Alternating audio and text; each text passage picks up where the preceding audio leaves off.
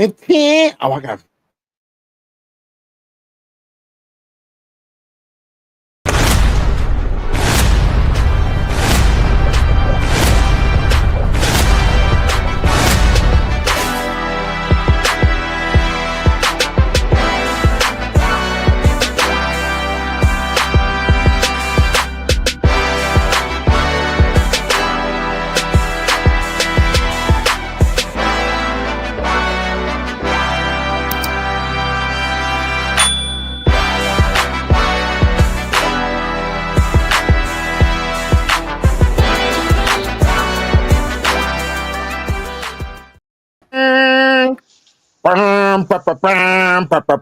Hey, y'all, that's probably the last time you're going to hear that shit. We are not going to have that no more. There is a fucking other podcast with that song. And I hear them so much. Yeah, I hear them so much. The only reason I like them because they talk about the song. I hear them so much, dog, that I can't do it no more. This is it right here. That's my version, though. I actually made that and made it different than them, but the fucking shit they use is the same we use. I see. The beat is different though. Right. Like the percussion and shit. And then I got that little sound, I got that little voice in the background this here. They ain't got that shit. And then I break it down and do this too.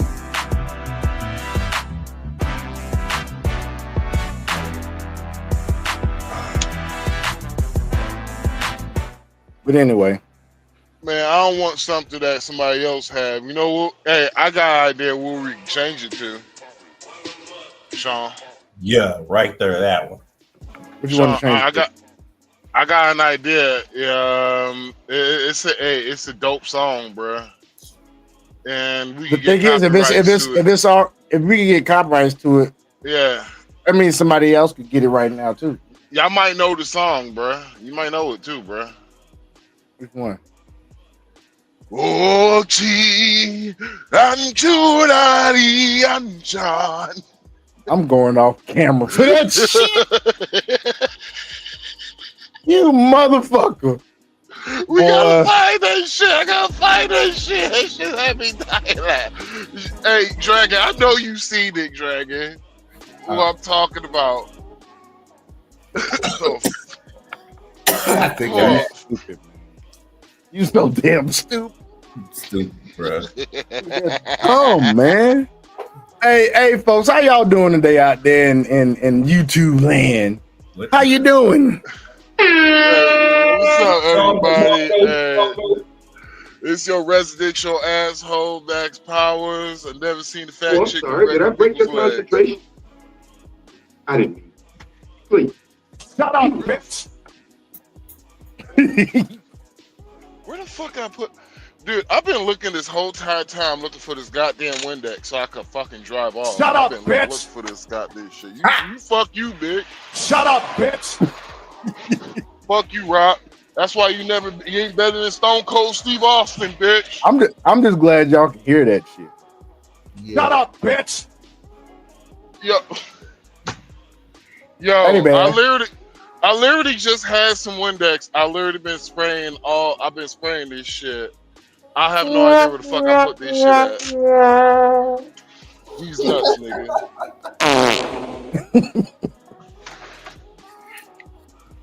It's funny that you did that farting noise because I was in a real awkward position too.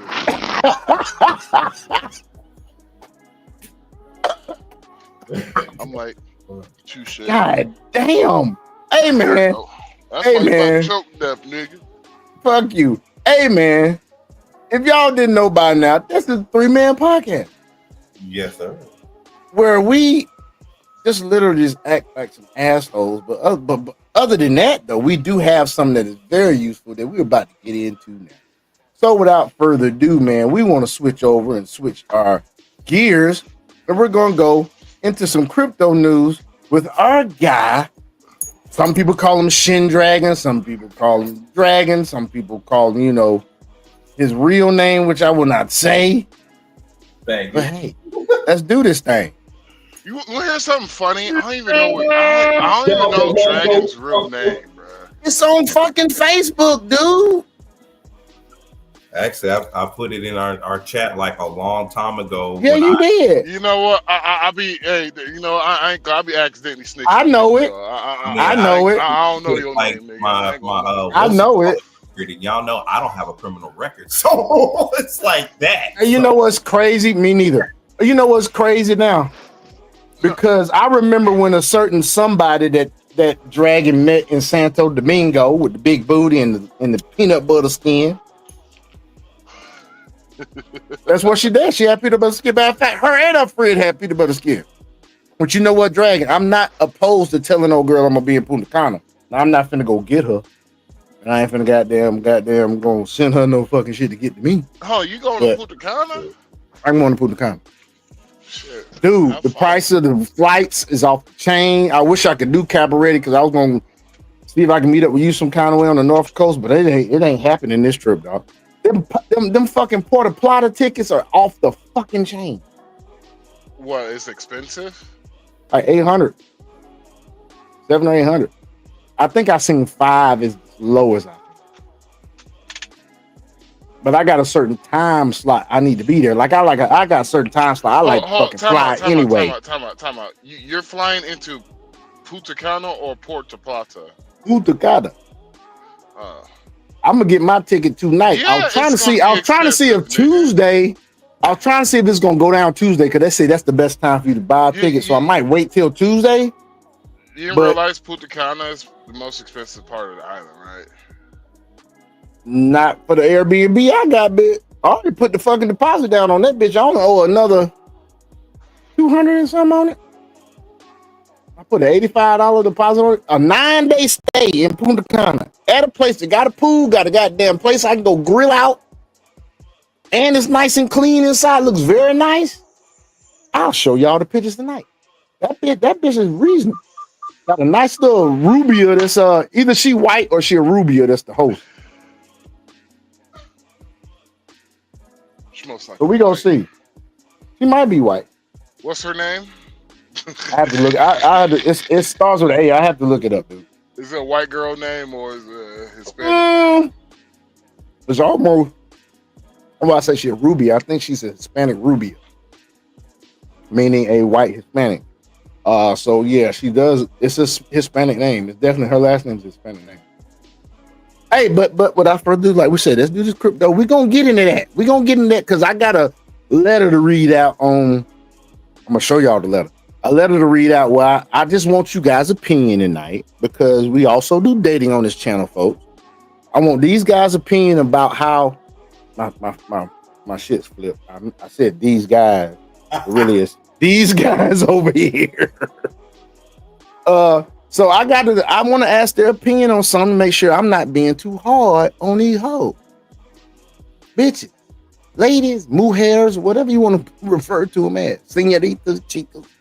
Yeah, I want to make sure I ain't being too hard on these chicas. So we gonna get into that, but let's get into crypto news. Let's do this thing. Let me go ahead on and bring this music down, and we're gonna get into crypto news, folks, with our guy, Dragon. All right. Well, thank you, Big Bro. And let's go ahead and dive into some interesting information tonight, such as XRP may flip Ethereum first amid a 5-year high because XRP price is testing a historically significant resistance level whose breakouts have preceded a minimum of 160% bottom versus Ether in the past. Good. So, XRP price versus Ether reached its highest level in 5 years over the weekend, extending its recovery. On March 15th, the XRP ETH pair touched 0.00128 ETH for the first time since April 2020. All right now. A 925% rebound when measured from its all-time low of 0.00013 ETH established in June 2024, and approximately a 620% gain since November 24th. when Donald Trump won the U.S. presidential 620% gain since November. $20, boy. What would $20 look like? That's in 4 months. Hello. So okay. Now XRP potential breakout versus Ethereum. The XRP ETH rally is fueling speculation among market watchers that XRP could flip Ether to become the second largest cryptocurrency by market capitalization. For instance, analyst Dom highlights the 0.0012 ETH as a historically significant resistance level, a threshold that has consistently preceded explosive rallies in past cycles. He notes that XRP has gone parabolic after breaking this resistance, delivering gains of at least 160% in previous instances. He illustrated the same with 3 key breakout points. I can see it on the chart. In early 2017, late 2017, and 2018, when XRP surged against Ether following a confirmed breach of the 0.0012 ETH resistance. On March 16th, XRP was once again testing this critical level. If history repeats itself, even a partial rally of 80% would be enough for XRP to flip Ethereum in market capitalization. Dom suggests, especially as Ether's price risks more downside in 2025. At 138 billion, XRP's market cap is less than 100 billion short of hitting Ethereum's. Moreover, listen to that again. At 138 billion, XRP market cap is less than 100 billion short of hitting Ethereum's. Moreover, XRP's fully devaluated valuation, the FDV briefly surpassed Ethereum's earlier this week. For context, FDV represents the total theoretical value of all tokens, including those not yet in circulation, whereas market capitalization only accounts for tokens currently in circulation. XRP's market cap dominance has grown by over 300% since Trump's re-election on November 5th. This same period has witnessed Ethereum's losing its market share by over 35.50%, showing a clear lack of interest among traders for Ether compared to other top-ranking crypto assets. Pause. This is the reason why you never hear me talk about Ethereum. Now, true enough, there are tokens, coins, and projects that are built on the Ethereum chain that I would tell you to go ahead and invest in, and therefore to have a little bit of Ethereum so that way you can do gas fees or your trading or anything else that you're doing. If you're going to use like the DEX with, as an example, Coinbase's wallet, if you're going to utilize that DEX, some transactions require for you to have Ethereum. Even for like the base Ethereum, you have to have Ethereum in order to switch over. So in that instance, I would say to have that for your gas fees and other malicious things of what you need for it, at least to have a little bit of Ethereum. But outside of that, you know what, I'm going to tell you, real world assets, which is RWAs. I'm going to tell you security tokens. I'm going to tell you stability, because the stability tokens or the one-on-one par with the US dollar is where you're going to be able to really thrive from, unless it's a payment token such as Crow or another one.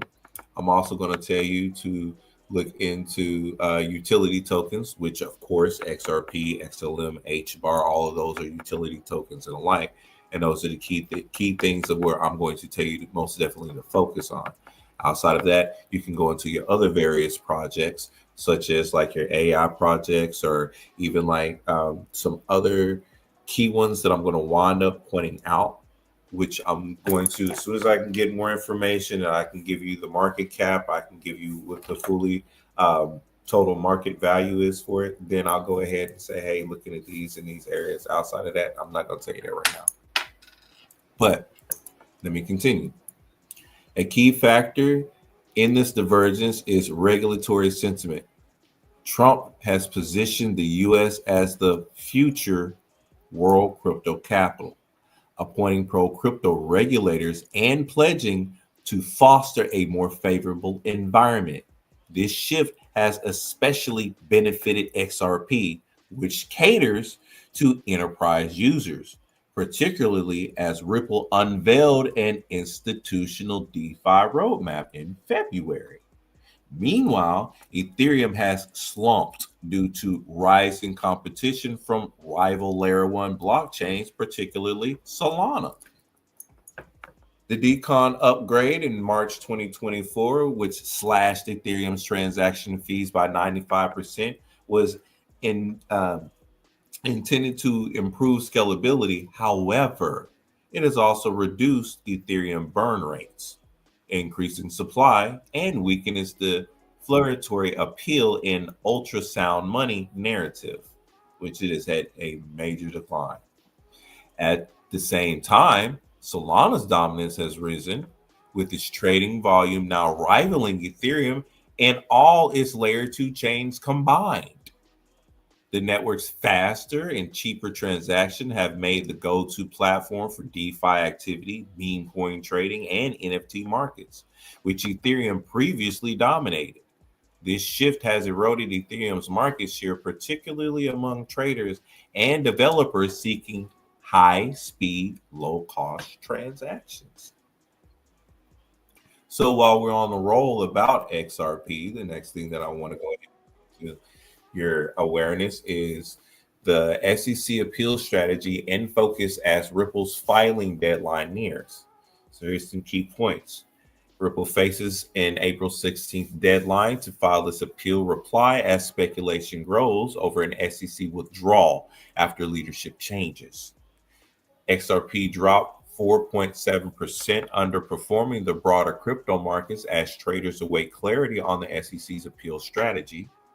And Fed rate decision, U.S. trade tensions, and Bitcoin ETF flows could impact crypto sentiment as XRP awaits regulatory clarity. Seems like the entirety of the crypto world community and even other coins is waiting on what's going to happen with XRP, is what it seems like.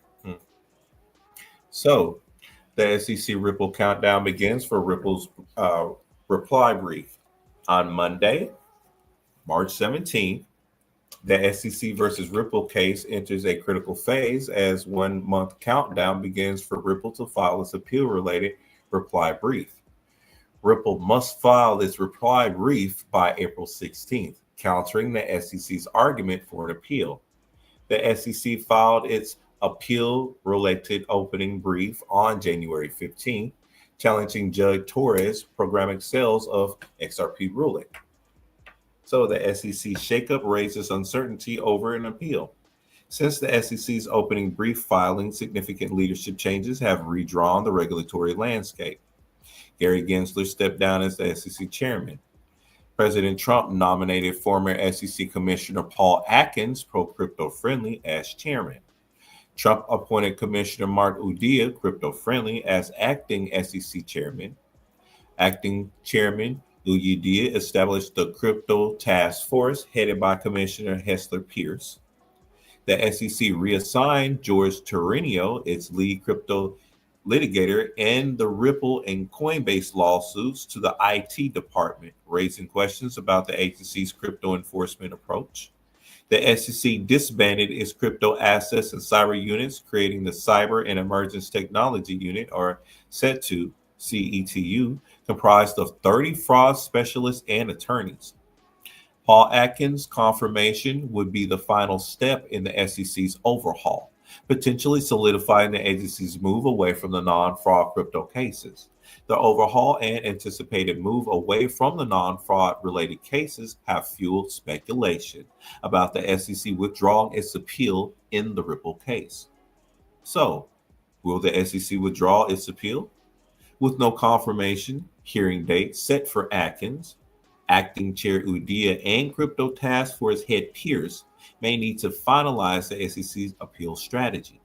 Given acting chair Udia's stance on non-fraud related cases, the chances of an appeal withdrawal remain high.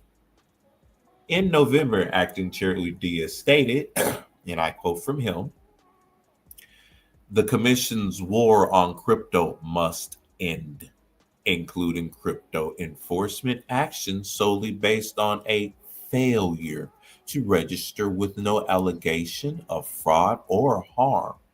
President Trump and the American electoral have sent a clear message. Starting in 2025, the SEC's role is to carry out that mandate." Judge Analicia Torres issued in her final judgment in August 2024, ordering Ripple to pay a $120 million penalty for violating U.S. securities law and mandating compliance with Section 5 of the Securities Act. Notably, Judge Torres' fine was a fraction of the SEC's demand for $2 billion, as there were no allegations of fraud or recklessness. The absence of fraud allegations may play a critical role in the SEC's decision to continue or withdraw its appeal. So, XRP price outlook: legal clarity could influence demand. On Sunday, March 16th, XRP ended its 5-day winning streak after a 1.45% gain on Saturday. XRP dropped 4.7% on Sunday, closing at $2.29. Significantly, XRP underperformed the broader market. Notice that number right there that I'm always talking about, bro. 2.2952. What's the next digit up directly? And think about what I sent you in chat, which correlates to the price entry points. Significantly, XRP underperformed the broader market, which fell 2.39% to a total crypto market cap of $2.65 trillion. The SEC's silence on its appeal strategy weighed on investor sentiment, leading to profit taking ahead of a pivotal week for the crypto market. Key factors influencing the XRP price outlook: SEC appeal strategy. If the SEC withdraws its appeal, XRP could surpass its all-time high of $3.55. However, prolonged legal uncertainty may push prices below $1.50. Pause. I'll buy it up. Continuing. XRP spot ETF prospects. Approval of an XRP ETF could drive institutional inflows and push prices towards $5. However, unresolved legal issues could delay approval. Macro task or macro risk. Rising trade tensions and hawkish Fed policy stance could push XRP towards the February low of $1.79. Conversely, easing trade tensions and dovish Fed could support a recovery up to $2.50. So, now XRP loses coincided with the Bitcoin pullback as investors considered ongoing tariff risk, the U.S. recession concerns, and upcoming FOMC interest rate decision. An escalation in trade tensions with key U.S. trading partners, Canada and the EU and China, could drive import prices higher, fueling inflation. A higher inflation outlook may force the Fed to delay rate cuts, impacting consumer spending and economic growth. On Wednesday, March 9th, the Fed will announce its interest rates decision and release quarterly FOMC economic projections.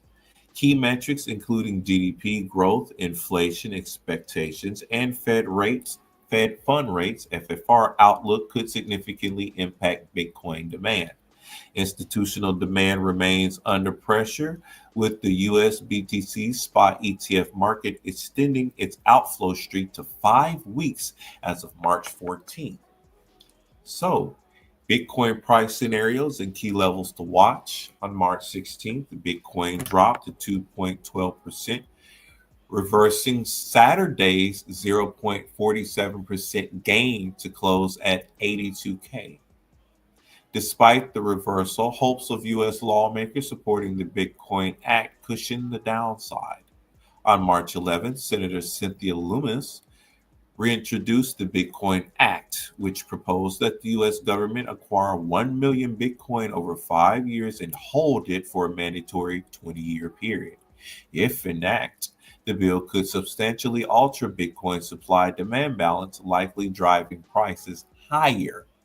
Potential Bitcoin price scenarios: bearish, escalating trade tensions, a hawkish Fed, opposition to the Bitcoin Act, and continued ETF outflows could send Bitcoin towards a 70K look. Bullish, easing trade tensions, a dovish Fed, growing Bitcoin Act support, and renewed ETF inflows could propel Bitcoin to 109K. So, market outlook and some key drivers.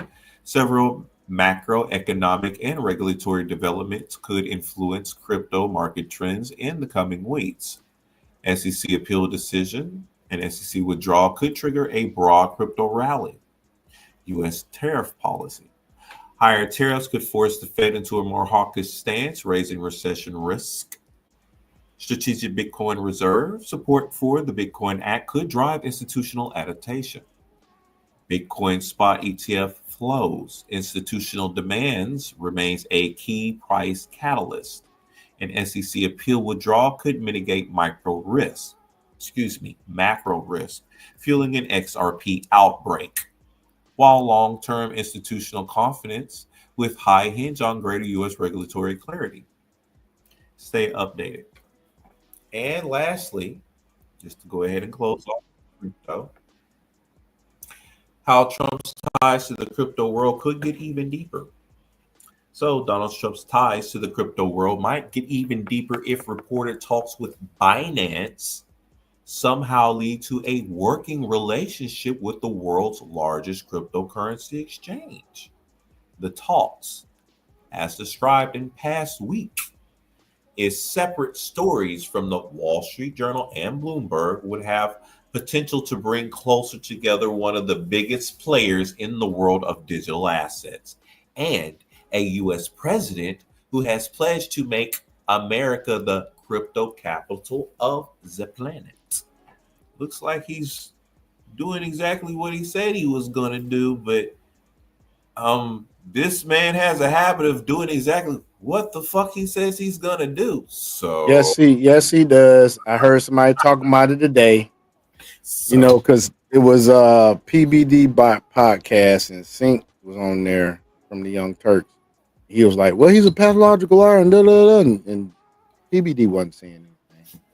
And then he said, "Okay, well, you can't, even though he has the 6 bankruptcies, you can't expunge his record." I said, "Look at his record." He said, "Look at his record." He said, "He wrote a book, That Sword. He had a show, That Sword.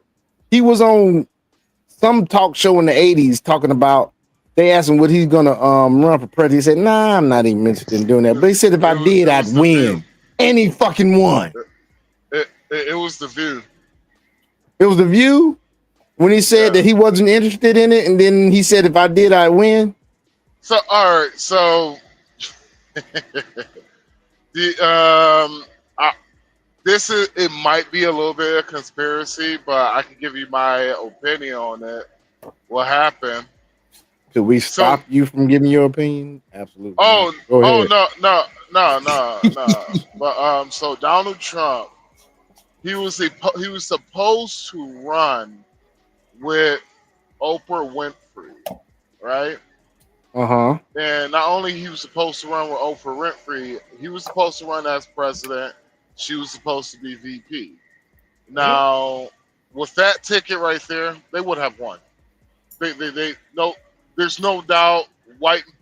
Clearly, white men loves Donald Trump.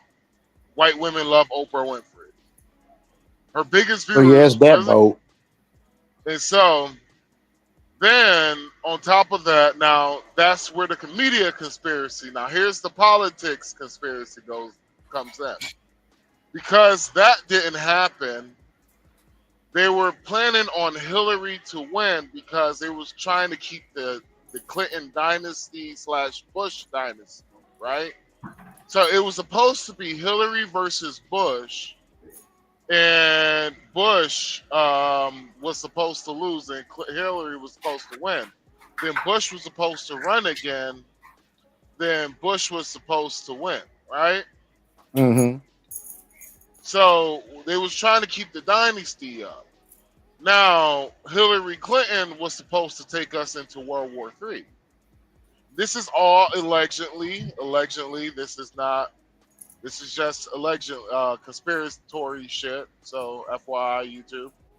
But anyway, so they were supposed to take us into World War III, and once after World War III happened, that would have been the last of the economic the Democratic Economic Order, which is kind of more of a we would have went towards more of a world war government. Just think about it.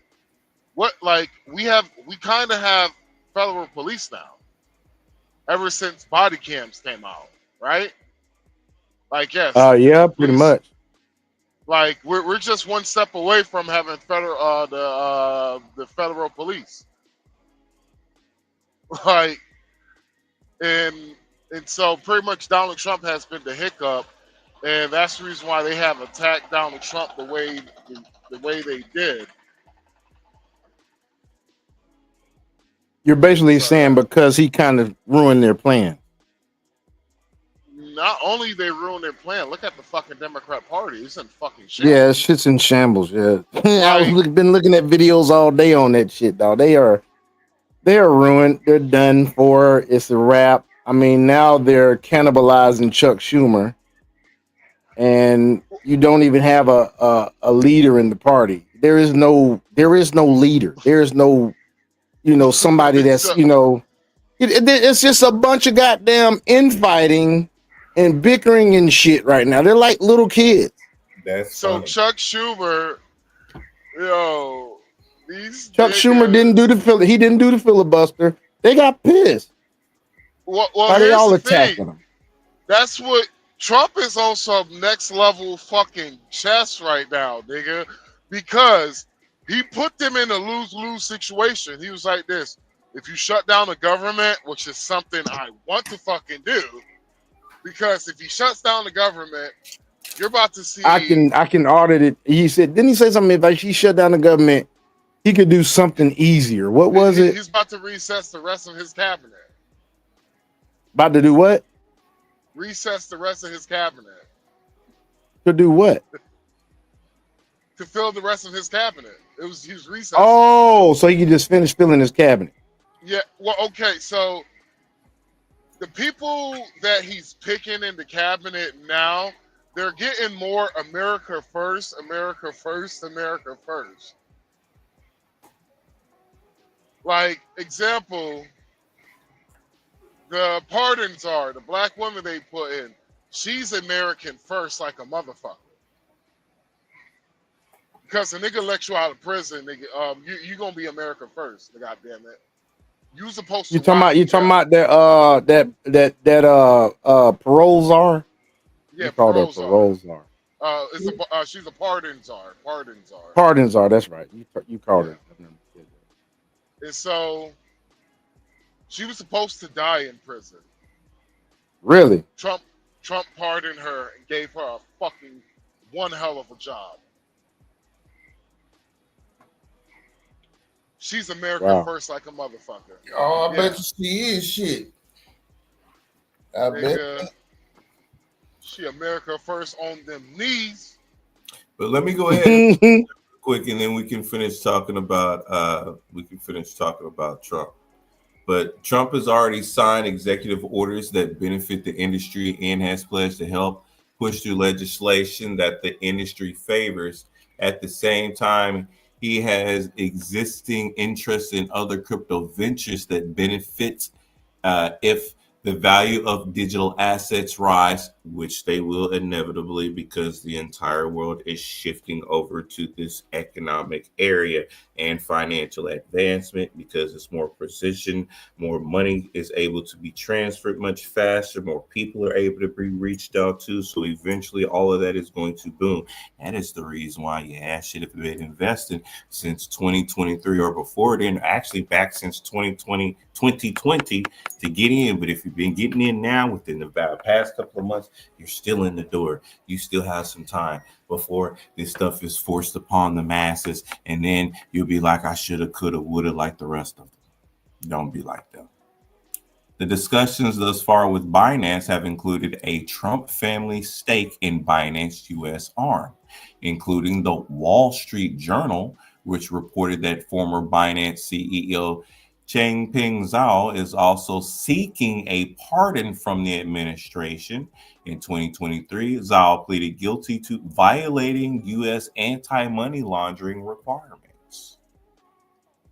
Bloomberg reported that the conversations included the possibility of a stablecoin from Binance and World Liberty Financial, a crypto business with ties to the Trump family and the family of Steve Witkoff. The president envoys to the Middle East. Stablecoins are pegged to other assets such as the dollar. Stable. Remember how I keep telling you guys about stability and other stuff? Let me repeat this one point here. That way you can see why I've been saying it. Bloomberg reported the conversations included the possibility of a stable coin from Binance and World Liberty Financial, a crypto business with ties to the Trump family and the family of Steve Witkoff. The president's envoy to the Middle East. Stable coins are pegged to other assets such as the dollar. A Trump administration official denied Witkoff's involvement to the Wall Street Journal and said he is in the process of divesting from his business ties. Binance Zhao on the social media platform X denied discussions of a business deal with World Liberty Financial or a pardon deal for himself with anyone tied to the Trump administration. He also denied that Binance has purchased World Liberty's cryptos token. In a post on X, World Liberty called the reports from the Wall Street Journal and Bloomberg of substanding without going into further detail. A closer relationship with Binance, if it were to happen, would give the president even more exposure to the crypto world as he delivers on promises he made to the industry in his first 100 days in office. Just before Trump's inauguration, his team launched an official meme coin for the 47th president, Trump, and for the First Lady Melania Trump, Melina, on the Solana blockchain. Fight LLC and CIC Digital LLC is an affiliate of the Trump organization and won 80% of the meme coin's total supply, subject to a 3-year unlocking schedule, according to a disclosure on the meme coin website. His namesake, Trump Media and Technology Group, DJT, also wants to launch a Bitcoin exchange traded fund, and it is said will allocate up to $250 million of cash tied into a venture called Truth.fi into cryptocurrencies and other investments. Pause. What did I tell y'all not a week ago of what to invest in? Now you're hearing about it here, which this just came out not even 24 hours ago. Y'all got the sauce ahead of time. I keep trying to tell y'all.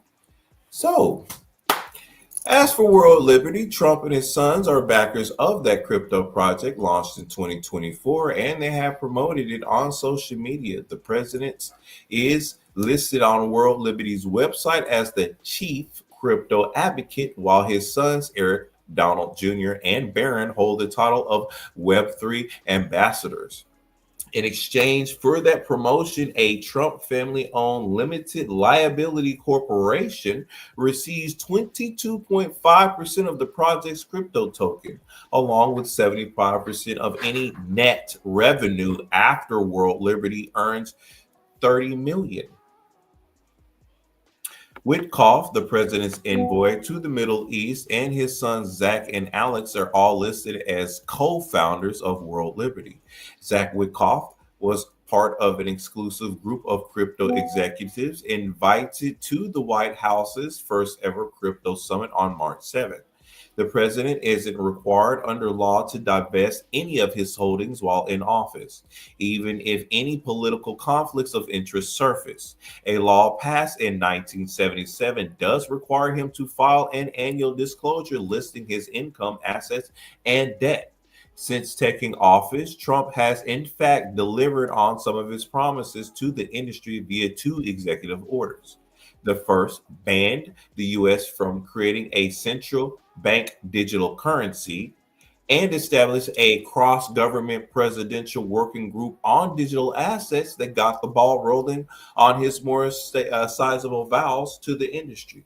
Pause for the fact that he banned that, or the fact that he made it to where those centralized banks and the other ones that screwing us over now, they can't screw us in the digital. Thankfully, that is one key factor of what I was looking for, so that way we can have the stability and richness of what we have. So his second order called for the government to establish a Bitcoin reserve and separate crypto stockpile, seeding them with seized and forfeited digital assets not already sold by the federal government. The president has also promised to enable the development of a federal regulatory framework for crypto markets, which the industry hopes will make it easier to do business in the U.S. and become more closely tied to Wall Street. On Thursday, the Senate Banking Committee took one step in that direction by advancing stablecoin legislation that would set rules for how bank regulators would oversee firms issuing such coins.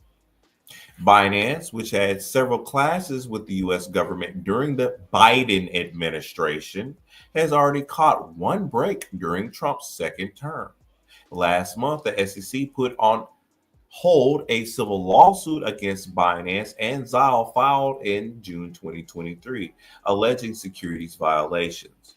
In November 2023, Binance pleaded guilty in a U.S. federal court to money laundering, unlicensed money transmitting, and sanctions violations, including facilitating transactions by Palestine militant organizations and U.S. designated terror groups Hamas. It was fined $4.3 billion. Then CEO Zhao agreed to pay a $50 million fine and step down as CEO of the company, but was allowed to maintain his majority ownership as a part of the deal. In April 2024, Zhao was sentenced to 4 months in prison after pleading guilty to violating U.S. anti-money laundering laws. Binance currently gives no official jurisdiction for his headquarters. On Wednesday, the company said it was taking its first institutional investment ever from Abu Dhabi-based AL and advanced technology investor MGX.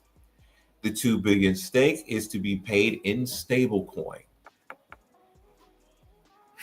And that is all of what I have for the crypto news for this evening. So, this is an incredible time for us, folks. I'm eager for it. This is what I've been waiting for a little bit.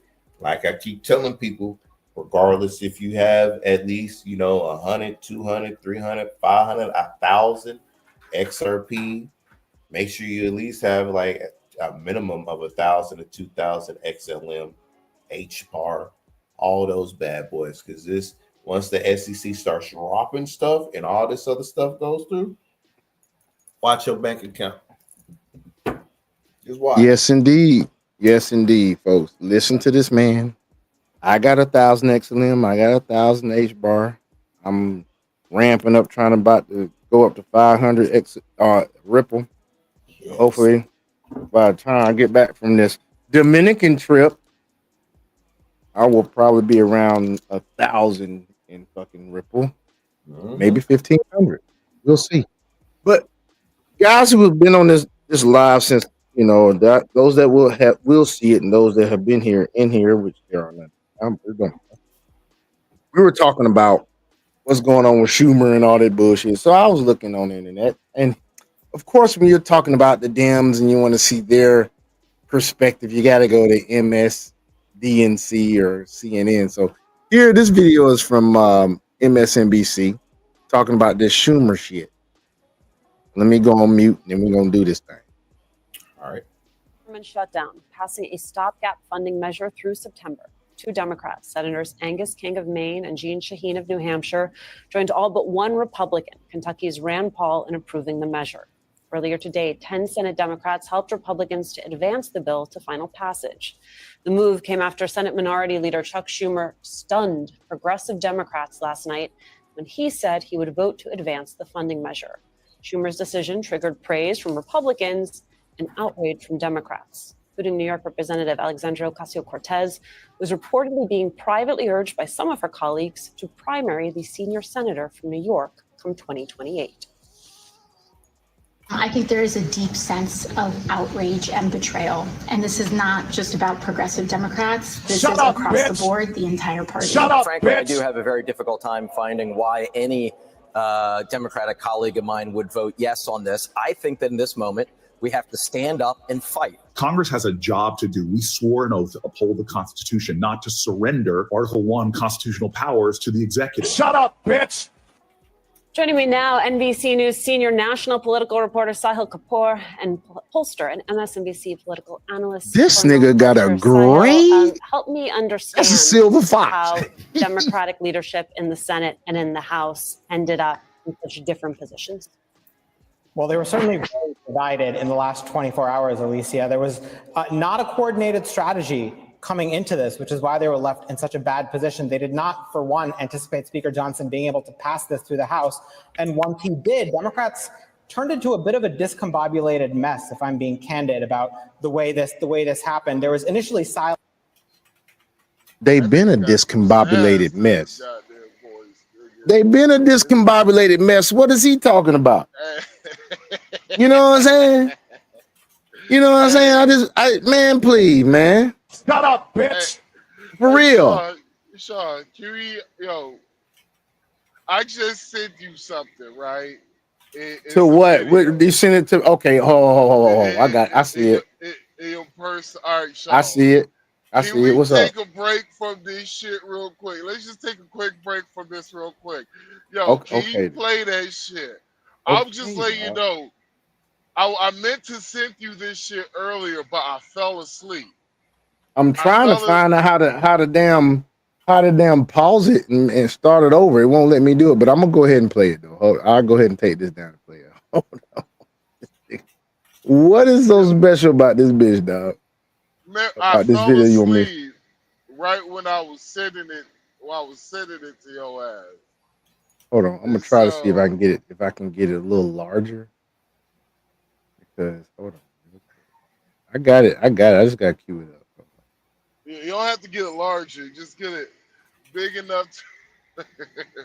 Just at least you can hear it. That's yeah. I'm gonna do that. It's okay. I just do it like this. Fuck it. Ain't nobody gonna get doxxed. It don't matter. Fuck it. It ain't nothing but their usernames anyway. If they can get doxxed, they can get doxxed every day. Can't. All right, here we go. I'm just gonna play it. People think just because I'm retarded, I can't do certain things. Mute your mic. I'm not talented. Ladies and gentlemen, that's not true. As a matter of fact, he wrote this song, and I hope you enjoy it.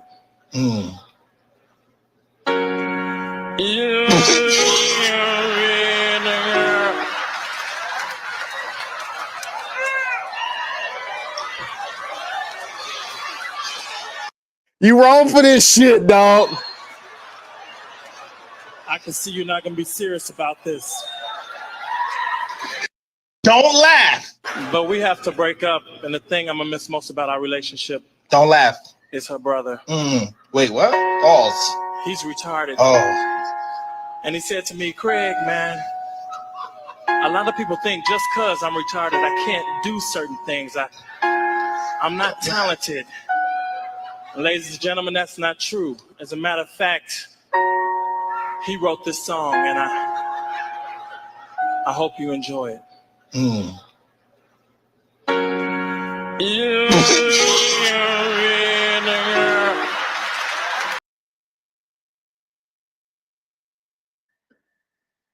You wrong as hell for that, dog. Oh, you wrong for that shit. You so fucking wrong for that shit. Hey, folks. Hey.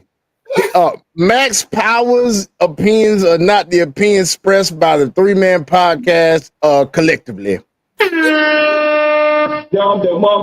Because he's an asshole. He is just an asshole. It is what it is. And coming from another certified asshole, you can take my word, it's gold, nigga. Let's get back to this shit. This boy here is crazy. He's crazy. On Tuesday, once the bill passed the House, even though to a bit of a coming in such different positions. I had to start back over because oh shit. I had to start it back over because I heard Max say, he said, man, that dude that got a little shook in his day. So I had to see exactly. I had to start it over because I wanted to see why I didn't catch it. And I see why I didn't catch it because I wasn't paying no damn attention at the time. I think I was looking at my phone waiting for my goddamn omelet to get to the door. I think that's what it was. That nigga is beyond sassy. That nigga is spicy, nigga. That nigga is spicy, bro. They keep putting back my order because these niggas don't want to wait for the shit to be done. God damn, I hate these lazy ass fucking Uber drivers. They lazy as fuck. And I'm an Uber driver. So anyway, let's get. Well, they were certainly very divided in the last 24 hours, Alicia. There was not a coordinated strategy coming into this, which is why they were left in such a bad position. They did not, for one, anticipate Speaker Johnson being able to pass this through the House. And once he did, Democrats turned into a bit of a discombobulated mess, if I'm being candid about the way this happened. There was initially silence on Tuesday once the bill passed the House, even though I wish they'd give him a script with no S's in it, dog.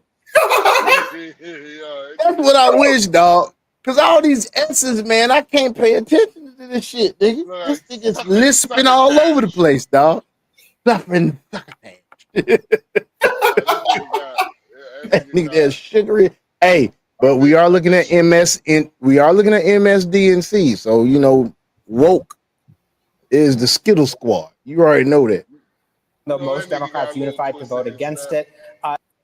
What you say, though? That nigga got a little twist in his step. He got a twist in the step, dog. Yeah, it's not even twist. It's like a twitch twist. That nigga is merengueing every time he take a step, nigga. That's funny.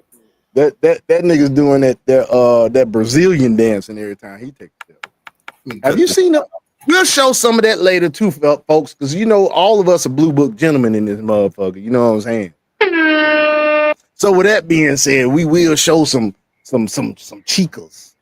You know what I'm saying? We may show some Filipinas, but you know, lately they've been some two-faced motherfuckers. I've been kind of chilling on them. Nah, man, I'm sorry, man. My opinion, bro. Filipinas, they're two-faced in the motherfucker, bro. They are two-faced shit. I don't trust them. I'll fuck them. I ain't trusting. Like, and I'm not saying that. I'm saying that for what I have seen, that Filipinas did one another. That ain't me talking about Filipinas. No, I'm talking about they do to one another and shit. Yeah, they also very flaky too. They flaky just a bunch of Colombian bitches. I had one flake on me in Maryland, dog. But anyway, let's go. Senator Chuck Schumer. I know this. the minority leader, did not take a position on it. The following day, after a lengthy and intense Democratic caucus meeting, he threatened to filibuster the bill, said there were not the votes on the Democratic side. And then about 24 hours later, he retreated from that, saying he was going to vote to advance the bill. I'm told in that interim 24 hours, he did not get any promises from Republican leadership. So these lists, man, they killing me, dog. It's just fuck. This was not Schumer cutting a deal to keep, to let this bill pass. This was Schumer looking at his hands, deciding he didn't have the cards, and choosing to fold. He believed not them using the card metaphor. What? Yeah. When they was picking on Trump using it, Yeah. and Zelensky himself was saying we're not playing cards and being serious. You don't understand metaphors, you dumbass. And then they was all on TV talking about cards, and here they got one of them talking about cards and folding and shit. Well, I tell you, he's hypocrite. believes that a government shutdown would be a worse option than even this bill, that it would. What the? I know what Dragon doing. Accelerate President Trump and Elon Musk's attempts to dismantle the federal government, that it would be OMB Director Russ Vought who gets to decide who's an essential employee and furlough all the non-essential employees that they don't want to be working. And the path to reopening the government, in Schumer's view, was simply not really there. He said there was no exit ramp. Having said that, the one thing Democrats really worry about, in addition to all the policy measures in this bill, I know for a fact this dude take dick up, but This nigga sink when he swims. This dude here's the bottom. He ain't no top. He ain't giving it. He receiving it. This nigga goddamn. This nigga goes scuba diving without the tank, nigga. Shit, goddamn. Nigga goddamn Aquaman booty ass nigga. Aquaman booty. Basically, his shits float, but his body sinks, nigga. He got two airways, nigga. He got two air openings. You're supposed to have, technically, you're supposed to have zero as a man. You know, when you close and open your mouth, that's one, but when you close that bitch, zero. That nigga got two airway open. Hey, why you doing that? You know what I picture, nigga? You know them submarines, my nigga, that have, you know them submarines, dog, that got the small two fans that propel them through the water. This nigga propels himself through the water with farts, nigga. That's how wide open this nigga's anal cavity is. Think of a real sassy figure, the Skittle Squad. The niggas trying to belly Austin fly Santana. pool and shit, but like us normal people, we float. Them niggas sink.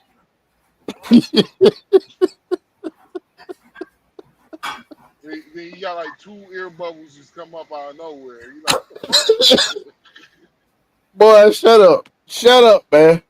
Oh, please shut up, dog. Just please shut up, man. God that damn, oppose shut is up. that Democrats just taught Republicans they can write party line government funding bills while cutting Democrats out of the process entirely. And Democrats, once it comes to the Senate, will fold, will cave and let it clear the filibuster. This was their one real piece of leverage, the 60 vote threshold. In this instance, they decided not to use it. Will they use it again in the future? hey, you know what? There was something Alexandria Ocasio-Cortez. I mean, why?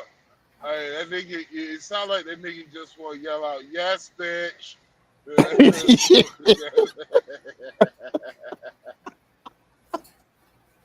Can't with you Go, today. Queen. Said Oh, Cornell. I can't with you today, dog. I can't with you. Hey, what's what? you see how this nigga look? Shut up, bitch. Hold on, let me see this nigga.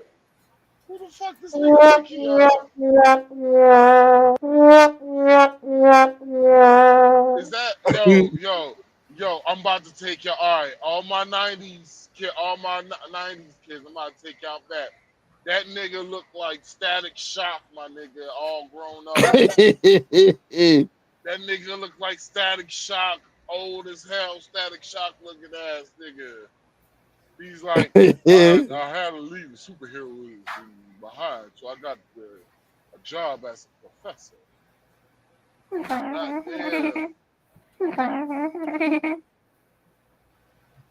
Look who expected to show up. R. Washington. What? That nigga look like Booker R. Washington. Oh, Washington. Not Booker T. Washington, Booker R. Washington, nigga. Your hair look like got wisdom, nigga.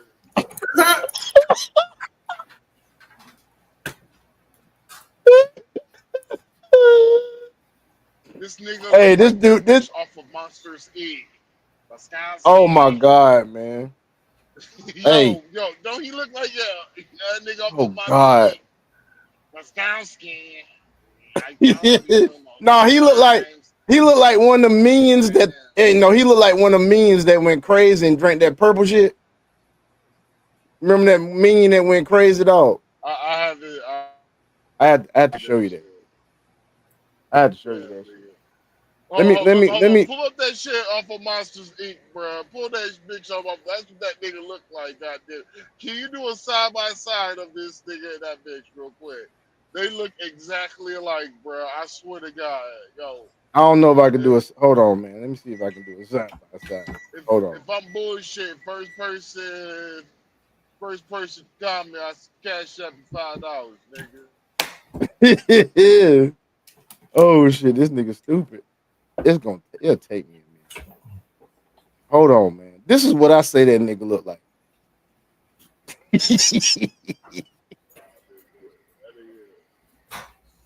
And you said, look up what now? Monsters Inc. Yeah, nigga. You don't see the bitch who I'm talking about. We gonna see what you talking about, dog. Monsters Inc. You don't, before you even pop that shit up, you gonna holler, you hollering laughing. You talking about this cat right here, man? No, nigga. Really? Nigga, I'm trying to find the motherfucker you talking about. I ain't found it yet. I'm looking for it. I ain't seen it, but if I see it, I'll know, huh? You said I'll know? I ain't seen it yet. You gonna have to find it, man. I can't find that shit. I don't know what the fuck that shit is. It is no idea. Monsters Inc. That's taking too much. Agent number sign 001. Agent number sign 001.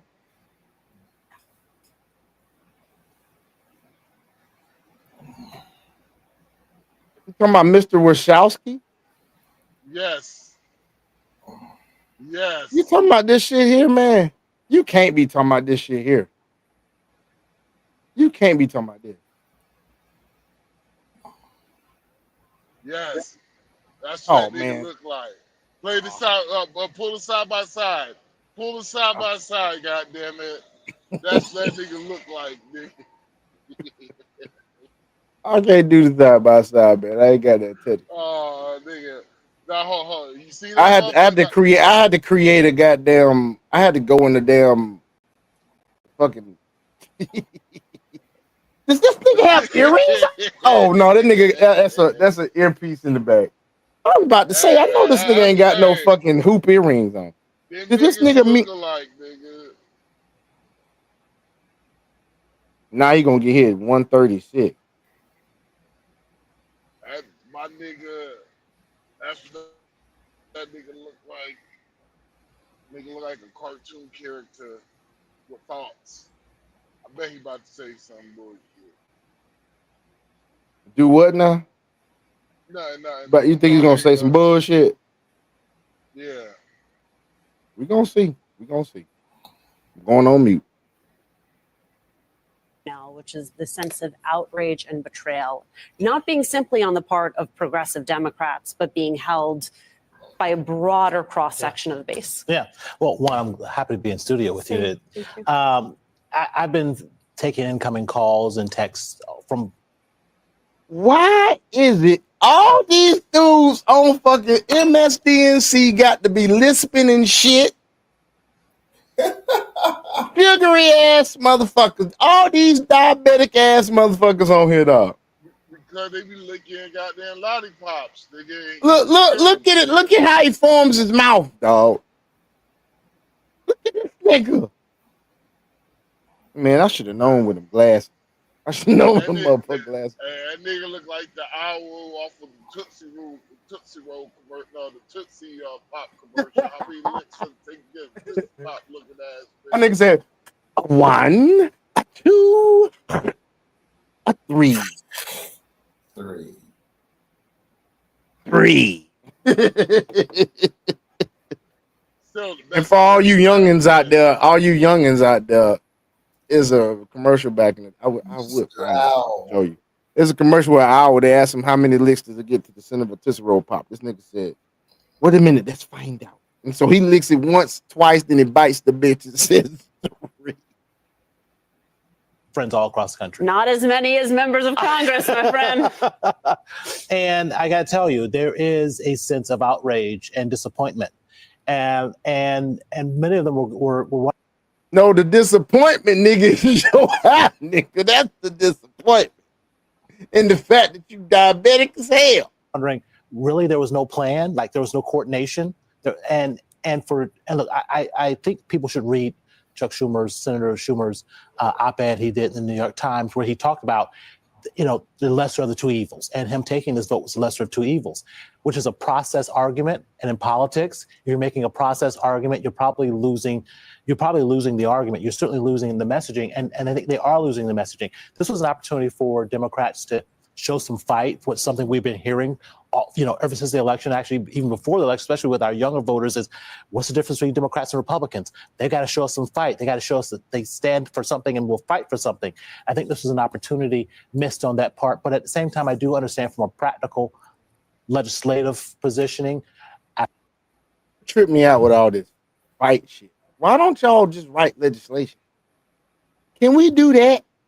Because the whole shit with the fucking Representative Allen looking like a goddamn, he looked like the pimping caveman from the Geico commercial, but just like a pimp though, with his hair tied back in a cane, pointing his cane like he was a motherfucking pimp in the damn congressman in the damn inaugural in the speech to Congress.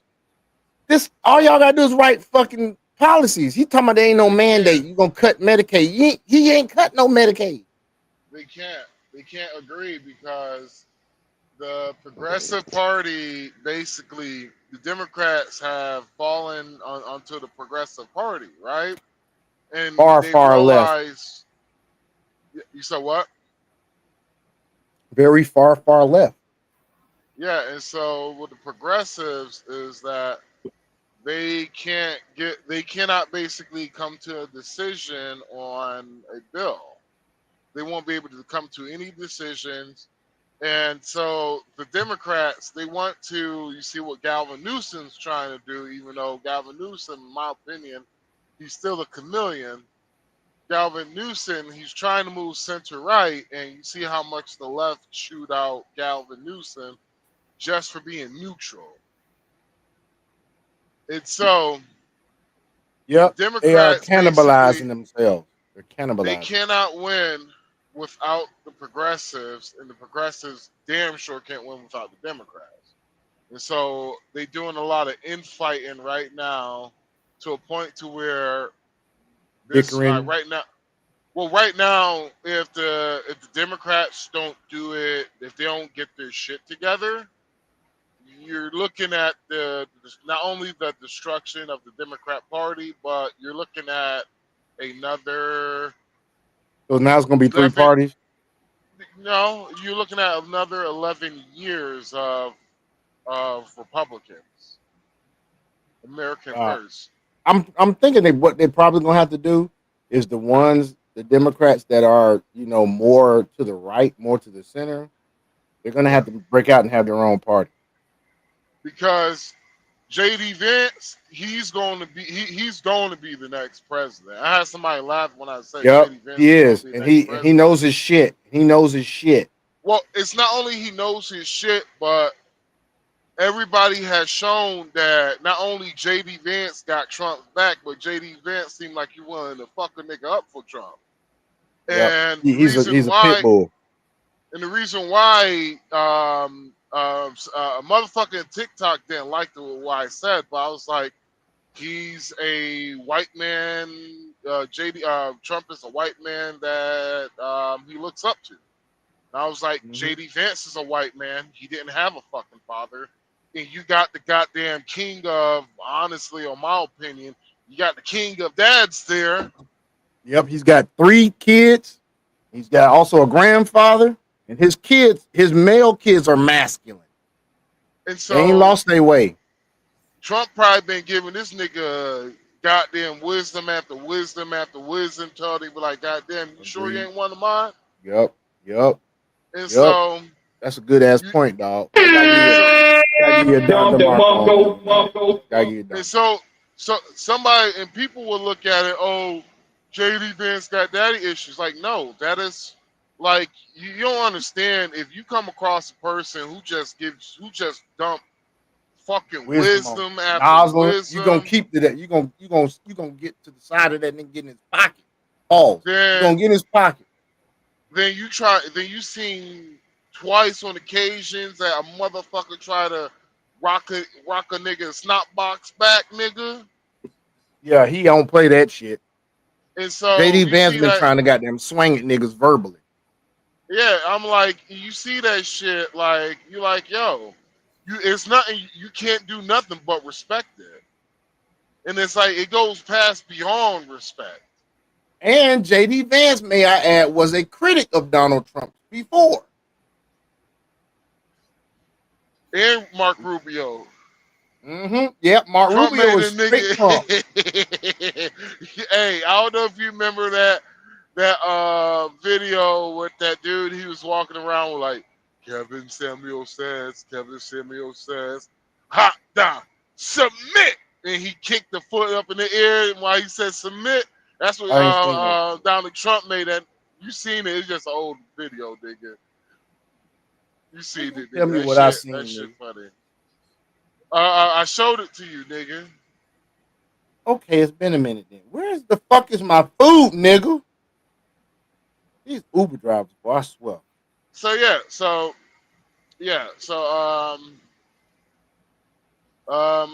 In my opinion, JD Vance will be the next president. And honestly, if Trump gets this, nigga, if he gets these taxes shit, give me a minute, I gotta get my food. I don't know what you excuse me, Dragon.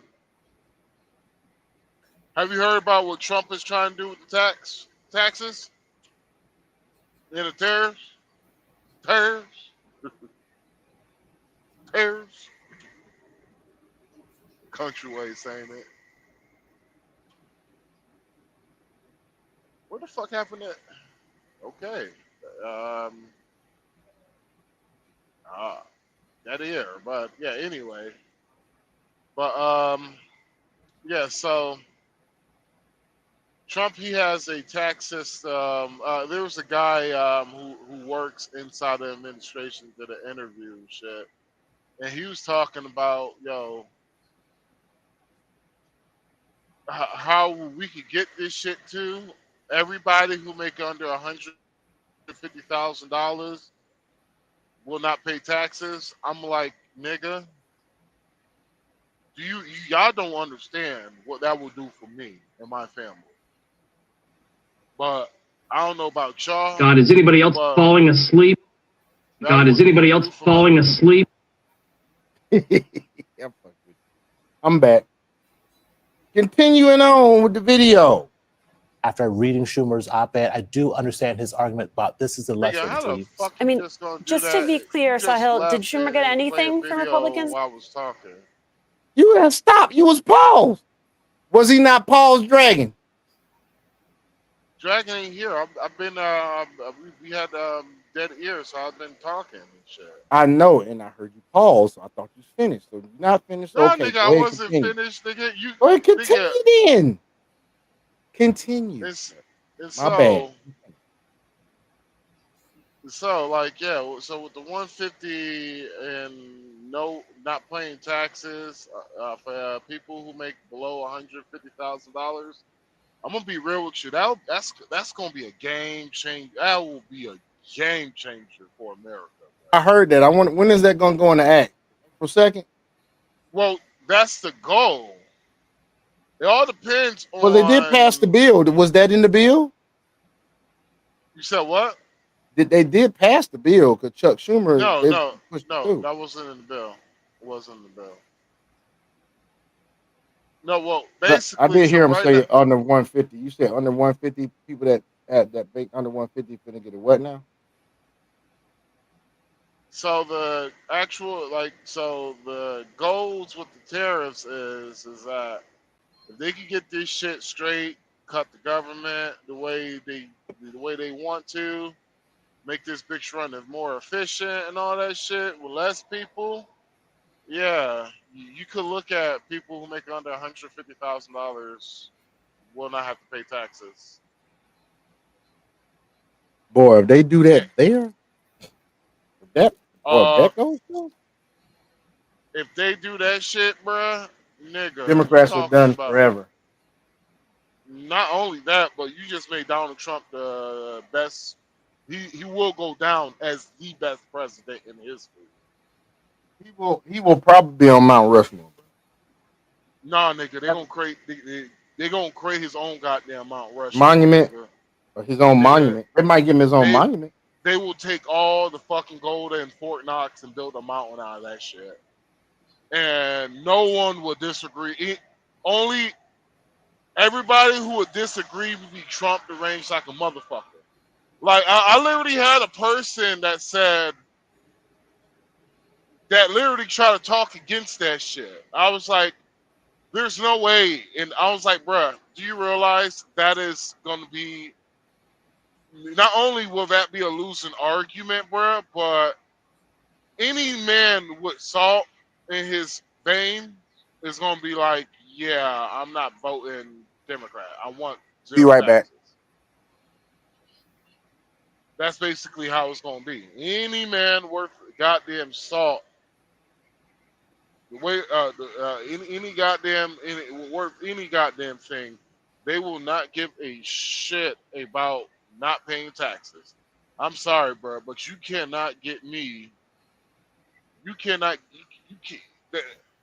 Basically, that's like trying to talking that into people, like to not go with it. It's like being trying to get trying to get a black kid from the inner cities to vote for a pro policeman, senator or some shit like that, pro lawman. I'm sorry, I can't really think right now. Man, let me take a sip real quick. God damn it, I'm getting thirsty.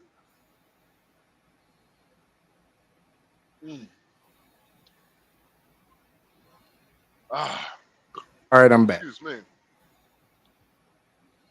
That's my bad. That was a terrible analogy. Basically, I was trying to get a kid from the inner city to try to donate money to a policeman ball. Yeah. That's how hard it's gonna be. That's how hard it's gonna be from here on out. No, I'm talking about how hard it's going to get people to go against not paying taxes. Oh, of course. I mean, they had one time in history already before where we weren't paying taxes, and that was and they asked for taxes because of a war. When the war left, then the taxes went away. So no, the taxes didn't go away. No, this was like pre 19. Yeah, I know you're talking about. Taxes never went away. They No, they didn't go. No, they didn't go away. I'm saying they tried it once before, it went away, then they came back, and that's when the taxes never did go away. So I know what you're talking about, but my example was terrible. So we used to run our economy off of tariffs because the reason why was we was a brand new economy and we were exporting a lot because slavery and shit. And so and we also had cotton, and so we had these great fields of cotton. So we was exporting a lot, And but rice we and was tobacco also and sugar. then with our imports, the people who wanted to sell in America, I think it wasn't that high because literally the British, what they did, a 2% increase in tariffs. 2%. We went to goddamn war just for 2%, right? Yep. Then when it came down to right during the Great Depression and prior to World War II, and so we really didn't. People in the United States didn't have money except for two groups of people: was rich folks and black people. Like, to be honest with you, if it wasn't for the black community during the Great Depression, we would have gone, in my opinion, we would have gone through economic collapse. The black folks say Cadillac. So what? Black folks say Cadillac. Well, it was because the reason why Cadillac was the first people to actually do privatized loans to black folks to get to buy cars and shit. And those black folks did not know that they were getting fucked by Cadillac because Cadillac was giving them high interest ass loans. Yeah, of course. And the funny part about it was the black folks had so much cash hoarded up, which it was if I remember correctly, which was it was like a 70 or 85% success rate on the loan. No, it was actually the 90s. My bad. Do that shit now. It was Do that 90s shit actually. now. So yeah, my bad. It was a 90% approval rate. I'm sorry, not approval rate, success rate of the loan. That's pretty fucking good. That's more than pretty fucking. Right. That was not only that was pretty fucking good, but at that time it was pretty fucking unheard of. And so it was just because black folks had all this money and they didn't realize how much money to where and that's that's the reason why I told one of my white homies, I was like, bruh, you might think it sounds like too pro-blackish and shit, but I was like, bruh, everything does go back to slavery, bruh. And I was like, bruh, like, you think you free, nigga? Do you realize the equivalent of work time to what we do now? You work more than the slaves did back in the day. You know that, Sean? Yeah, we're just getting paid for it. Yeah. We're getting taxed on it. We're going to get taxed when we go buy shit. Yeah. And You go work by from somebody at the end of the motherfucking year, how much you got to pay for taxes. You got to pay that motherfucker to tell you how much you owe. Yeah. And I heard that from somebody. I was just like, wait, what? Then they did the fucking math. It was just like, yeah, on average, he was like, on average back then, he was just like, wherever you was located at and wherever he was like, usually it was from dusk to dawn. He was like, so you talking about 8 They had hours, no lights. bro. Had no lights, nigga. Then he About was 8 just hours. Yep, 8 hours. Then he was just like, oh, you forget it's goddamn wintertime too. He's like, so in the wintertime you ain't working because what the fuck are you growing in the winter? He's like, They're doing shit around the house. Maintaining the grounds. That's about all they're doing. They weren't doing no picking up no crop. Well, and so he was just like, and he did the math and shit, and he was just like, yeah, you work twice as hard. He's like, you work twice as hard or more as the slaves who came to the United States. And I was just like, God damn it. And so I was explaining to homie, I was just like, yo, do you realize you're basically a slave? You just work twice as hard now. Yep. Not only you work twice as hard now, you got a government that's taking your money out of your pocket before you even get it. And I was just like, yeah, they were goddamn, yeah, maybe we might be free, but I'm like, nigga, do you really feel free? Do you really feel like if you stop working, you're gonna still live? No, nigga. If you quit, if you stop working, you're gonna die.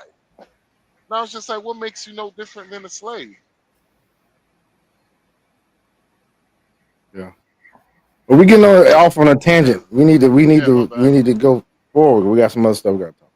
In exchange for those dumb votes? Don't leave next time. He did not. Nigga. According to a source with knowledge of these negotiations, Schumer was not promised anything from Republicans in exchange for that the difference between his threat to filibuster it on Wednesday and his decision on Thursday to move forward with it, which he, of course, got 9 Democrats and a crucial 60-vote threshold to clear that hurdle. So no, he didn't get anything for it. There were also 4 amendments that were negotiated as part of a time agreement today.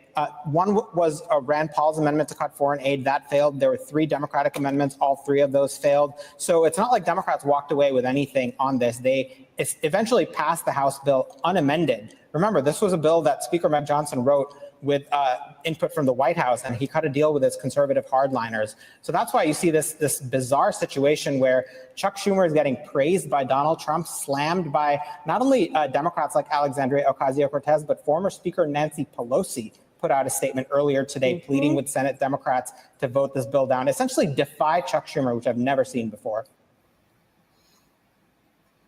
Yep, that ain't her homeboy no more. It isn't. These Democrats, man, are going crazy.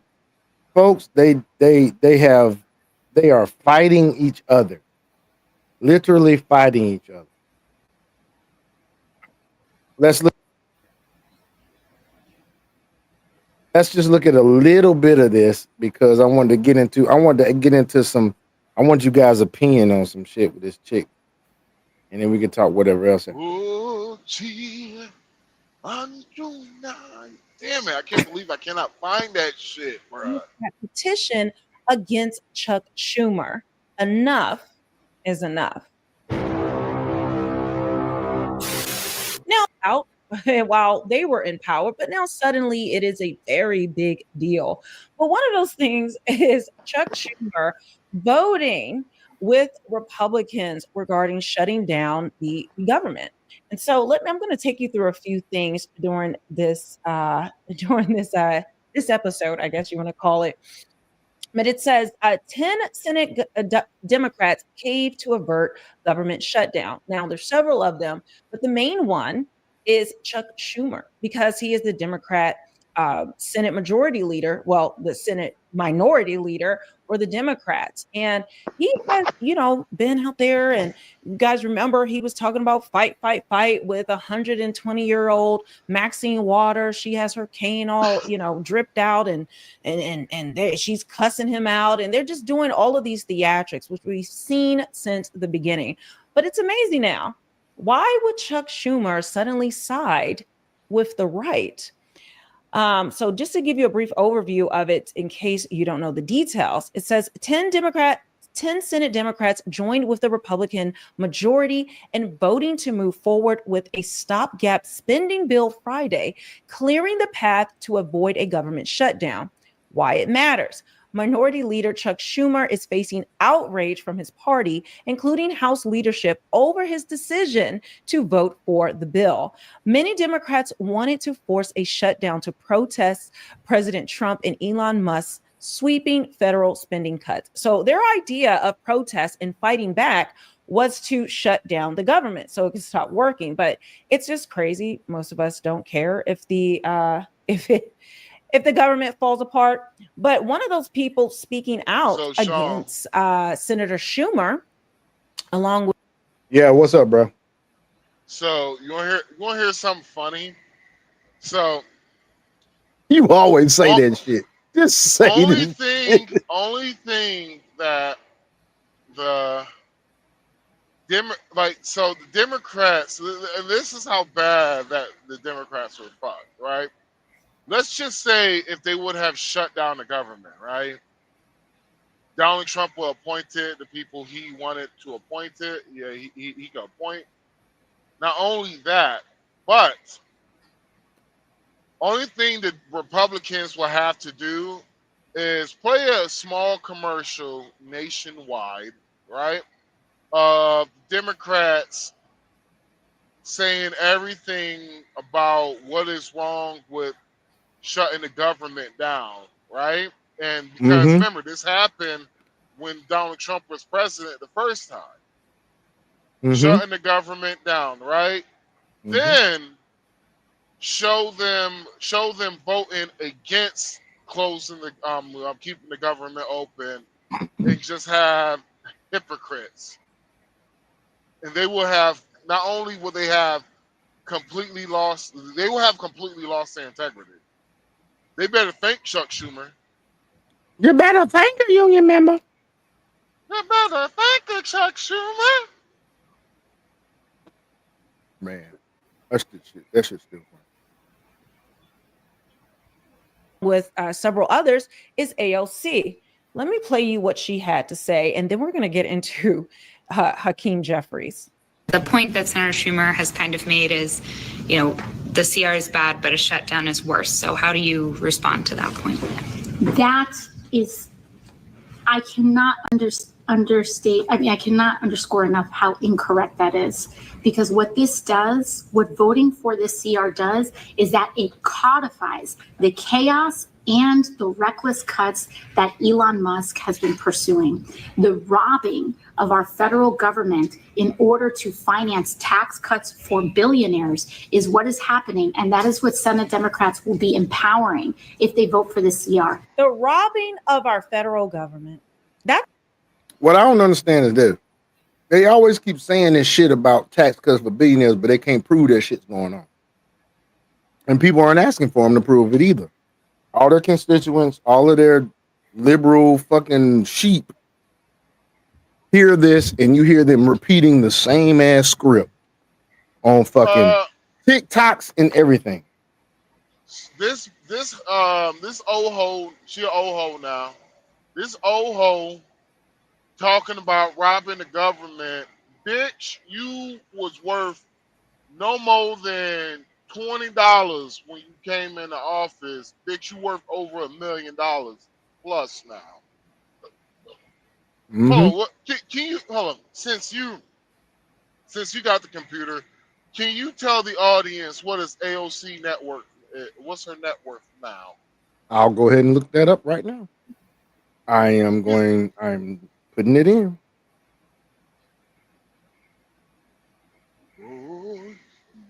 You gon' shield. Yo, I Okay. don't know what that song is, but I'm fine. This is from Newsweek. Okay. And so that you guys don't think so some of y'all liberals in the fucking YouTube space don't think I'm fucking lying. So this is from Newsweek. Okay. Right. I have not looked at this, folks. I'm looking at the same in real time like you. All right. Close that shit. Her net worth, it says Representative Alexandria Ocasio-Cortez. I actually have a cousin last name Ocasio. Is facing criticism as Republicans question her net worth and possibility of some lawmakers getting kickbacks from the U.S. Agency of International Development, USAID. Folks, who did those go to first? Exactly. So now you see how they talking all this shit. The Democrat from New York has denied the claims that her net worth is in the 30 million range amid the social media firestorm. Ocasio-Cortez, the youngest woman to ever serve in Congress, has centered her time in office around progressive politics, calling for universal health care, affordable housing, student loan debt forgiveness, and economic equality. Her campaign also focused on being more economically relatable than other millionaire or billionaire politicians. Ocasio-Cortez herself has student loan debt. Time out. See here. What did they say her estimated net worth might be? 30 million? Possible 30 mil. Makes 100. 30 It says here, user Amelia Joy wrote, Trump called for an investigation to find out who in the government has been getting kickbacks from USAID. For instance, Matt AOC has been in Congress for 6 years. She makes $174K a year. She is worth 30 mil. The only way that happens is kickback. USAID was created to provide humanitarian aid and promote democracy around the world in 1961. The Trump administration has moved to shut it down. Once again, that is from somebody from X said that or gave that info. Let's see if we see anything else in here. It says here, her response to that is, you're totally making things up. And y'all see the tweet right here. I'm not even worth $1 million, nor even 500K. I don't even own a house. I am one of the lowest net worth members of Congress. Trade no stock and take no outside income. My filings are public. I loathe corruption, and your lying is disgusting. Says she don't own a house. Says that according to Ocasio-Cortez's most recent financial disclosure in 2023, the Congresswoman could only have up to 45K at most in net worth. That is it. Making 175K, you got 45K at net worth. That includes 3 main checking, savings, high yield savings account worth anywhere from $1,000 to $15,000 each. That is a fucking lot. That's Newsweek, though. You know what? Let me check my Perplexity app real quick, because it's going to check more than just Newsweek. Newsweek is going to do what Newsweek does. Let's see something real quick. Allow. Shit. Let's get back to the video. So, hold on. So, to AOC now, how did you go from, well, and here's the game. They say she still got $30,000. Shit, my bad. She still got student loan debt. That's what they say. So you telling me this bitch still got student loan debt, and she's been what? How many years now? 6 years, making 174K a year. Oh, I'm sorry. They must think y'all stupid, because they ain't gonna sit there and lie to me, because bitch, you said you got all this money and you still got student loan debt. How much your student loan debt is? A couple of million? Bitch, please, get the fuck out of here. Exactly. Fucking stupid. We definitely ain't. The reason why y'all niggas are sad and mad is because you got your hand caught in the fucking cookie jar. I'm gonna tell you like this. You know what allows her to say that my net worth is this and that, and why don't you go check my public records? She ain't got that shit under her name. She probably got it in a trust. Yeah. She got that shit in a trust. And so, as much, and that's the reason why. That's the reason why it's hard to respect some of these low testosterone men, bro. Because I'm like, you gonna sit there and say AOC, oh, she's not corrupt, bro. I'm like, this bitch worth 30 million, bro. She can't. It says here that broke. they didn't fool Perplexity too. Perplexity says Forbes previously estimated her net worth at about 125K, largely held in government retirement savings plan.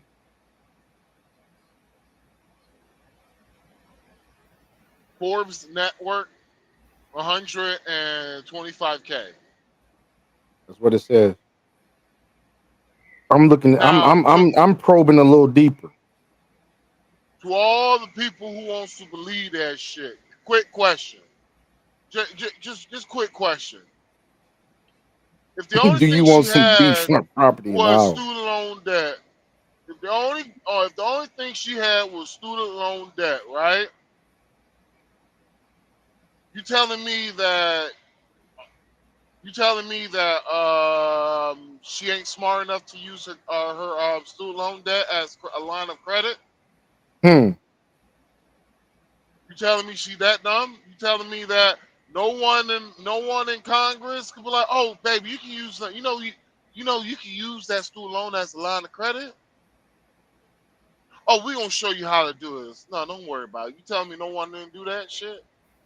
You telling me, yeah, you telling me that no one didn't try to be like, you know what? This is what we're gonna do. We're gonna put all we're gonna your first year. We're gonna take care of your housing, but we're gonna pay your student loan debt off. You telling me, no? All right, bet. Because don't get it twisted. When she first came in, she did have a lot. AOC had a lot of fucking power because Mm-hmm. AOC was popular. She was was. popular when she first got in than she is now. Mm-hmm. I remember that. Also, did she wear a 30,000 gown that said "Eat the Rich"? At the Met You are Gala, what? she wore a $30,000 gown to the Met Gala that said "Eat the Rich" on it. Hold on one moment.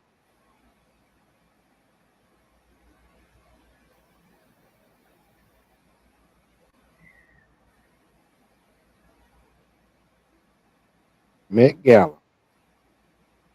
I'm looking it up. That's see the folks. That's how you have to look at things. Okay. You wore a custom white off the shoulder gown by Brother Velis with the words "Tax the Rich" boldly written across the back. The dress was a statement piece that sparked significant public debate and media attention. She attended as a guest of the Metropolitan Music of Art and borrowed the dress along with accessories and services for the event. It later became part of the Essex investigation regarding delayed payments for these items. Which later became part of an ethics investigation regarding delayed payments for these items.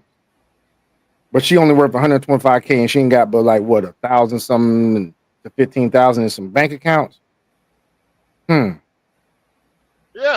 and so don't believe the hype. Don't believe the hype. Ooh, yeah. Yeah, that's how these It says here the initial invoice for Alexandra Ocasio-Cortez taxed the rich Met Gala dress, along with the handbag and shoes, totaled $2,283.93. However, this amount was later revised to $990.76 rental cost after discussions between her campaign staff and the designer. Rental costs, huh? Rental cost. Well, Mm. but then But that you got same student loan fucking debt. You got dress went student on loan debt. sale. But then that same fucking dress went on sale for like $30,000. Says she had additional expenses as additional expenses include $477 for hair, $344 for makeup, bringing the total closer to $1,000 after adjustment, 1,000 and some change, plus the amount for the dress. That's $3,000 and some change. What did the dress that AOC wore to the Met Gala sell for?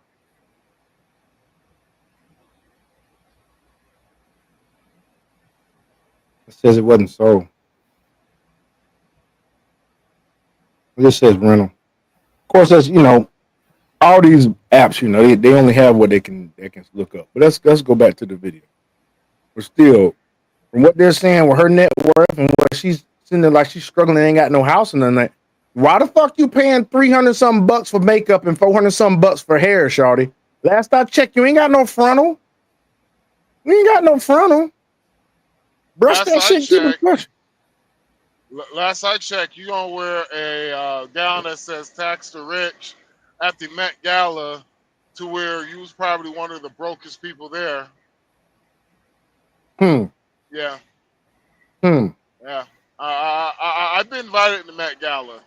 I've been invited to one as a plus one. And one thing I will tell you is that my outfit, my suit would have been my suit cost about $3,000, and that was rented too. Hmm. That was like a lease to own shit, nigga. Her shit had a designer. You tell me that shit was Yeah. $3,000? That shit was no $3,000. Yeah, and so my thing is, yo, all right, y'all can bullshit. And honestly, bro, it's starting to seem like the people who are somewhat street smarts, bro, are the ones that are voting for the right, and the people who are just book smart, bro, are voting for the left, bro. Mm-hmm.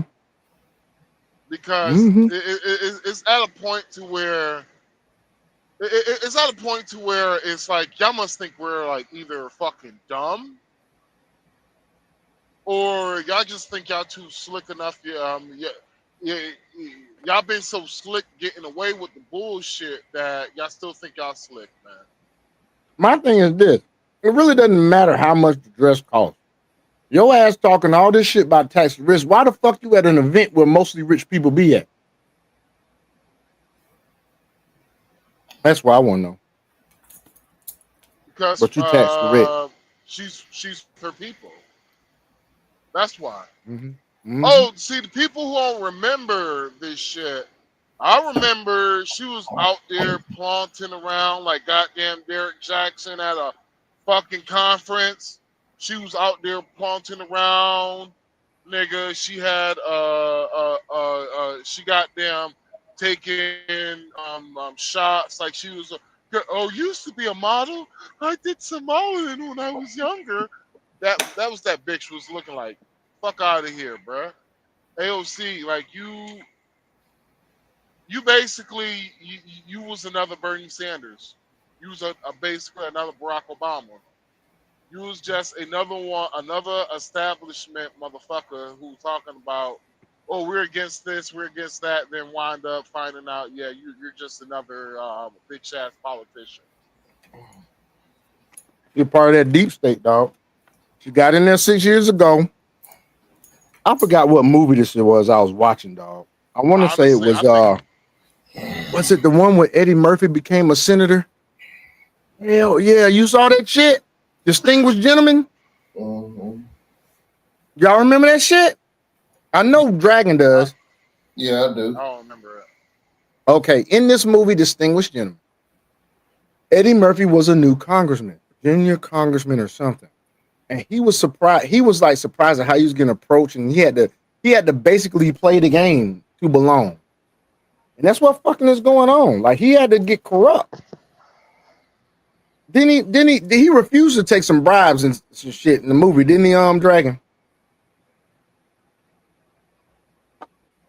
I can't remember off the top of my head. Actually, I'm gonna watch that movie probably sometime tonight, just because I brought it up. But let's go ahead and continue. That's what she's concerned about. That's what they're all concerned about. We saw this with U.S. aid. They don't want their piggy bank to be cut off. And this is a desperate attempt to try to rally the American people on their side because, oh no, our government is being robbed when the government has been robbing us, the taxpayers. But this is all about themselves. This has nothing to do with the American people. We've seen billions, if not trillions of dollars of waste. Just look at the Pentagon, who has not been able to pass an audit, and trillions of dollars just disappear. They don't know where it went. All of the waste, fraud, and abuse that has happened at USAID.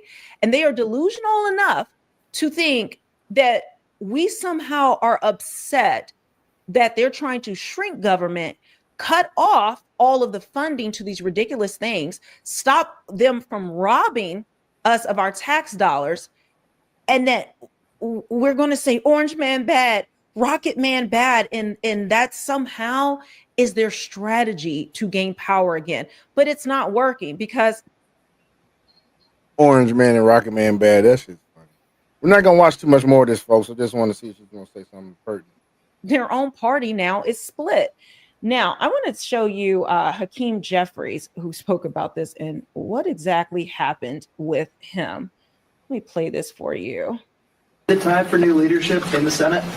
Next question. Have you lost confidence in him? The fact that you guys see this so differently? Next question. Mr. Leader, why were you afraid to say anything about Schumer when you were asked? Don't characterize.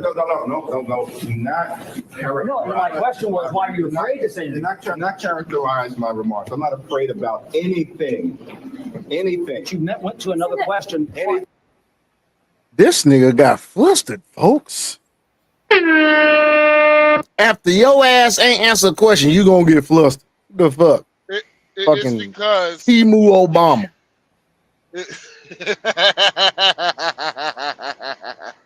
Discount Obama. I'm trying to tell you. So Jeffries is mad because him, Schumer, Jeffries, Nancy Pelosi, Maxine Waters, AOC. Like it is a Might be Jasmine Crockett. Well, who's making all the noise? The ones that's making the noise. I think Jasmine Crockett is going to be safe because the people in her district are stupid enough to vote her in, and they're stupid enough to keep her in. Example, Exhibit A, Maxine Waters. Inglewood has voted Maxine Waters. Remember, Maxine Waters has been the... She's got a challenger in her district, though, buddy. Black. Yeah. Right. Yeah. And let's see if they would vote Maxine Waters in, because this ain't the first time Maxine Waters been challenged by somebody that was better than her in law, and they lost still. So No, I'm talking about Jasmine Crockett has a black man in her district yeah, good luck. that is challenging her. Mm-hmm. Good luck. Let's see. It's gonna be funny. so. Is he a Democrat or he a Republican? Good Democrat. I believe he's a Democrat. I gotta find it. If I get a chance, I'll find it. If he's And now there's talk of AOC running a primary challenge against Schumer. I think there is a deep sense of outrage and betrayal. And this is not just about progressive Democrats. This is across the board, the entire party. It is a huge slap in the face. Joining me now, Alex Marlow, Breitbart editor-in-chief, and Lisa Booth, Fox News contributor. Alex, okay, first of all, do you agree? Isn't it refreshing to have the Democrats and doing all the infighting? Because it really usually is the Republicans who drive us crazy because they never can stick together. But now, looks like the far left ain't too happy. No, and it's even better than that, Laura, because... Okay, so as you can see, that, there's more to it, but if you get the general sense, they're talking about this fight, and the far left or the progressive wing We're gonna move ahead a little bit. of is fighting the menace. He's an absolute hypocrite. And the fact that they feel betrayed by him is hilarious to me because he's never been for the people. He's in his own interest, whatever is going to help him keep power. But this is him 6 months ago talking about these things. And now you can see how he's flip-flopped now that Trump won the election. If the government shuts down, it will be average Americans who suffer most. A government shutdown means seniors who rely on Social Security could be thrown into chaos as the Social Security Administration limits certain services like benefit verifications or fixing errors in payments. Our veterans could see regional VA offices shut down and support services put on hold. Some of our military service members could be forced to work without pay. Families who benefit from WIC and other nutrition programs could see benefits halted. If the government shuts down, it will be average Americans who suffer most. A government shutdown means seniors, VA offices shut down, families who benefit from WIC and Comes to a government shutdown, he was claiming that the government needs to be shut down. We need to stop Trump, all of this. But he's not authentic. He will do whatever and say whatever is in his own best interest. And he is not any type of leader for the Democrat Party, but somehow he continues to get voted in. And I actually am looking forward to seeing a fight. You know how ugly it's going to get. Yes, we're all looking forward to seeing a fight. We're gonna go to something else I found. that I think you were asking about this. I just mentioned this about Jasmine Crockett has a new challenger in her district, and this is this guy right here. Hold on one second. I'm gonna go on mute. More of a performer or an influencer. And in this episode of Daniel's Brew, we'll see what we know about this man so far and assess whether or not he actually stands a chance to bump off House Rep Jasmine Crockett.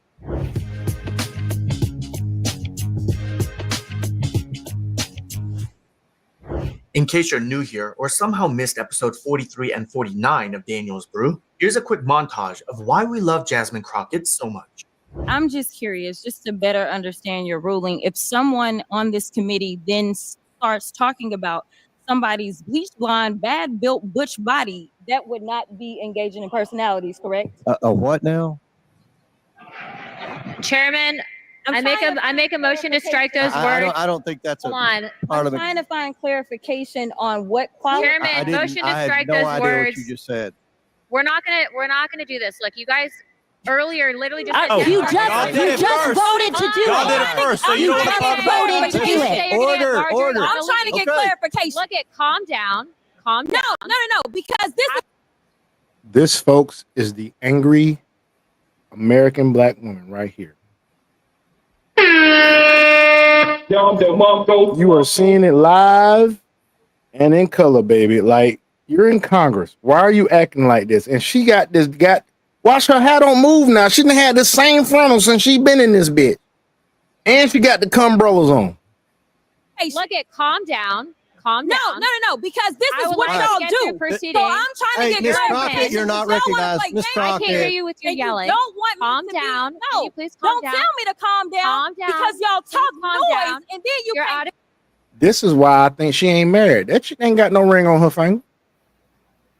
And Mr. Max Powers has gone on record saying she's probably a sweetheart.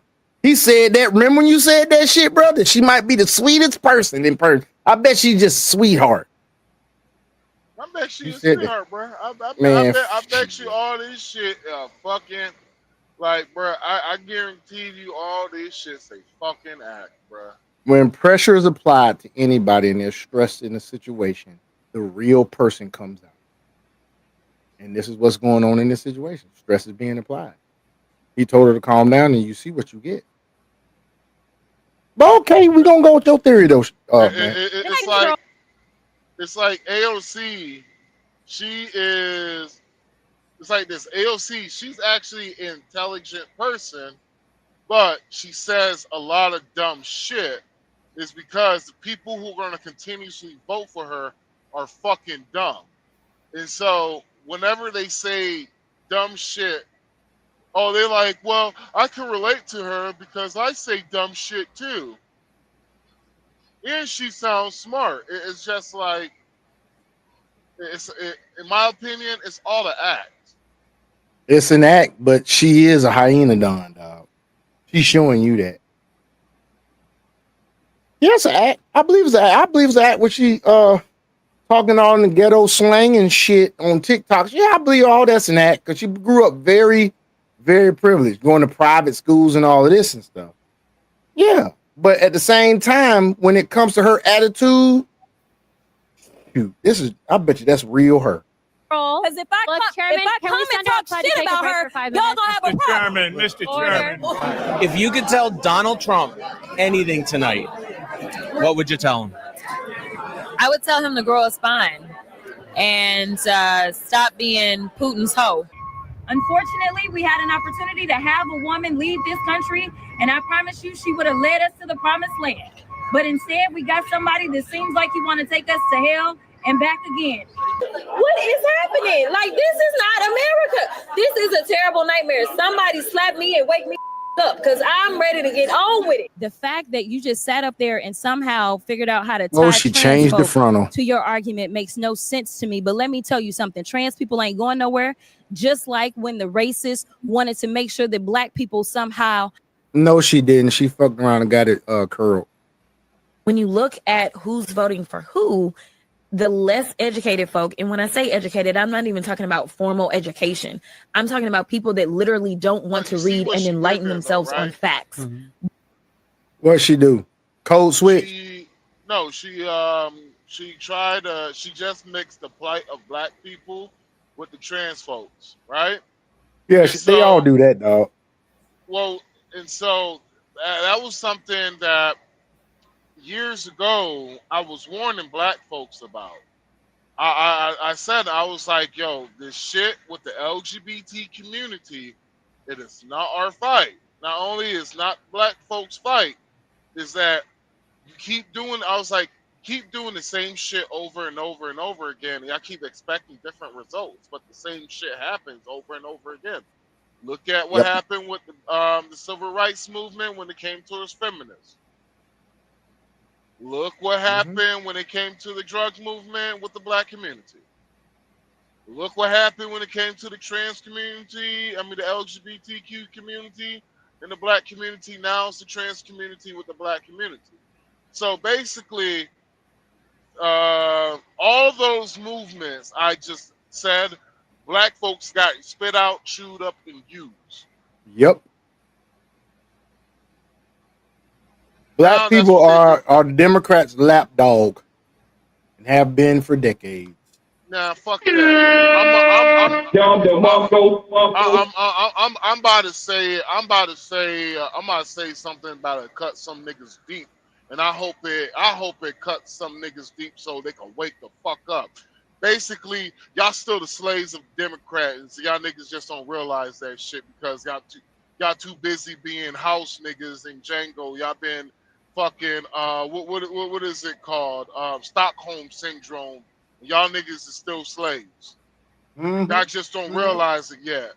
Some of y'all niggas, y'all just well paid uppity do house niggas. Y'all are basically Sam Jackson's character in Django. Nah, fuck that. You worse than Samuel Jackson, nigga. You the fucking bedwench, nigga. You the one with the half-breed children, nigga. That's what you are, nigga. And you do it with a smile. You's master son.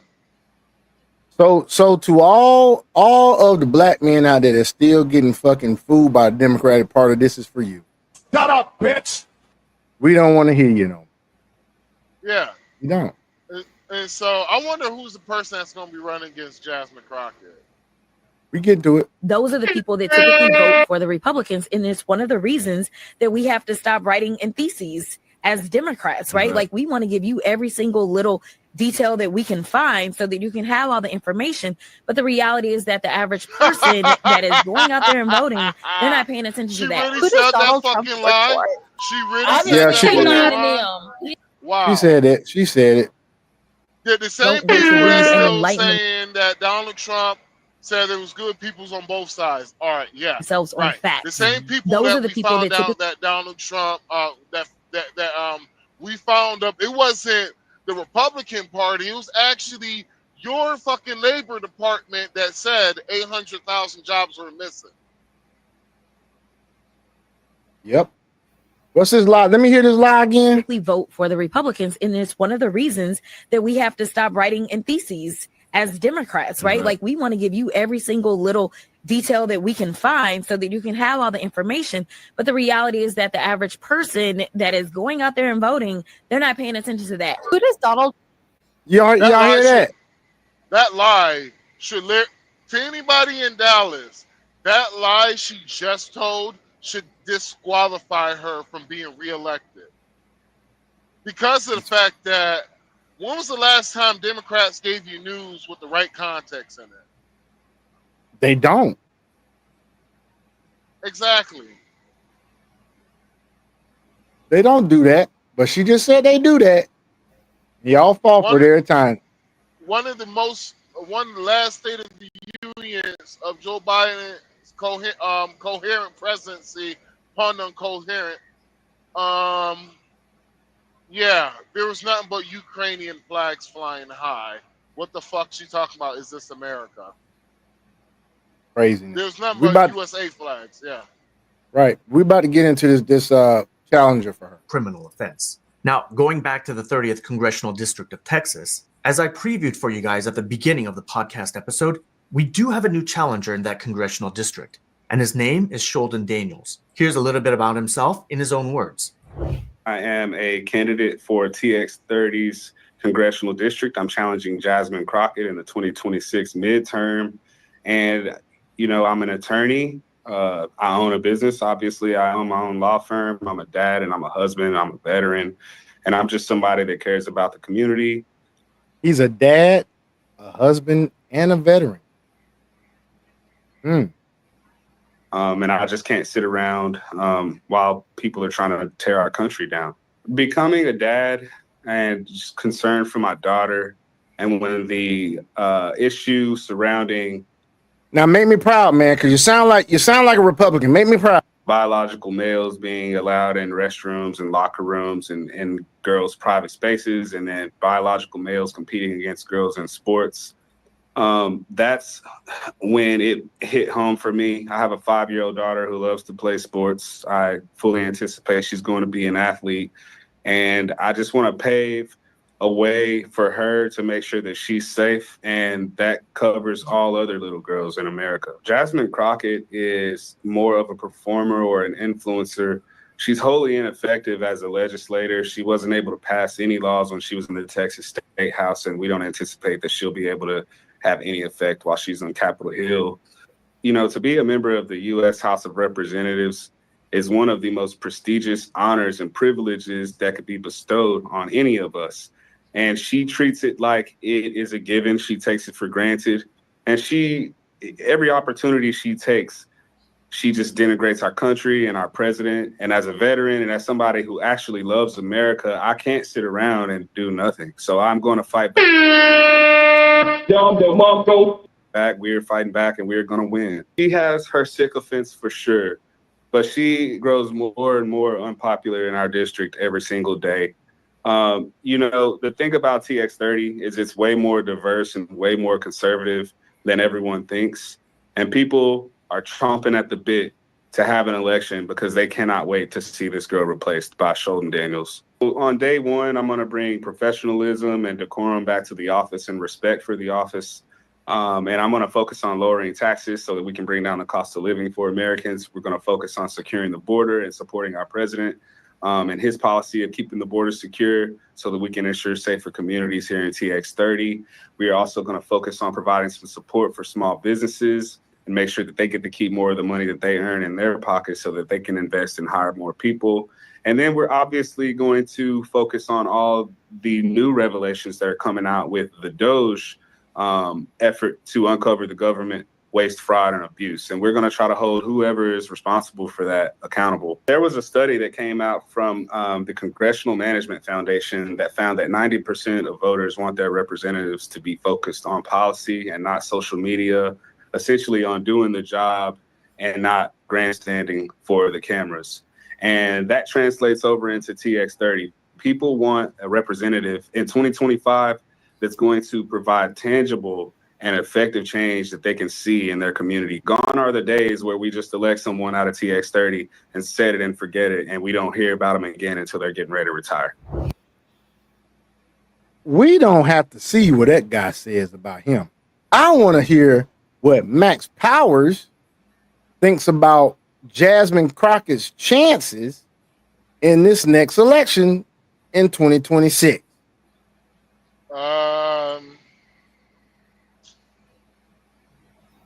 It all depends how many black voters are in that that's in his that's in the district, because in my opinion, Homie's gonna lose.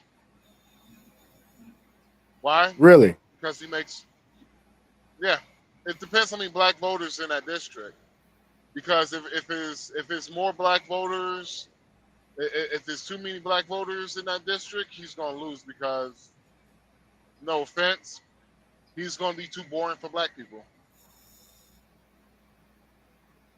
I happen to have found the demographics for that. 37 is the median age. Sex is 55% white, 9% black, 5% Asian, 44% are two races, 26%. 9%. 26% Hispanic. 50% female. Oh. Median household income 79,330. Per capita income is 46 grand. Poverty 13.8%. Two-person 310,541 number of households, 2.5 persons per household. Married couple 65%. Marital status 54% married. You have 36% male, 30% female, never married. You have now married, 55% male, 54% female. Divorced, 7% male, 10% female. Widow. Fertility. You might have a chance. A good marriage population. Good white population. 54% marriage status. He might have a chance, bruh. Only thing I say is it's gonna hurt him. 50% of the demographic is female. I don't know how much of that's white female and black female, but 55% is female. 50% is female. That's 55% white, 9% black. Let me see. Well, it's a possibility. District, black. How many people are married, you say? It's 54% married couple. Yeah, I say okay, then he has a good chance then. He has a pretty good chance, I think. Yeah, I think he has a really good chance. I guarantee what's going to happen. You say he's a Democrat or a Republican? He didn't say. He said he's challenging her. He says he supports the president. He says support tough borders. He supports low taxes. Republican. You're Republican. He said he wants what is it? Males out of sports because he's got a 5-year-old daughter that's in sports.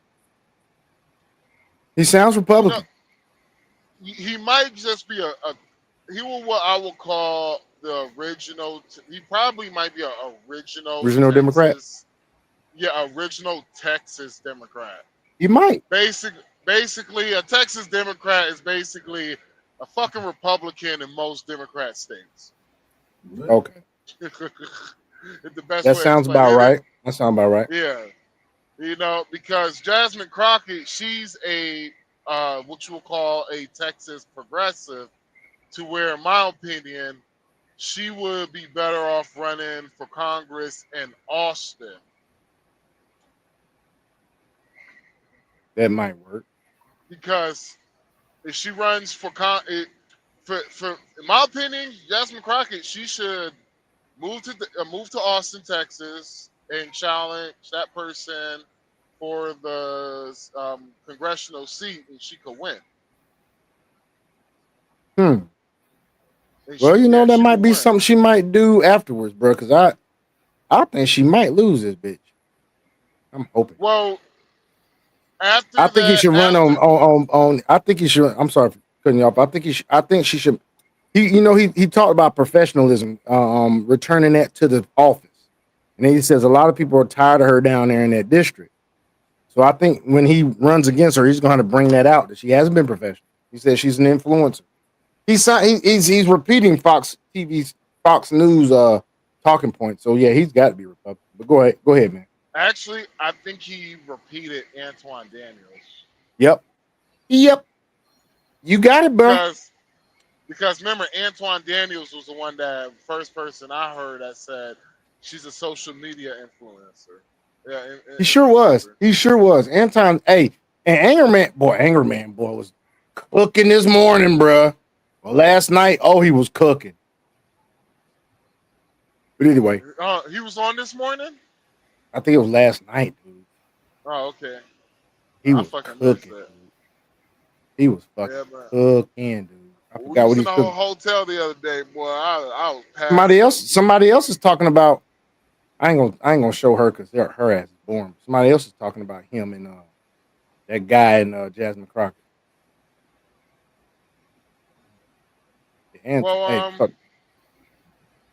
My opinion, Jasmine Crockett.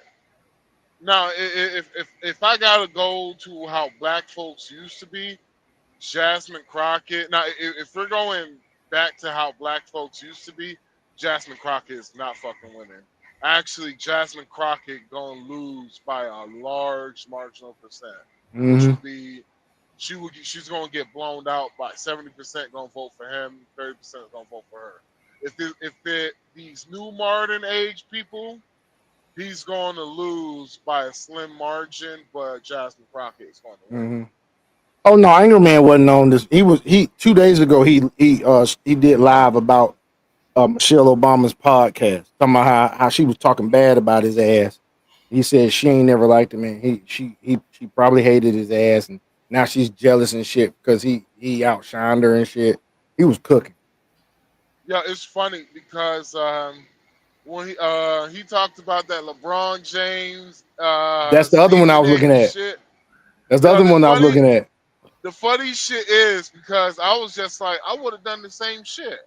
I got up close to that nigga LeBron James, like, nigga, you ain't gonna do shit.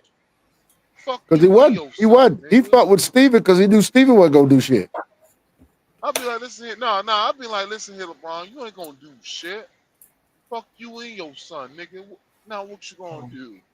Get your ass back in that court. Shut up and dribble, nigga. Exactly, nigga.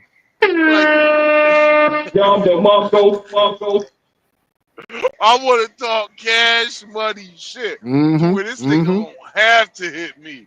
He was talking about how the NBA don't even like him no more. They want him gone. That nigga was talking cash.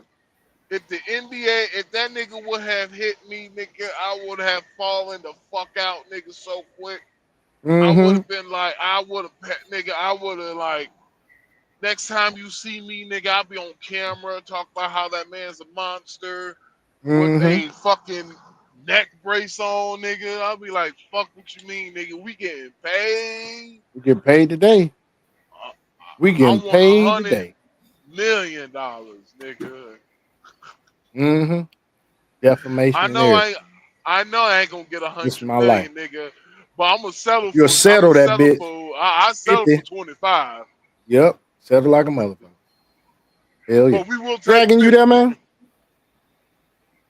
Dragon, you there, bruh?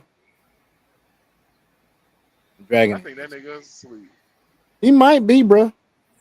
He might be, but hey, this is what I want to get into this because we might get into something else that I don't know.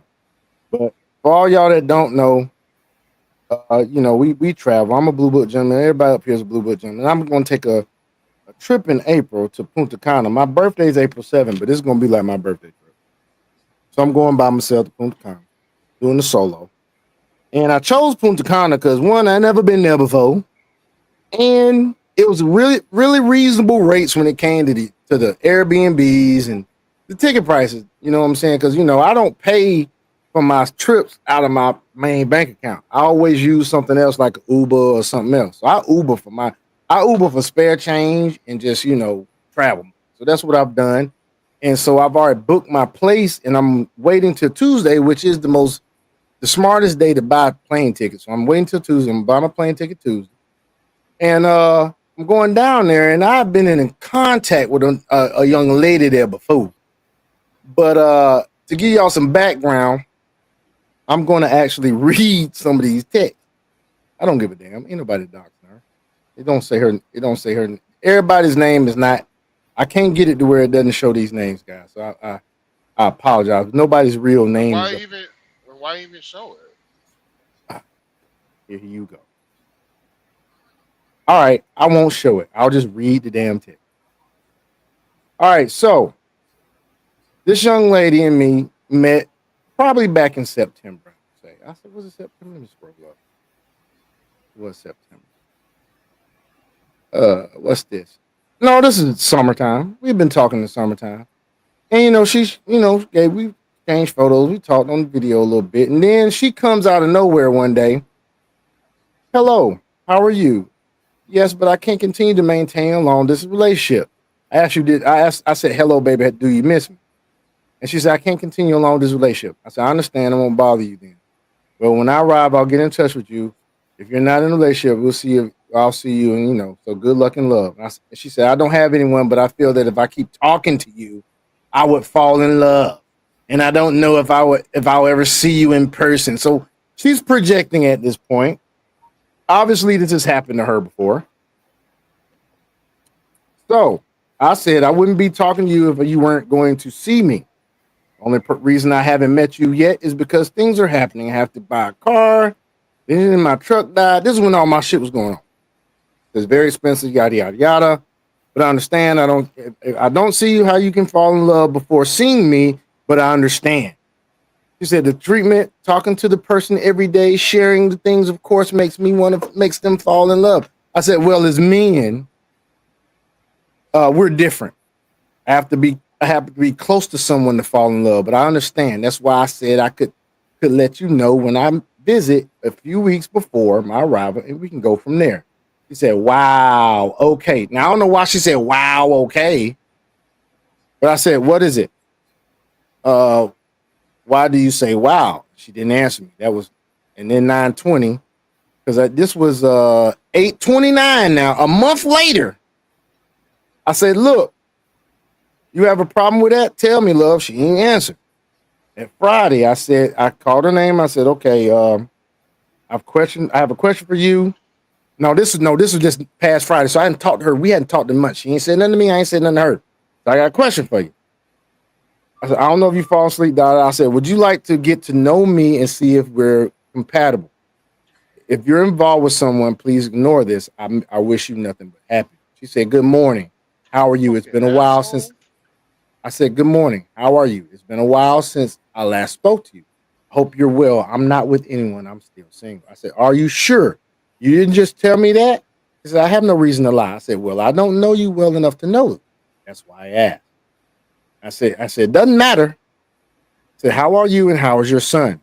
She said, well, I'm telling you. Then she says, they are fine, thank God. I said, do you really want to get to know me, even if we're not in touch? She said, and why she said that? I said, I want to know what you think. If not, I understand because we haven't been in touch. She said, now the question is, are you in the country? I said, not now, but soon in April in Punta Cana or Bavaro for a week. I'll be landing at Punta Cana Airport. I'm still deciding if I want to spend the first few days in Santo Domingo on business and return to Punta Cana for the rest of the trip. While I'm there, we can meet, chat, hang out, whatever. I said I hadn't fully decided on my plans yet for what I'm going to do, but I know I want to relax a lot. So really the time we spend getting to know each other will depend on your availability. I know you have to work. What do you think? She said, okay, fine. We'll wait and I'll see if it's true. Now she's already, once again, she's still projecting. And I'm giving her too many chances at this point, but still. I said, that's right. I'm going. I'll get my ticket this weekend. Maybe I'll need your help.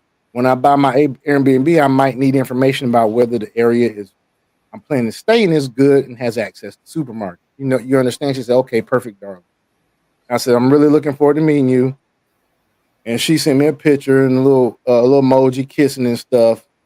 And then today, I show her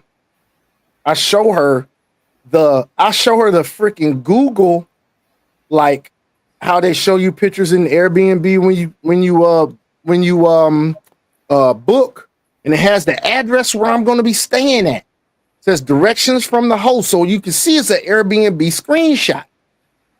I said, where's this place? Is your home near that? She said, the street that leads to that residential area is in a very bad condition.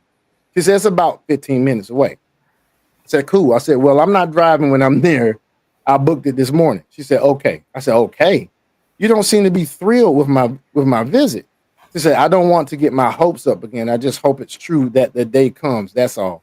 So once again, she's projecting again. I said, I see you still don't believe me. Well, we'll see how you behave when I arrive. I hope it won't be the same. If so, I'll change my plans when I get there. This is how she reacts to it. You can change your plans right now if you want. I don't have to prove anything to you.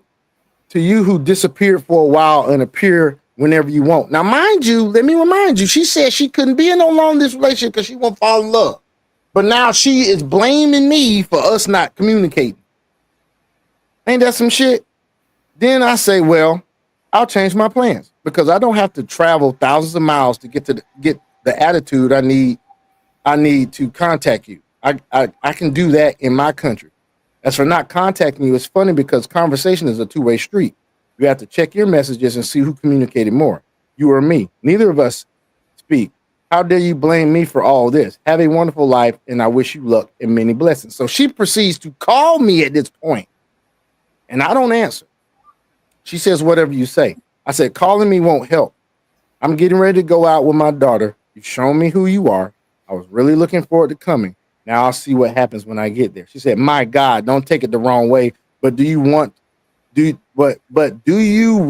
really think it's right? I'm not going to argue with you. No, she said, do what you think is right. I'm not going to argue with you. I said, who says this is an argument? I'm not angry. I don't argue either. I'm too much affectionate for that. She says, okay. Now, I ain't going to fuck with her. Dragon is not here because he's probably asleep. So, Kevin, do you think I'm being too hard on her ass? I have a difference of opinion, but that's what I'm asking you. All right. My advice would be is you need to go back to the drawing board and watch Kevin Samuels. Mm-hmm. And here's my thing is you coming at it like you're talking basically just how all that you're talking like you're a regular nigga from the Dominican Republic. Okay. I can take that criticism. And so, in other words, I gave her too many. me, In other words, I gave her too many chances, went too back and forth with her. Didn't I? No, you honestly you talk too much. Okay. Talk too much. And the reason why I say you talk too much is, nigga, your status shows itself, right?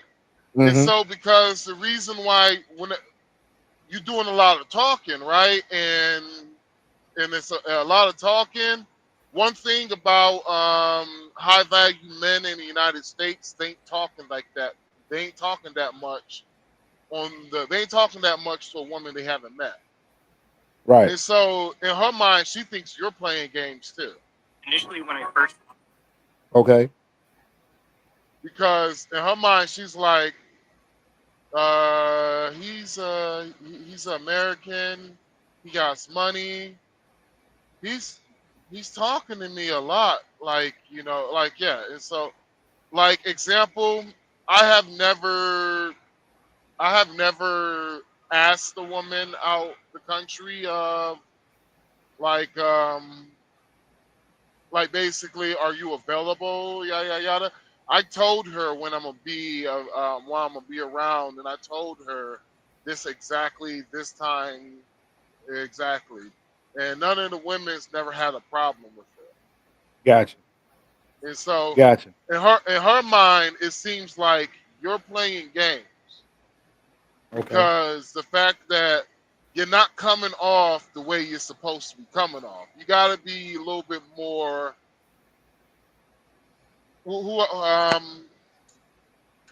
gotta be more like Mike Larry off of Bad Boys, basically. Okay. You gotta get that the high value. You already a high value man, regardless in the United States, regardless. Right? Mm-hmm. You just got to get that high value man attitude, and you got to get rid of the games of. It's like think about it like this: you could change a bitch's life in the United States just by being with her. What the fuck you think you're gonna do with a woman outside of the United States? Facts. I get that. You gotta have that arrogance in you that is not there yet, that has developed there, but that the arrogance that you need is almost there. You just gotta be a little bit more like, nigga, you should walk. Honestly, Sean, you should walk around like you got a 15-inch dick that's just walking around. Nigga, you are. Oh. You graduated with a master. Yeah, I got a master's in two baskets. Okay, you got a master's degree. You make a good amount of fucking money. You got good kids. I'm a fabric You've been married. You the one that ain't want to leave the marriage. You know that You right didn't want about to leave that? the marriage, nigga. You got so many like. Even if somebody you getting divorced as try to use a divorce as to take a point away Shaming from tactic. you. I'm like, all right, it's a point. This nigga's still a 9. Like, really, dude. The only reason why I don't have a house is because of me having recovered from this fucking divorce. I can have a house right now. Yeah. Really, also me not being fucking mean enough during the divorce proceedings. I could have had a nice ass fucking house. Yeah. That's But the it reason is. why I But tell you're right. black You're right. men. You're right, dog. That's the reason why I tell black men, I'm like, bro, at a point to where you should not only be offended, but you should be angry about some of the shit that they say about black men, right? And so for me is you just need a little bit more of that arrogance, a little bit more of that. Listen here, bro. We doing this my way. You're right. We I mean, doing that's this why like I'm not even finna holler at the bitch when I go over there. I'm not even finna say shit to her. I was playing. That's when I told her, "No, you good. I'm good." and I would honestly, bro, I'll give it a couple of more days, and I hit her back like, okay, you got your mind right? I'm not gonna hit her back. She's already shown me that she is too damaged for me to even deal with, bro. Her projection and shit of how whoever's dealt with it, and you know she's a cute chick, but she ain't worth all that motherfucking trouble. I'm not finna go. No, hell no. I'm bootsing on the ground, dude. I'm not contacting nobody. I'm bootsing on the ground. No Tinder contact. No Badu contacts. None of that shit. I ain't no Badu You about to anyway. meet some bad bitches in Punta Cana, boy. I know. Because Punta Cana, I ain't contacting nobody in Tinder, but I've been on Tinder just looking to see what's out there. And yeah, there's some bad bitches, man. And it's like it seems like every race or every like sub-genre race of women in the Dominican Republic is in fucking Punta Cana. You got your Rubias. It's a lot of Huh? expats. Yeah. Punta Cana has also you gotta remember Punta Cana is the richest part of the island, and it got the most expats there. And so Yeah, man, I'm seeing Rubias. I'm seeing fucking Morenas in this bitch. There's a lot of damn freaking badass some badass mangoes too, nigga. Good God. Gee, I know she charge a lot. You can just look the way she got a lot of surgery done. But it ain't bad surgery. It's just this bitch waist is like the size of a pancake, about as round as a pancake, and she ain't got no super duper big old ass, but she is proportioned like a motherfucker. She look like she not only got her surgeries, but she still work out and keep that shit in shape. Damn. Yes, she work out often. I'm not liking none of these bitches. I'm just looking to see what's out there. You got some regular looking chicks too that look good. Yeah, I'm gonna have me some fun. Straight up boots on the ground, dog. it's funny because my girlfriend, one of her classmates, is trying to sell tickets to go to they're having a fun trip out there and shit. And I was like, baby, don't you know Sosua is you know what happens in Sosua, right? And she was just like, you know what happens in Sosua? She was just like, you know Sosua is whoop whoop whoop whoop. And she was like, yeah, she's like, yeah, my classmates ain't out there for no bullshit like that. I was just like, oh, okay. She was just like, yeah. She's like, it's pretty. She's like, a reason why I get a lot of locals out there is one of the cheaper and nicer beaches out there. And I was just like, okay, I got you, baby. You don't have to say no more. Well, yeah. Yeah, I'm gonna be in Bavaro, bro. Okay. Bavaro Beach. Well, Yeah, Bavaro. It's funny. I'm gonna be like 30 minutes north of you at that beach with my girl's family. Oh, okay. Cabaretti's only 30 minutes north.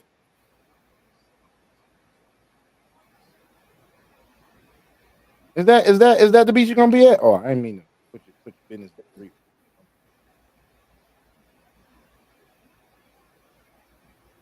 Yeah, man.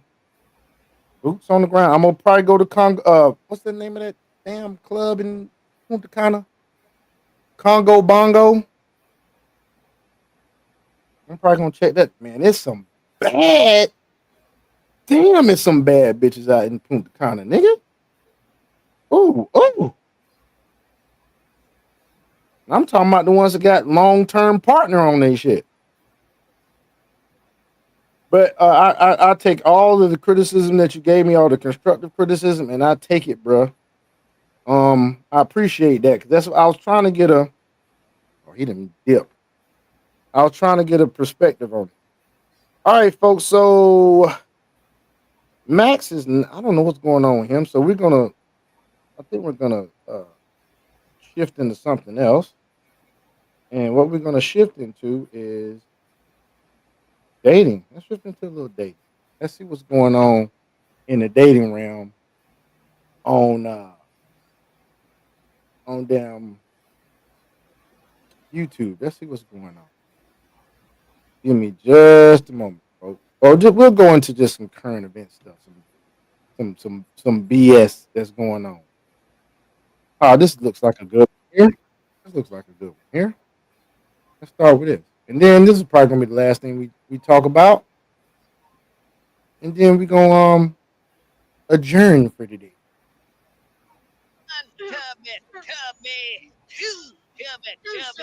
But one big one is a dude with the wig. I'm a dude playing a dude disguised as another dude. What? They get in a heated discussion about men and women when it comes to making money with your body. It was getting heated because I'll let you know right now, there's people who just don't know information, but they talk like they know information, and they're stupid. So let's get that one thing straight. They're stupid. There's not that many people on this earth who is not stupid. You ain't lying. You run around telling everybody that all your friends are smart. You might be the guy or the woman who's stupid and you just don't know. I'm retarded? Unless you ain't got no friends, then you could say something like that, I believe. But hold up, you just hitting this video, I need you to hit the like button, hit subscribe, hit notification bell. In the comment section, give me a thumbs. This guy's name is DatShack2X. I suggest you follow him when it comes to just a good creator, a good content. Up or hard, just let me know that it's real. But let's waste some more time. Let's roll the clip. Oh, you ain't know what that was. Oh, that dude, man. Okay. Yeah, we got to do one at a time. Like, I think it's difficult for me to understand how women don't want to be their bodies. They keep telling the world we are more than just our bodies, but then they constantly are given an image of my body is for sale. Like, so it's a contradicting type of like rhetoric. Like, you know what I'm saying? I got a brother. Are you more than your body, or are you selling your body to the higher bidders? No, let me tell you though. I talk about this with my brother all the time. Though I actually got a brother, right? And like we talk about this shit. Me and my brother are like two peas in a pod for him, you know what I'm saying? Now he'd be like, East, like, yeah, how do you feel about Speak doing English. this? Like, you don't feel like you're doing. I'm like, honestly, no. Like I just said, like 5 times before that, but y'all probably didn't hear it because everybody's talking. The mind is a very powerful thing. So I could put a Santa Claus hat with Santa Claus colors, right? And maybe you still think I'm selling sex. But the only thing that you see is from up top is this, and you probably still think I'm selling sex, and I'm still gonna sell that to you. You know why? Because that's why I'm gonna hide from a profit. Anjo and Hassan, John. You just said, if you put a Santa's hat on, and then you still have your. Welcome back, man. We just transitioned into some. He's talking about. There's an erupted debate that happens on this podcast. This is DatShack2X. I follow him, so that's what we just. Just talking about Testicles showing. Even if you make it look like they're showing, you just have something where I can see a lot of skin, you're selling your body. I don't understand. You thought that made sense, didn't you? And then she said, well I'm gonna hide from a profit. How you gonna add the justification? Your justification proved that you're doing it for the profit. Don't mean that was crack. That's what that was. That was crack. modest way possible. Like, and I say it to my brother. So he asks me these questions. I'm very open with my family. My family's really cool with what I do because God forbid something happen.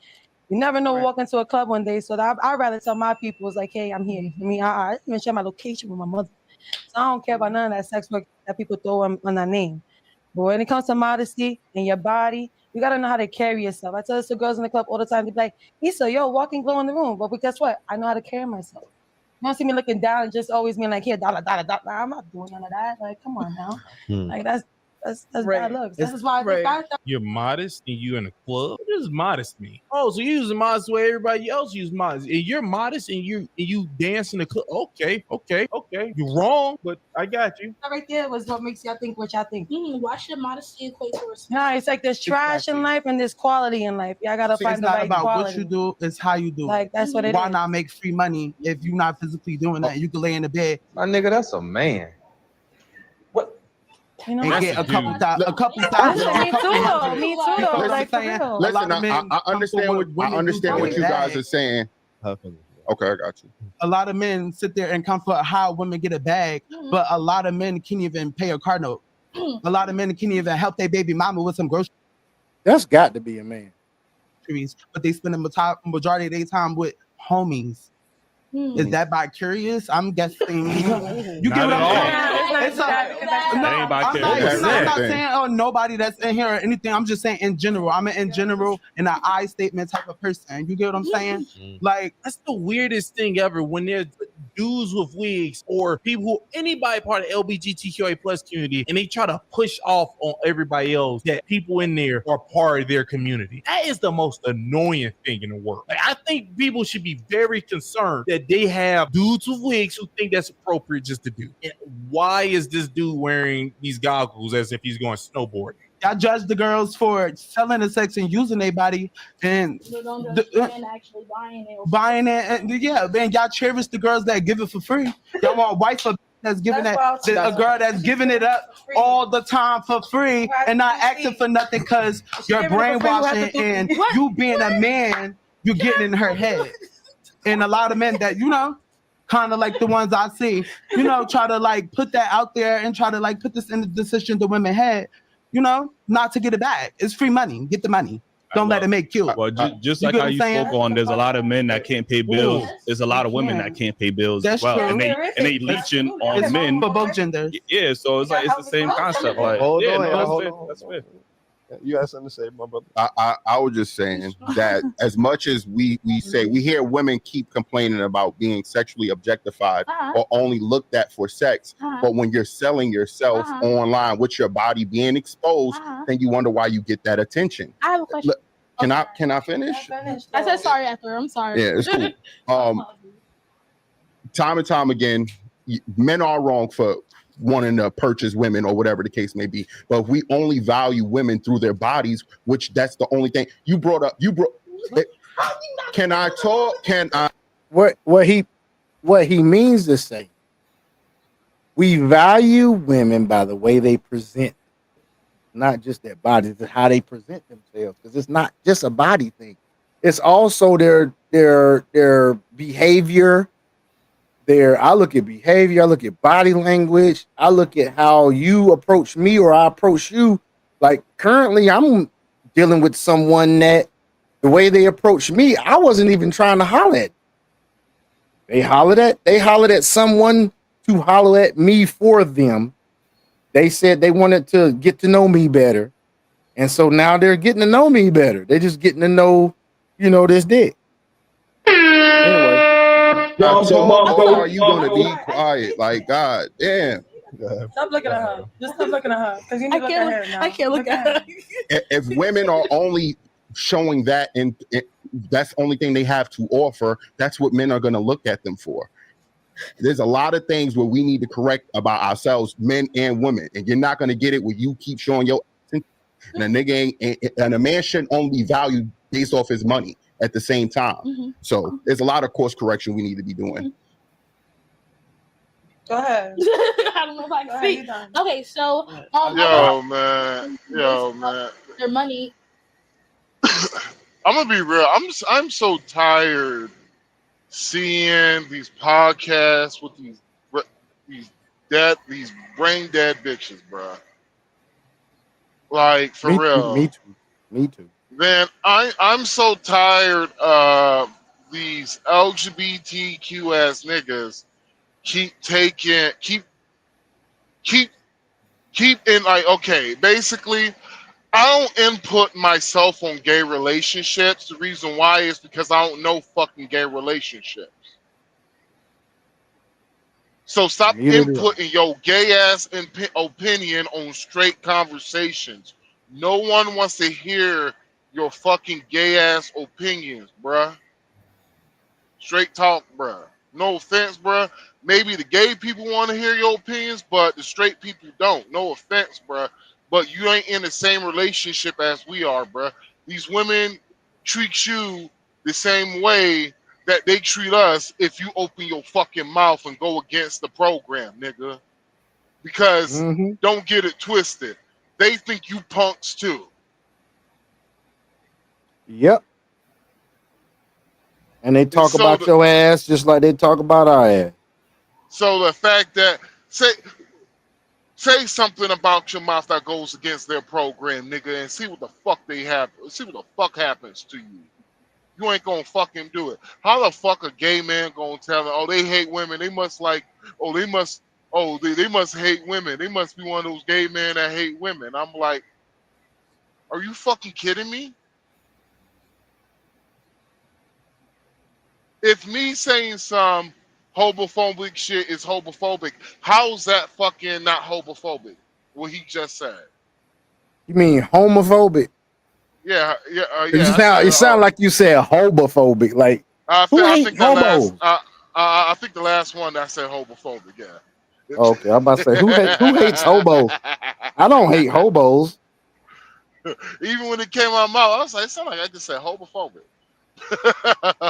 And nobody's homophobic because who really gonna be scared of someone that's a homosexual? Nah, I know. I got friends who are you can say that's homophobic. They're afraid. They are afraid of gay people. Yeah. Oh wow. Yeah, like I have conservative friends that literally think I need to go to goddamn Jerusalem, be baptized in the blood of Jesus Christ, because of the fact that they like, how could you have shared a car with these people? Don't you know they're demonic? Damn. Yeah, I got friends like that. No, they're not demonic. They might be under demonic influence. But they're not. No, they believe they are possessed by a No, demonic they ain't. spirit. Yeah. Good lord, that's a little extreme, isn't it? Well, here's something.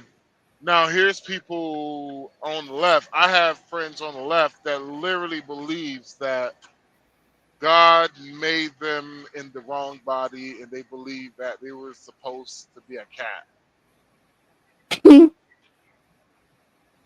That's the reason why they're getting all their surgeries. Like literally, there's weird people on both sides.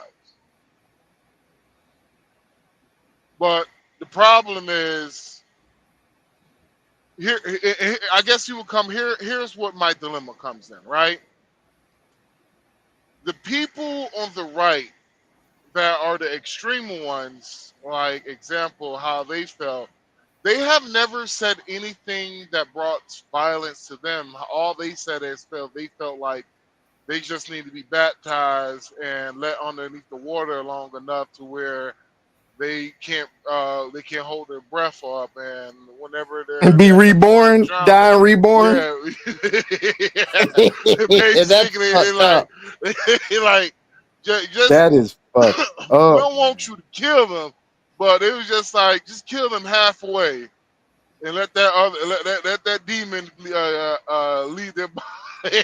Like God damn. just keep their under just a little bit longer, not kill them, not kill the other part, and bring them up. That's And crazy we were vibing. I was like, hey, y'all, wow. That's crazy.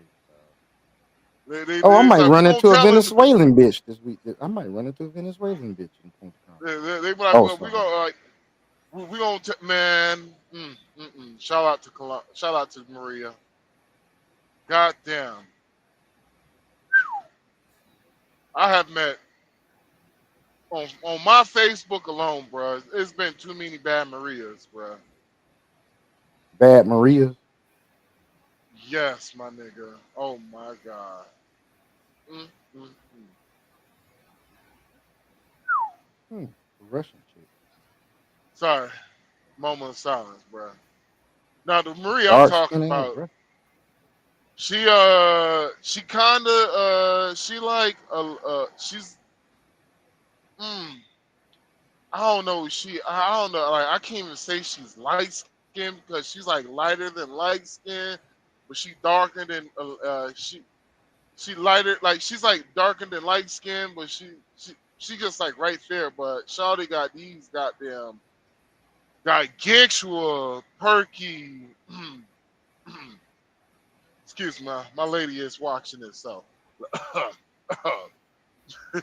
she's like Excuse you.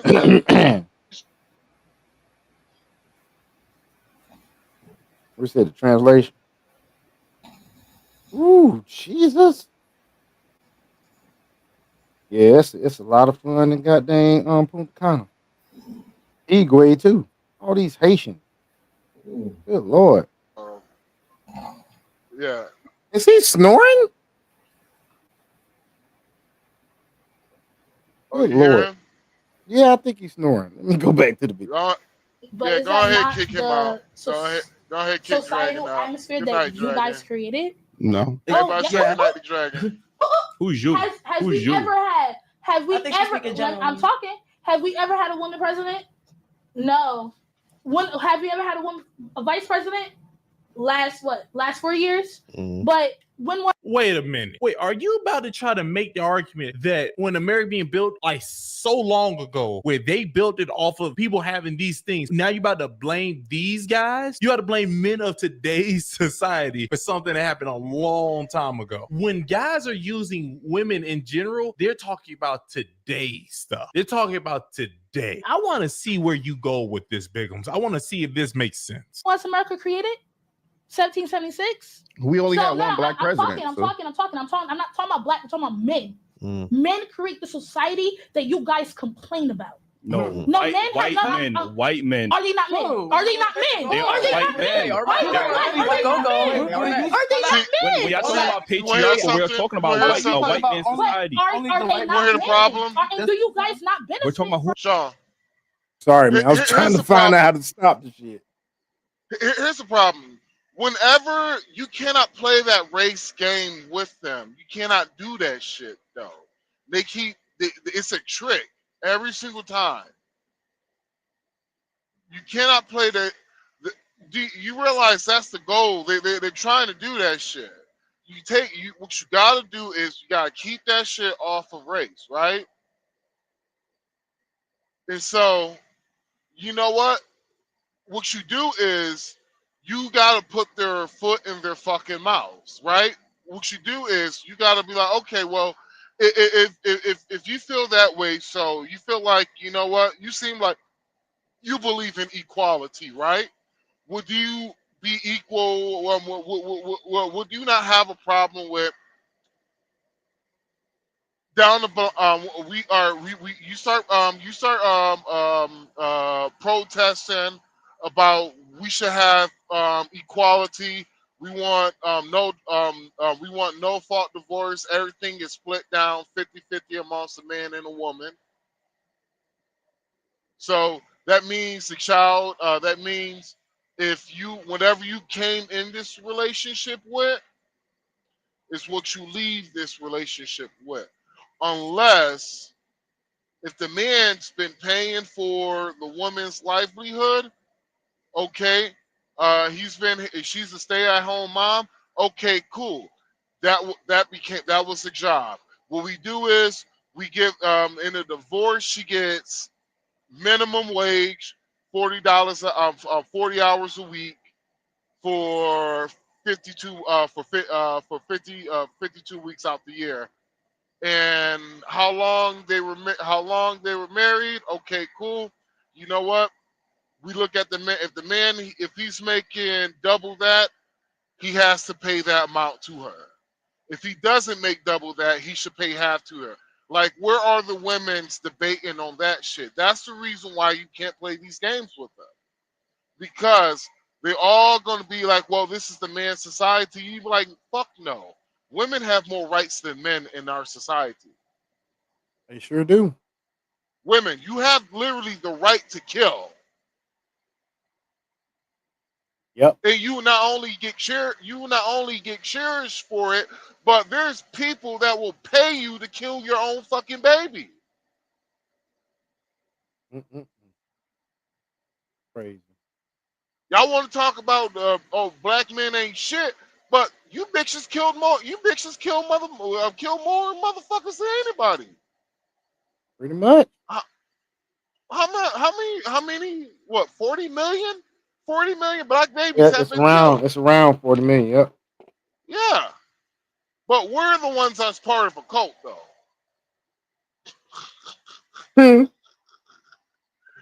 Remember, the Republicans are the ones that remember. When I say black women, I got to mention the Democrat Party. No offense, but only 6%. 7% only voted for Republicans out of black women. So what the fuck you? Whenever I say y'all part of a death cult, yes, I'm talking to you, black women. It's crazy, man. Shit is crazy. Yeah. Well, let me go back. For however time we got left. Who created the system? You gotta be specific. Benefit from the Black men society too. that you guys Majority of them. saying complain about. Yes, it is the white men that created it, but black men still benefit from it. I beg your pardon.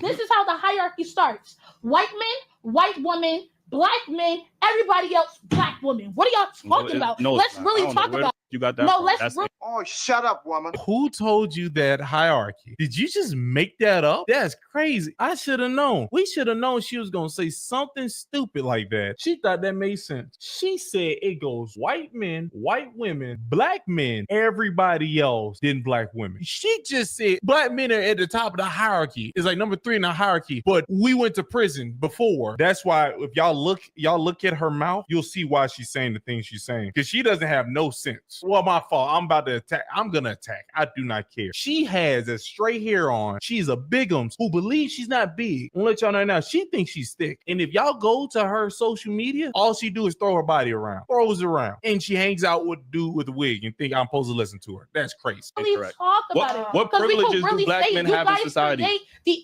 atmosphere that you guys What complain privileges about. do black you men guys have in create the society? laws. Because y'all feel like the way that y'all dress, y'all feel like the way that y'all talk, and y'all One put at a that time, face. please. You guys create everything. You guys are the ones Y'all that heard say mention and cry. The first person I heard say that was my uncle, not my mother. And where my mother get it from? Her father. What are you talking about? You guys create the same atmosphere y'all talk about. Let's talk about the men's mental health. You guys don't even talk to your own friends about it. Why? That is not That's what we incorrect. do. Let me talk. Let me talk. Let me talk. So you That is making not a what- bullshit. No, I'm not making up bullshit. You are. White women, feminist talking points, and you don't know what the To talking bring about. up statistics, And there's plenty. 81% of men say that they are lonely. And if you want me to, I can bring up. They're not black really statistics. emotionally intelligent Like, with what are you themselves. talking That's about? why. You Wait, hold up. 81%. Give me a second.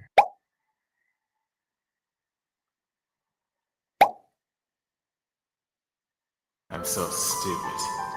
Damn it. And what they say about the women? Societal What they say about the women? Women are depressed. Women are all anti-depressed. You know what they say? Women are happy. She ain't saying that all of them when she was talking. The statistics say, and I could bring up the research and everything. Just give me 1 second to be on my phone because I can show you, because I don't cap. Everything I say has real sources because I actually go to school for this. So like I was saying, the statistics say that women are happier single and childless. That stat's wrong. Everyone keeps saying the stat from the guy who called himself the happy doctor.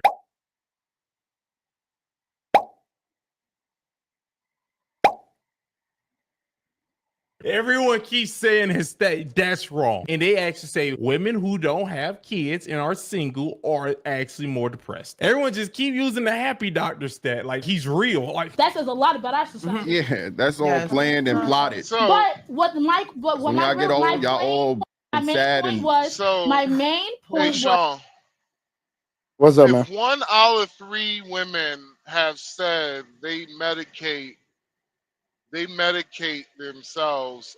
They self-medicate with alcohol or other various types of drugs. Do you sound like a fucking happy person? Nope. I'm gonna tell you right now, I don't medicate shit. Yeah. I might, and so- I might, light up every now and then, but that I don't light up to replace something in my life. I light up from and the so- sheer enjoyment of it. And so my thing is, where the fuck are y'all coming up with these stats, data, statistics? Where are y'all coming up with this shit, bro? I don't know where they're coming up with. Like, I'm over here looking at Dominican booty. How you 40 and still look? Oh, you scream prostitute. Oh well, next. This shit's crazy. At least them chicks over in the other countries, like Dominican program going, they don't try to put on no front. If they a hoe, they a hoe. And 9 times out of 10, if they are a hoe, it's because they kid need food. These hoes over here chasing the bag for the bag. Them jokers over there in Dominican Republic chasing the bag for fucking survival. yeah, and That's so the difference. whenever like some of these pookies be posting, like I put down on one fucking on one, and I got a lot of backlash. And so I was like, you know what, fuck y'all niggas, bro. But I put this down on one post. I was just like, I was like, if this woman had the same opportunity as some of the women have in the United States, do you think she'd be doing what she be doing?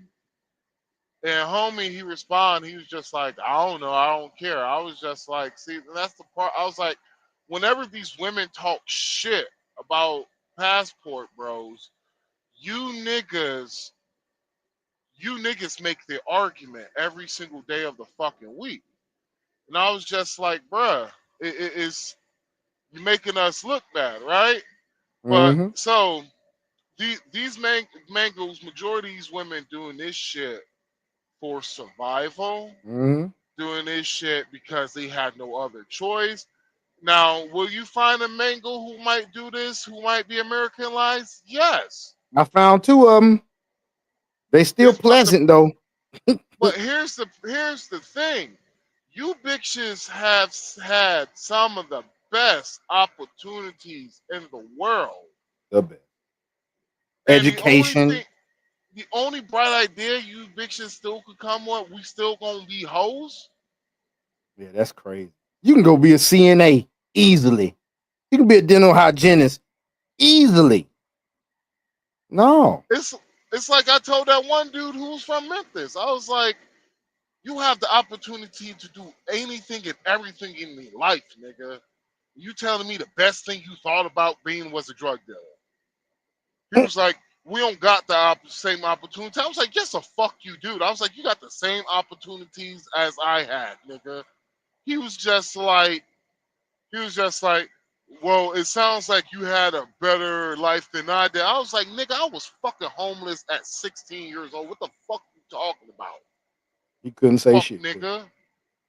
I was like, nigga, you ever had to eat trash out of the trash can before, nigga? He just a lazy nigga. That's all there. No, he shut the fuck up. I actually said that. I was like, bro, you just a lazy ass nigga, bro. You just want to do this shit for fucking pussy and glorification, bro. And that shit is temporary and that shit is cheap. Basically, the glorification, the pussy you gonna get is gonna last on as long.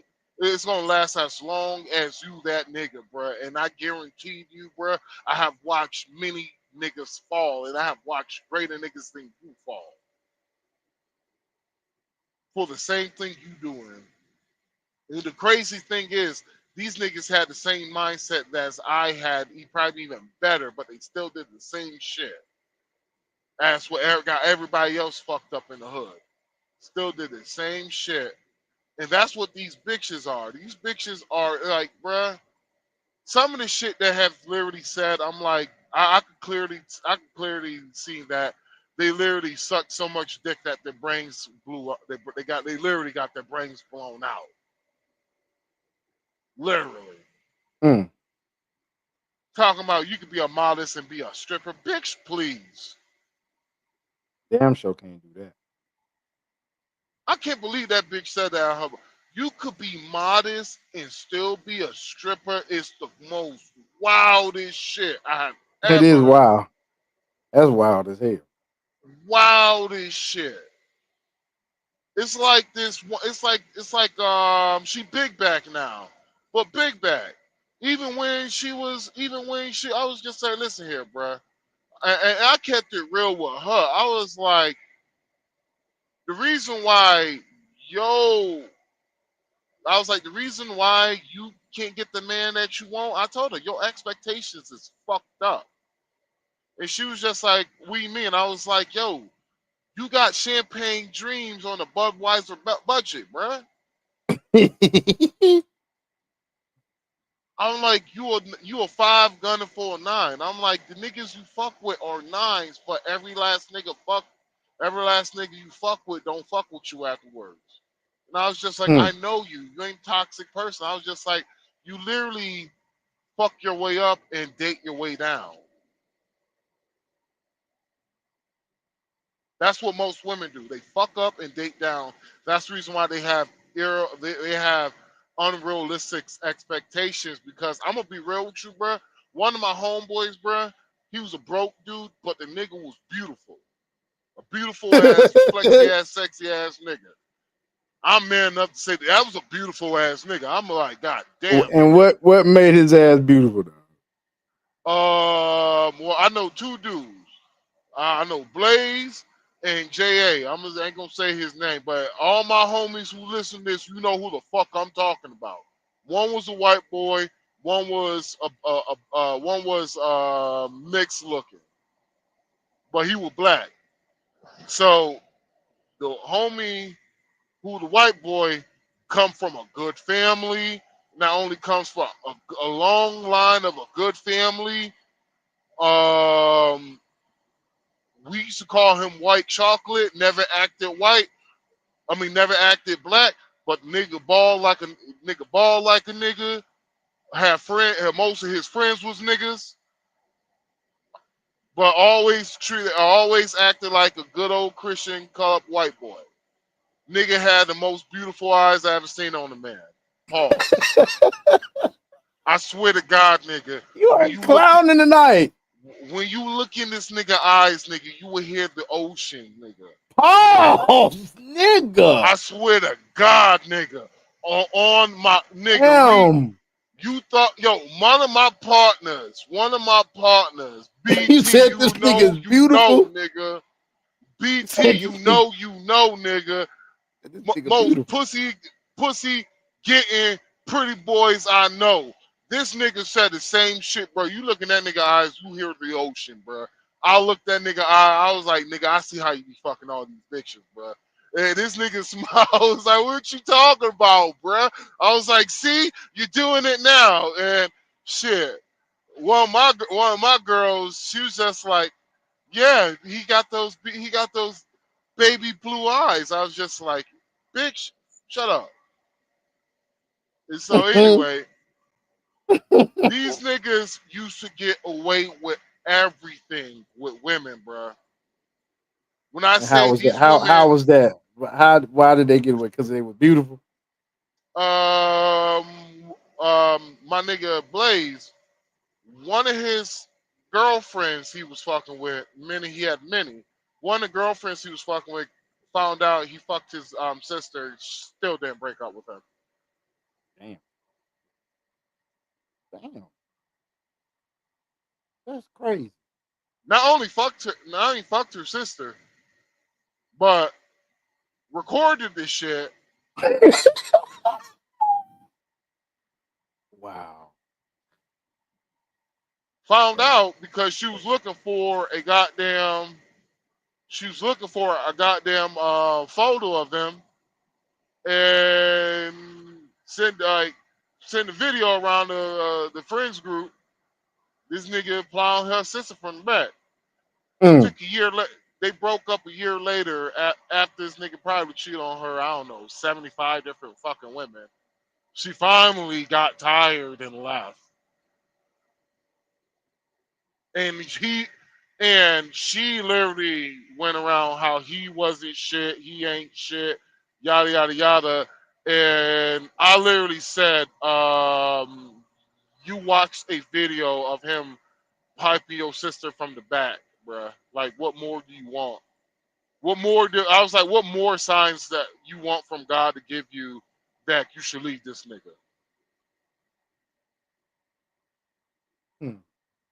That wasn't the first woman you found him, you caught him cheating her, I'm cheating on you with. Ain't the first woman. The first sister, but ain't the first woman. And my thing is, can you really blame the man at that point, or do you blame the woman? Who do you blame? Who gets more to blame? The man for not leaving, or for the woman to not leave? Man, I would think the man. Right? So my opinion, I blame the woman. The reason why For is not that leaving? You're saying for not leaving the relationship? for not leaving the relationship. Oh yeah, of course. If she catch him with fucking her homegirl, yeah. It's like this. If you catch I'm like, yo, you caught your man banging your sister, and it took you a Christmas, Thanksgiving, New Year's, Valentine's, and 4th of July before you fucking left. Oh yeah, and goddamn Memorial and Labor Day. My bad. Then you left. Multiple family dinners.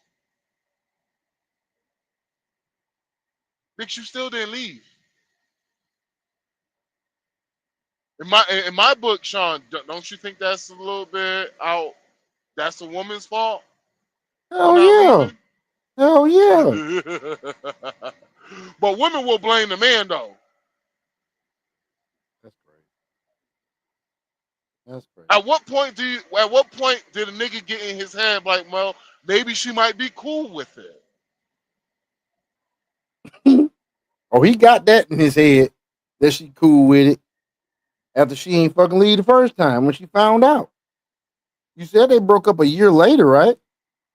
Yep. Yeah, he going. That's one thing about us men, goddamn it. You give us a goddamn inch, we gonna take a yard. It is what it is. I think that's anybody, but when it comes to relationships, you show us how you want to be treated, we gonna treat you as such. They don't need changing it up. Like the difference, I can say it out of this relationship, all the relationships I've been in. I don't take my girl's shit at all. I don't take her shit. Good. My girl be apologizing like a motherfucker. And so, Well, one thing that's showing you that that's showing that she's able to take accountability.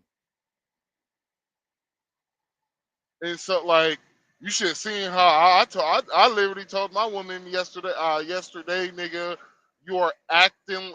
Can you grow the fuck up? You're acting like a child. This is your responsibility.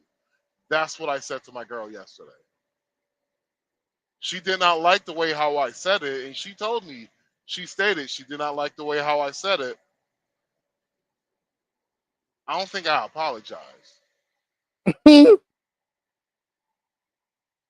I think I apologize. Honestly, I apologize about some shit I said before that because of the fact that it translated in the wrong way. And so it's basically, it made it worse than it actually was. And I was just like, oh yeah, my bad about that.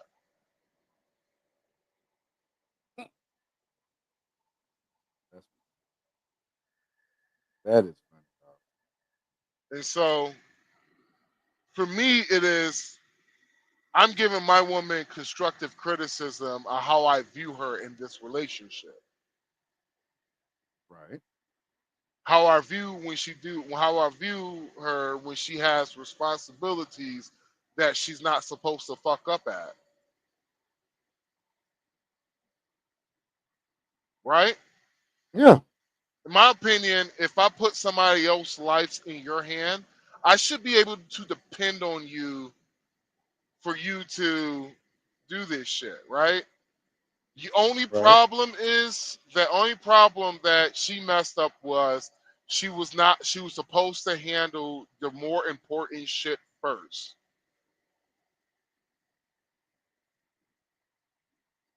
Okay. Because I told her your hair you getting your hair done should have came last. And we move at such and such, right? She decides to do her hair in the middle, but when she did her hair, it made her short for some other responsibilities that she was supposed to do. But those responsibilities that she was supposed to do will affect her more than it will affect her hair. And I told her, I was like, see this shit? You ain't supposed I was like this. If I haven't got my hair cut, what fucking makes you think you should get your hair cut before we handle our business? Huh? Exactly. Business first. Exactly. So these females right here, they won't even understand what the fuck I'm talking about.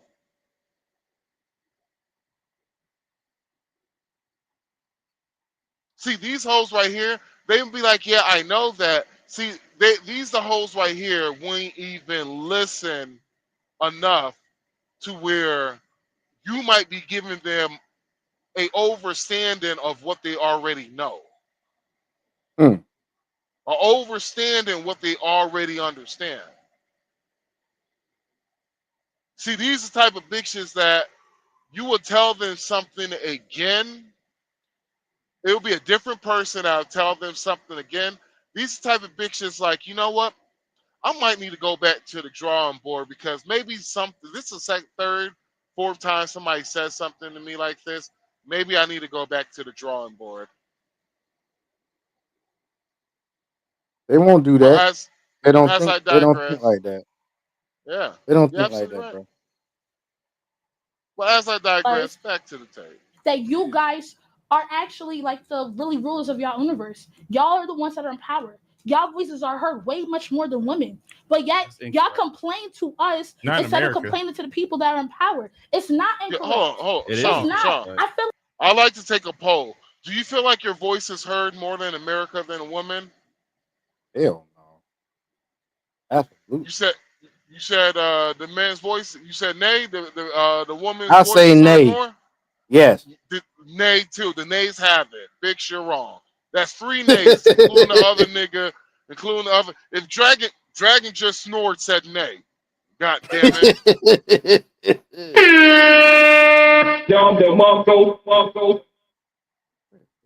This nigga said not in America. Yep. Not in America. That's what he said. presidential elections tell you everything about it, but y'all guys don't like to talk about politics. Like to talk about gender division, so y'all can actually listen to the white man So how divide us more. when white but women as I was saying, white women y'all voted created for your own problems Trump, and when white complain and women cry voted for Trump more than they voted for Kamala, how you gonna blame that on men? They women, right? And they voted for another man. So how you gonna blame that on men? Nah, it's real. Is she talking? She just talking hot right now. Let me tell you something. I feel like we're the Why didn't you respond back to what he just said? You are just talking out your behind because you would have responded back, but it seems like you're quiet. Now you're about to just talk about, I'm just being honest. This is our own movie. And when I call our own movie, I call that as life. Like life is all that. I could give y'all statistics. Y'all talk about y'all. Y'all So you're not gonna respond back to what he said. Okay, All right, statistics cool. don't carry us out every day. They really don't though, because you gotta understand, like, Yeah, she actually said statistics out of her. Yes, She didn't say it white like that. women voted for Trump more, but Yep, sure all did. demographics shifted right. Mm-hmm.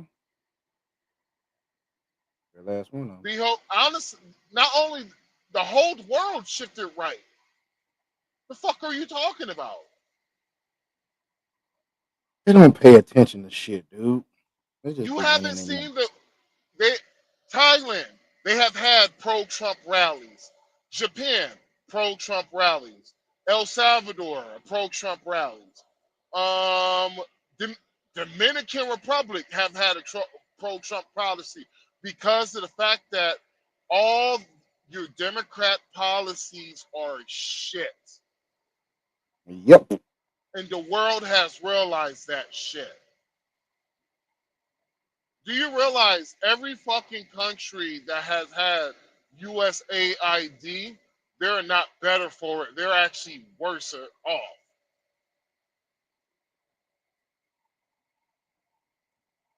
Literally, you could Google right now. You should ask yourself one question. If you look at the starvation rates during 2020, 2021, you cannot find the starvation rates of the world because they were that fucking bad.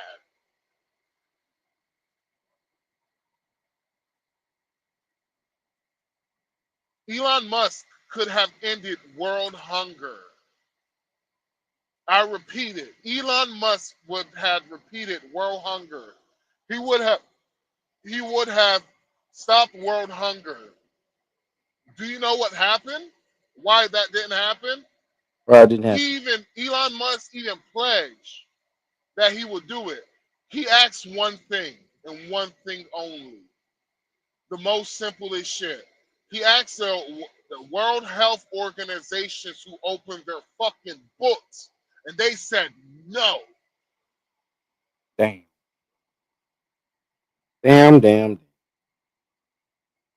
ain't want to be accountable. No, that's what made Elon Musk turn to Trump.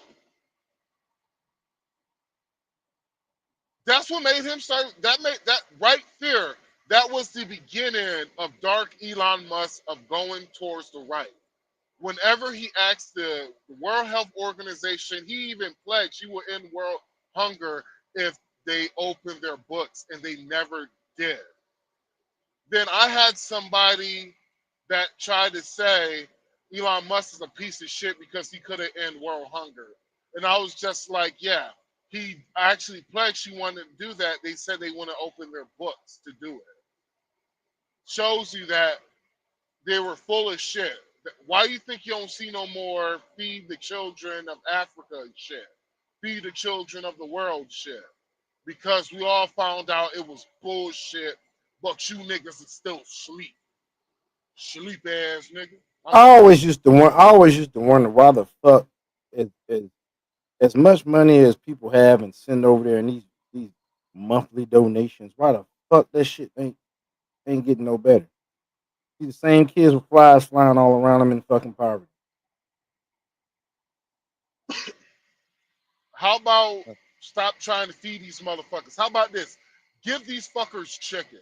How about the right to breed chickens? The right to breed and arm chickens shall not be infringed. How about that?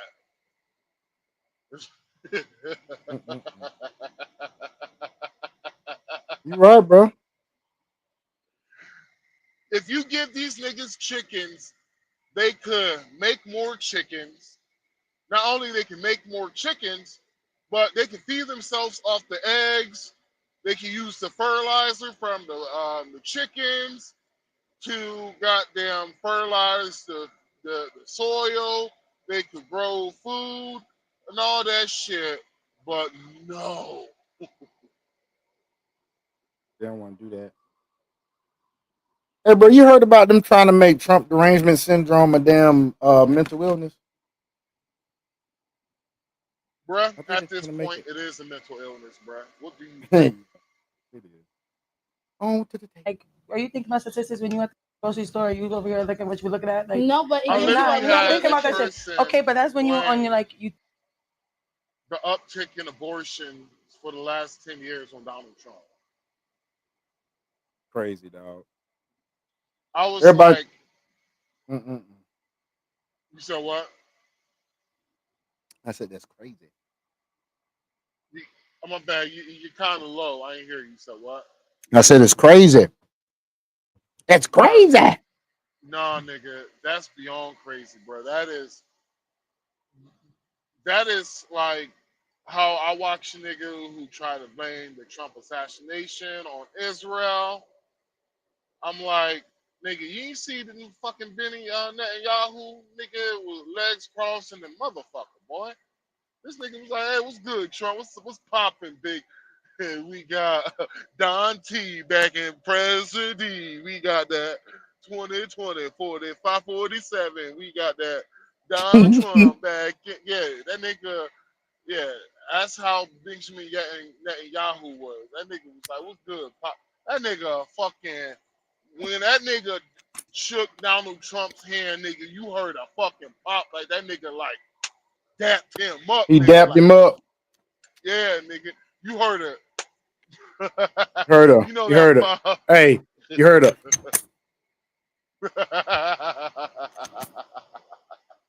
It was like, hey, what's good, boy? Hey, man, yo, how the wife doing, boy? Yo, hey, that was a kill. Hey, all I'm gonna say is your wife came in looking like the goddamn Joker. Boy, I'm telling you, man. Hey, man. God, dog. Hey, back to the thing. Think about that on the side time. Like, they No, don't think about you should that like always on think they about the every big day. picture, how Like, you moving But I'm we trying to tell could you. always use statistics So- to justify, just like they say, Statistics is always black women are the statistics. most evicted. That's why he said that ethnic Trump and group in Kamala America. We bullshit. don't talk about that. Because They the we most in all- debt. They the most in debt Crazy. ethnic group in America, but that don't We're benefit the y'all. most So you're not gonna bring that up. because we're the If you haven't noticed, folks, when these type women talk in these type situations where they get to talk about statistics and whatever, and they accountability gets thrown up in their face, they tend to interrupt more because they start interrupting when the shit starts being true. If you haven't noticed that shit, they just go to interrupt because they don't want to hear the truth. ones who have most home ownership. So I'm gonna help y'all that's not fellas out. I'm gonna help y'all fellas out. You niggas about to learn. This is a master class on how you deal with these bitches, right?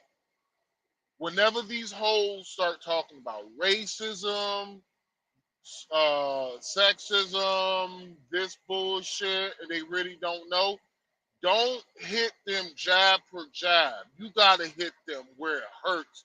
Hit them personally. Ask them. So if you have all these opportunities in America, why did you decide being a sex content creator, basically an online prostitute? Why did you thought that was the best thing for you?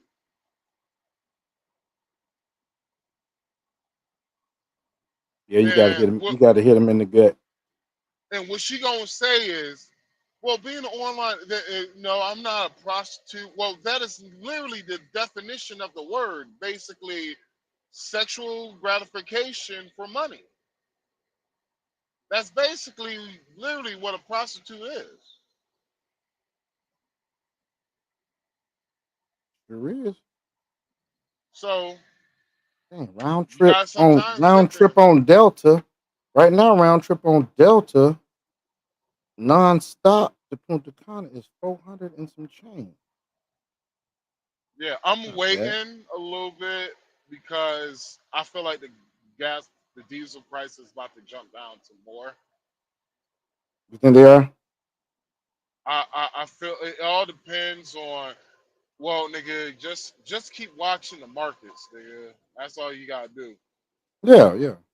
I'm watching Because these prices too. Like I was gonna buy it Tuesday, but this shit might come down even more. I'm looking at because we're gonna be because I probably might be buying my ticket when the day of whenever I get down to Florida because we gotta do Passover and shit. And so he's taking a couple of days off. I was like, well, I could take a couple of days off. And so what I'm gonna do is just fly into the Dominican Republic from Florida, and God, I'm gonna miss. He's gonna be staying at the Trump National. I bet you that's where he's gonna be staying at, Trump's National. Damn, one way right now to Punta Cana is 132. From where? From where? Atlanta, Damn. 132. Hey. Yeah, I'm thinking I might get it. Nigga, where the fuck you get 800 from? No. That was Santiago, and also that was Santiago. Remember, I said them Santiago flights is because I was planning on going to Santiago, and then from Santiago go up to fucking Puerto Plata in Sosúa.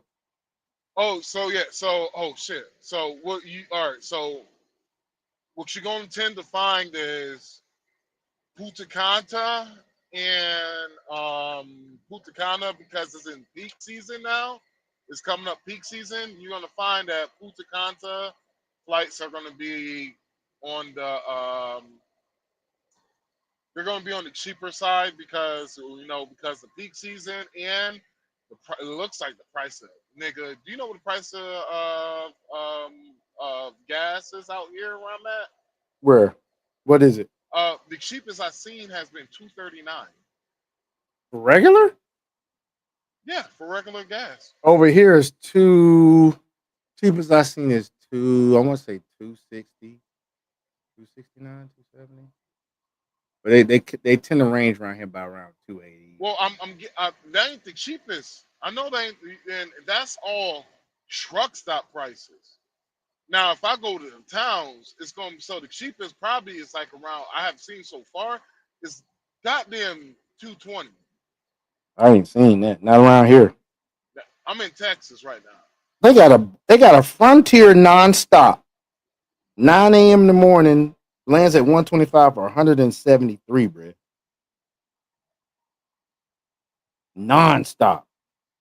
Now, you could buy, I say fuck it. If it's cheap enough, I say buy it.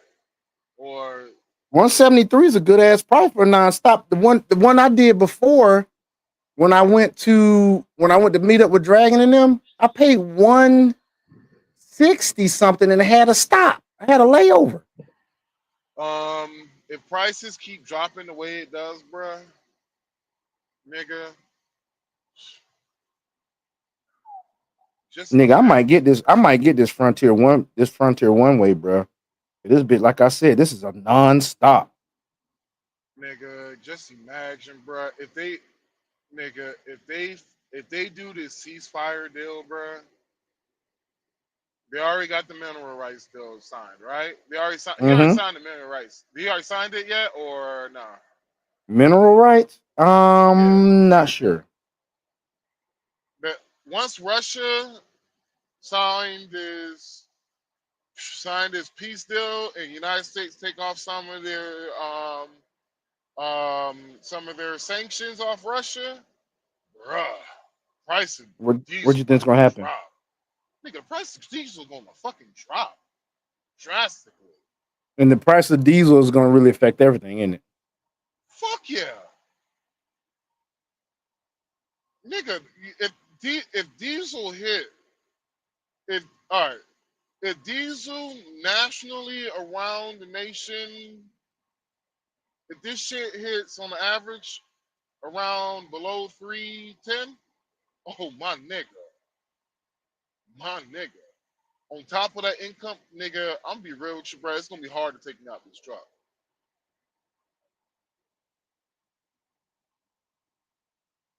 See, it's already hard for me to not work, nigga. It's gonna be, nigga, you might have to like, yo, hey man, you gonna have to get. I'm like, nah, I'm stacking up this money, bro. You don't know when this shit gonna end, bro. You gonna stack. Nigga, I've been honestly, bro. All my money's been going into XRP. Is damn, nigga.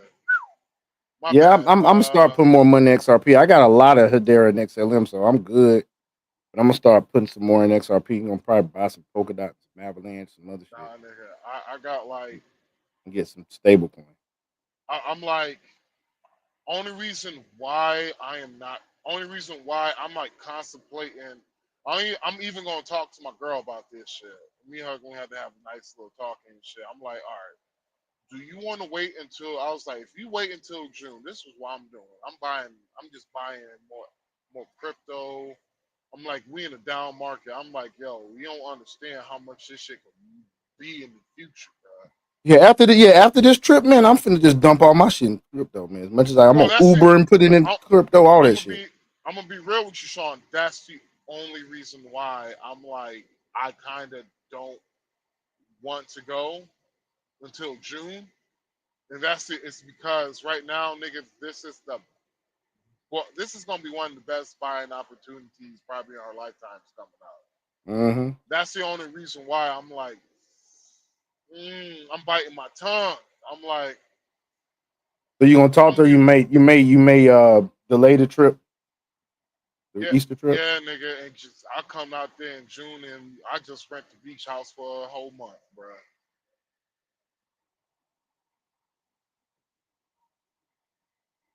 I'm like, shit, you ain't gonna be in school and shit. I ain't gonna be, nigga. I might just take the whole month of June off, bro. I say the cheapest day to buy flights is Sunday. That's today. Yeah, Tuesday and Sundays. Okay. We're gonna see what Tuesday shows me because I might just actually go ahead and get this one way, and then just go buy my other one way probably next week. I might do that shit because I'm gonna be good regardless. I mean, I could go buy this round trip Delta right now for the 420, but I'm like, I probably can get it. Now, you know what? I haven't seen it that low in Delta in a long time when it comes to a flight nonstop on Delta. I usually see in the five when it comes to Dominican Republic. Or I can nigga, remember, huh? or what I might do is whenever, what I might do is because we got to take off for Passover, I might just travel to fucking Dominican Republic and stay a couple of days and shit. That bitch takes off at 8:15, and I'm landing at 11:30, nigga, nonstop, $420.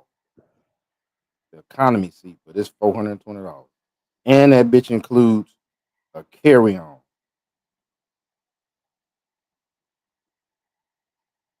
And Wi-Fi, seat back on demand and live TV, outlets, another small personal item, fee for alcohol, but beverages provided. That might be all right, though. I might 420? Yeah, I think I might go Ubering in the morning and go ahead on get this ticket on Tuesday, dude. yeah, nigga. I don't need but another. Let me see. I need another $80. Yeah, man. I might have a bit. I might have a logistics business partner down there. Yeah.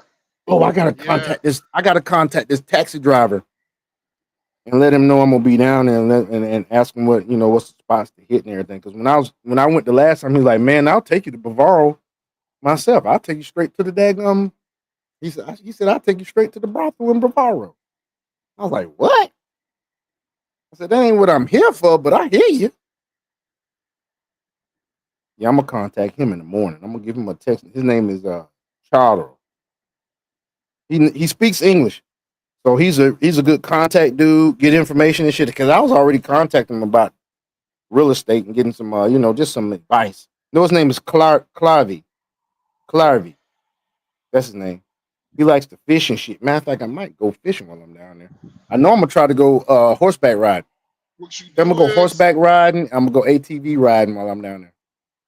Well, see what I do is when I found a nigga like that, especially when he seemed like he about his business, I'd be like off the rip. I'll be like, I put like $40. I'll be like, hey, this is just for you. This is just for you. This ain't for what you're doing for me. I just want you to have this before we start doing what we do. All right. And they go, oh, I appreciate it. Yeah. Like example, I had one taxi driver that he was my Uber driver, and I asked him, I was like, well, shit, what you doing the whole entire day? I was like, shit, you want to be my driver then? And he was just like, yeah, where we going to? I was just like, you just be my driver for the rest of the day. We got a bunch of errands we gotta run. You ain't ask him how much he making a day. You said what? You ain't ask him how much he making a day before you said. I know how much he makes in a day. Also, you already knew that. Yeah, I already knew. So I was like, I'm gonna take care of you. Don't worry about it. Yeah, I got you, bro. Don't worry about it. Every single time I got out of the store, whatever change I had, I gave it to him. I was like, here you go. Here you go. Here you go, man. I gave that nigga about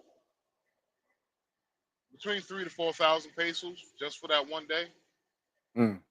That They don't nigga make. How was much do they make a day? You think? the minimum wage is $1.10 in the Dominican Republic. $1.10 a day, or $1.10 an hour? No, I'm talking about like an Uber driver. How much you think they're making a day? Well, I'm just they're gonna probably make a little bit above a minimum wage, but they're probably making about In pesos. $2 an hour. Okay.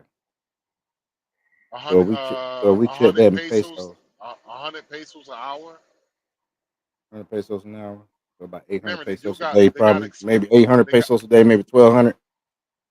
They got expenses, and remember, they don't work. They probably only work 8 hours too. Yeah, you get that dude by $40. You get that dude by $40. That nigga be great. Yeah. For $40, that's like $2,000 pesos and some change. 2 mil pesos and some change, I think. Let me check. Well, and that's the reason why you starting to see a lot of drivers speak English and learning how to speak English. So they know they get them a dude that's gonna keep them the whole day. They got it. Yes, 2,509 pesos and 32 centavos. 32 centavos. So the rate right now is really good. It's at 62 pesos 73 for each American dollar. That's more than it was last time I was there. No, that's It was like it was 61 when we was down there. It's peak right now. It's peaking. Mm-hmm. I think it might be going up. Yeah, I remember when you and I were down in Santo Domingo, that shit was 61. It was either 50. It fluctuated while we was down there. It went from 59 to 61, I think. So, have you seen what happened with inflation? It's gone down. Nigga, it has Dropped. dipped. Like a And it like bruh. 2.6 now? No, it's like 1.7. Really? Nigga, it like hold on, hold on. Can you hold on? It says 3% right now. The current annual inflation rate is 3%, still stubbornly above the Fed's 2% target. Can I add a That's bank rate. picture onto my? You probably can add. Oh, But then Nerd Wallet says it's 2.8.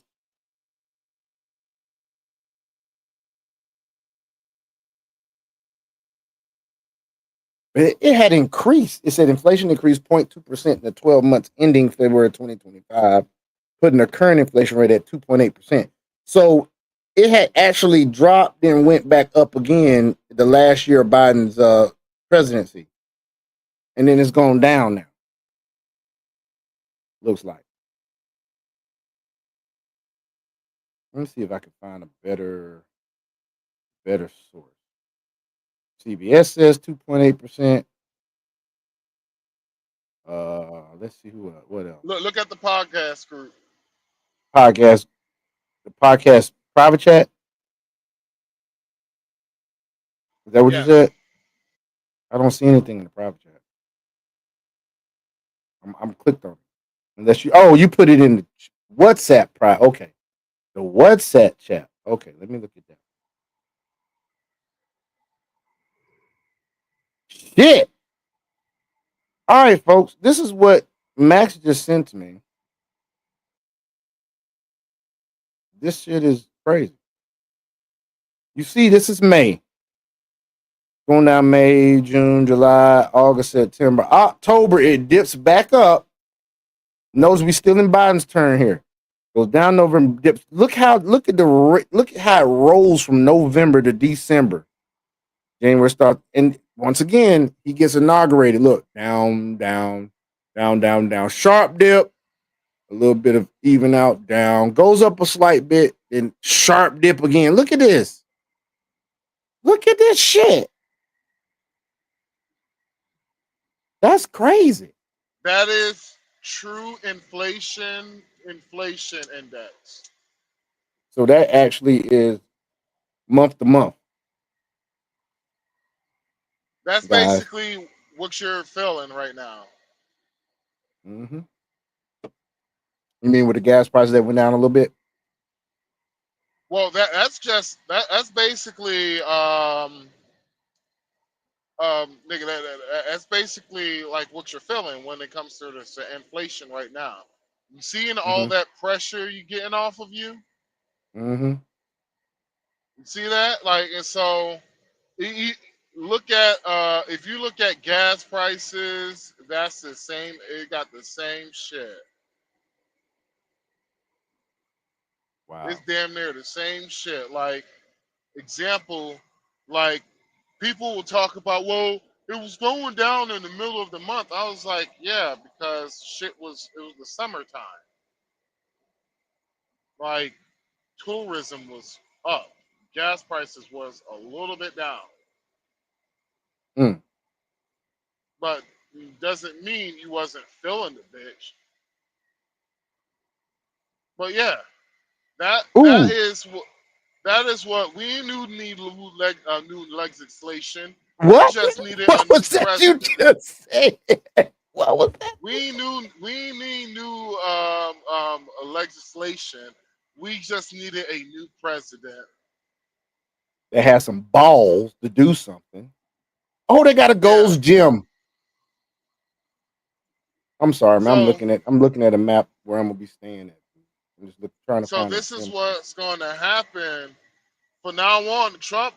The reason why I go down as Trump going to be the best president of all time is the fact that he set the precedent of presidents can actually do something.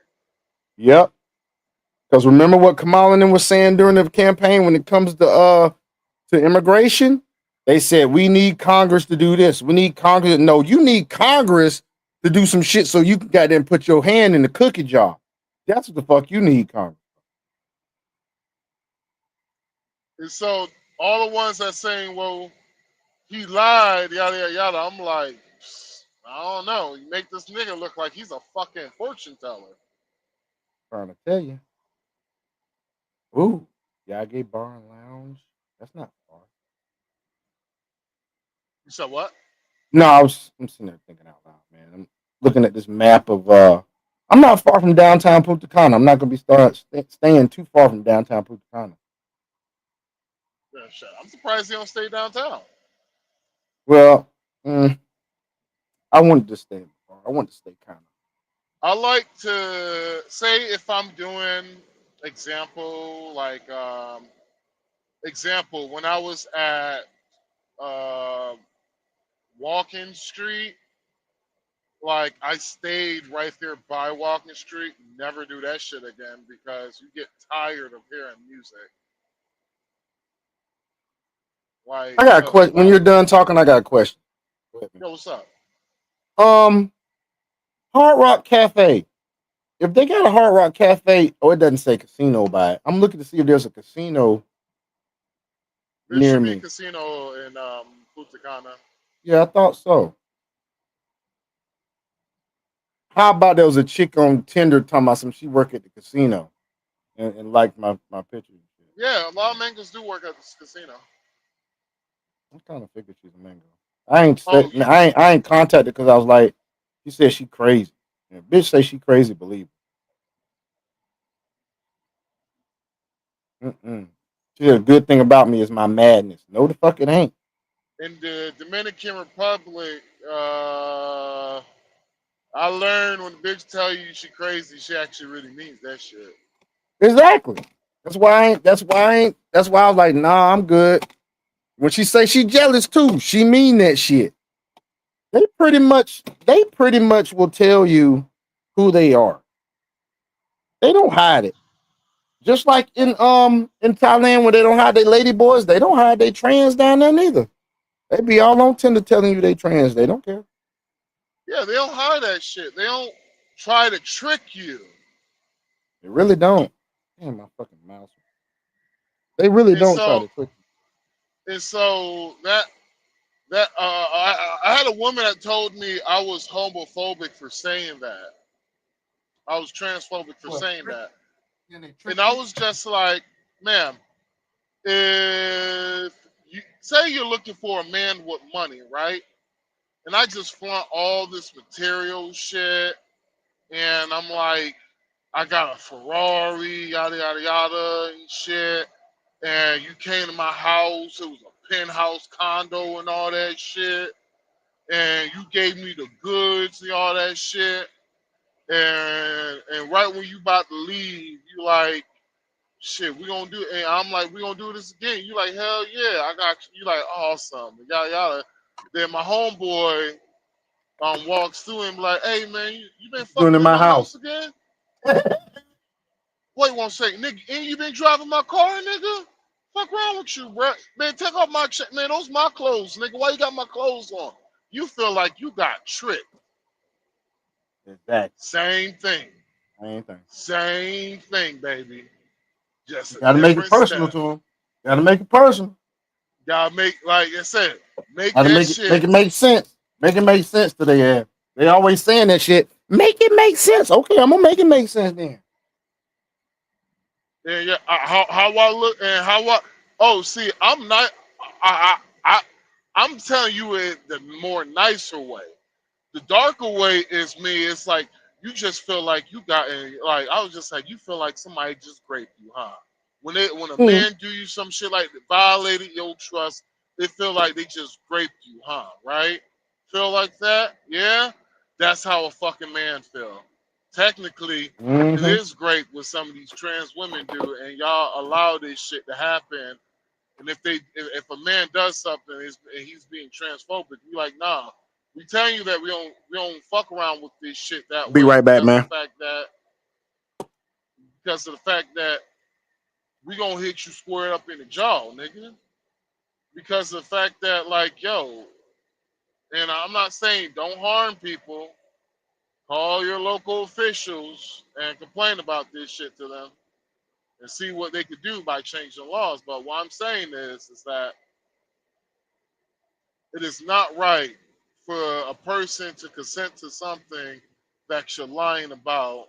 And so basically they consented to something that they're not really consenting to. So if we're going to be all about consent in our society, can y'all start speaking up for the consent when it comes to men? Oh, I'm back, man. Y'all not going to do it. Ladies not going to do it. Not gonna do it. Not gonna do it. Not gonna do it. Not gonna do it. Ain't that great, bro? Ain't that great, bro? It is.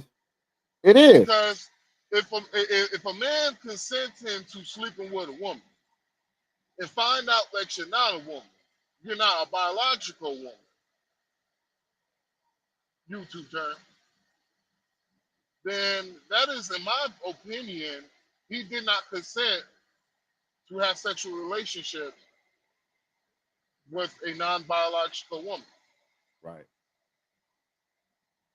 Hey, dude, remember when you was asking me how the chick looked? That's the host of the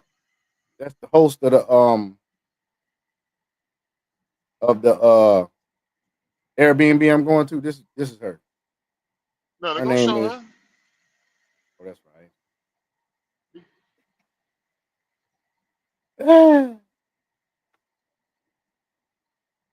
I thought it was only going to show this picture with just her name up instead of her actual profile. I didn't have her her email and phone number or nothing like that, but it. No, but you did just show Airbnb. Airbnb is a business. It is. It is. And she is under a business too. So, what time is it? 3:53. All right. 350. Just say 350. No, I'm looking at the live time. Oh, okay. Yeah. You can't. I can't show this though. I can show this. Show y'all pictures of where I'll be staying. No, it's no nothing dots about this. So I'm just getting this just modest but clean and appropriate for one person. Nice size kitchen. I'm gonna see if I can get me a young lady to cook for me for a week. If not, I'm going to Serena whatever damn supermercado they got over there, and decided not to get a king bed this time because if I am laying in it with a young lady, I don't want her way on the other side. I kind of tend to do it. Example, whenever I'm showing a place, right? I show it off of my phone, right?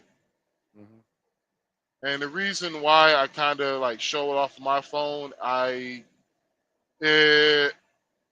don't know how like some of the shit is nowadays, bruh, but a lot of motherfuckers are self-conscious about their privacy, and niggas can sue for anything nowadays. And it's like that on all platforms. Yeah. Like, Well, I mean, doesn't matter. the pictures though that shouldn't do no problem. But like, me showing her a picture earlier. Well, it's like this. How I do it is I handle it sometimes like I don't want to get sued. You feel me? And that's how I handle it and shit, because it's like also got to remember we are on the internet, right? This shit is forever. Like, say example, somebody seen her name and like screen the They can live, pause it and right? screenshot it. Yeah, they can screenshot it. Yeah, and just like, well, these people are doing this, yada yada yada, and they look at the live. Well, he's advertising my business without my permission. Oh, damn it! Yeah, how much you want? I want $1,000. Oh, okay, cool. All right. It's just I tried to be careful and shit, because I don't want people do that to me and shit too. Ooh, a coyote. I just missed it. Oh, let me turn my camera back on. Hello? You still there? Yeah, I'm still here, man. I'm sitting there typing something to the host, trying to find out if there's a gym close to her place that has a day pass. It's downtown Punta Cana. Yeah, it got plenty of gyms down Well, I want her to goddamn do the work since I'm paying her for her to stay in her crib. I want her to fucking do some work. Oh, just go boots on the ground, nigga. Trust me. I know that, dude. I just want her to answer this question. Of course, I can boots on the ground. Yes, I know this. I'm gonna do that anyway. But now that I have paid her some money for the pot, she works for me now. Nothing wrong with asking that question. Shit. I do boots. I like doing boots on the ground, nigga. Well, last time. See, that's the thing. I can do me, boots on the ground, and it can take me fucking 2 hours to find a fucking gym. That's gonna goddamn give me a day pass. Because when I was in Santo Domingo the last time, it was only one gym that would do day pass. maybe it'd be I'll be getting the bad luck and shit, because last time motherfucker sent me he was like, yeah, I know what gym you work at. Send me to his homie gym, nigga. That shit was trash. I was like, nigga, we ain't in the fucking hood, nigga. Hell nah, nigga. It got dumbbells as concrete blocks, nigga. Fuck that. Nigga, we ain't in the hood, nigga. Damn. Dumbbells is concrete block. Hell yeah, nigga. Yeah. Nigga, it was a fucking safety habit waiting to happen. Hell yeah. I was looking at that on one of these reels on Instagram where they was in Africa or somewhere, man. They was using concrete blocks for the weights and shit. I like, see them people right there trying to get it in. They ain't using excuses like, oh, I can't get to the gym, and then no, they get that shit done. I don't know how the hell they know how much that shit weigh per goddamn block, and how they know that shit equal. Maybe I guess it's the same shape. They made it the same size and the same shape from whatever material they used it for, whether it was cinder block or whatever. And that's how they could tell.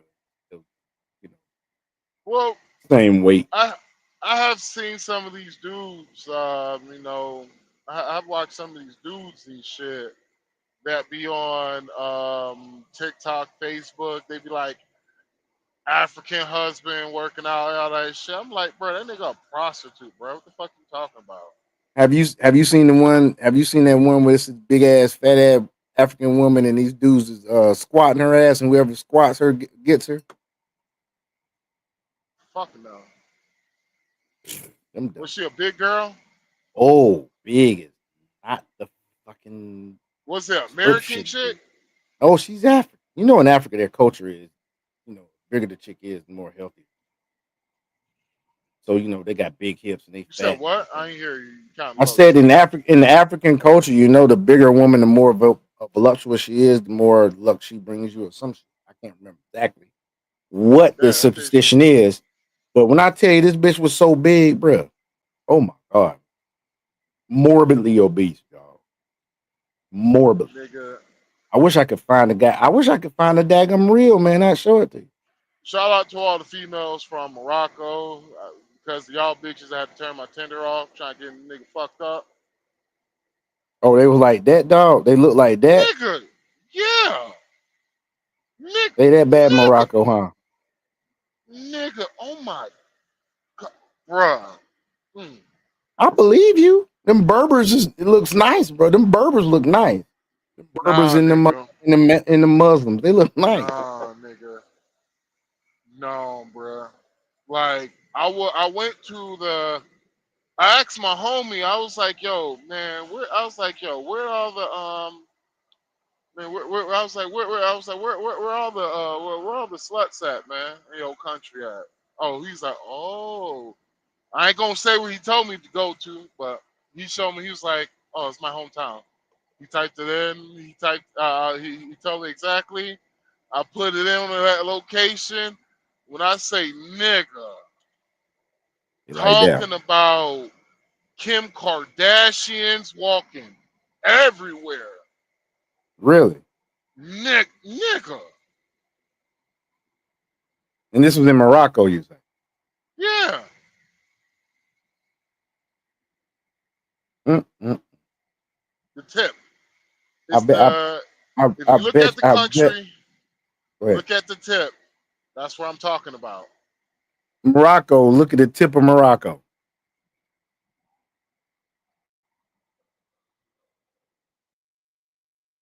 I'm damn sure looking to. Oh, I see the tip. Just the tip.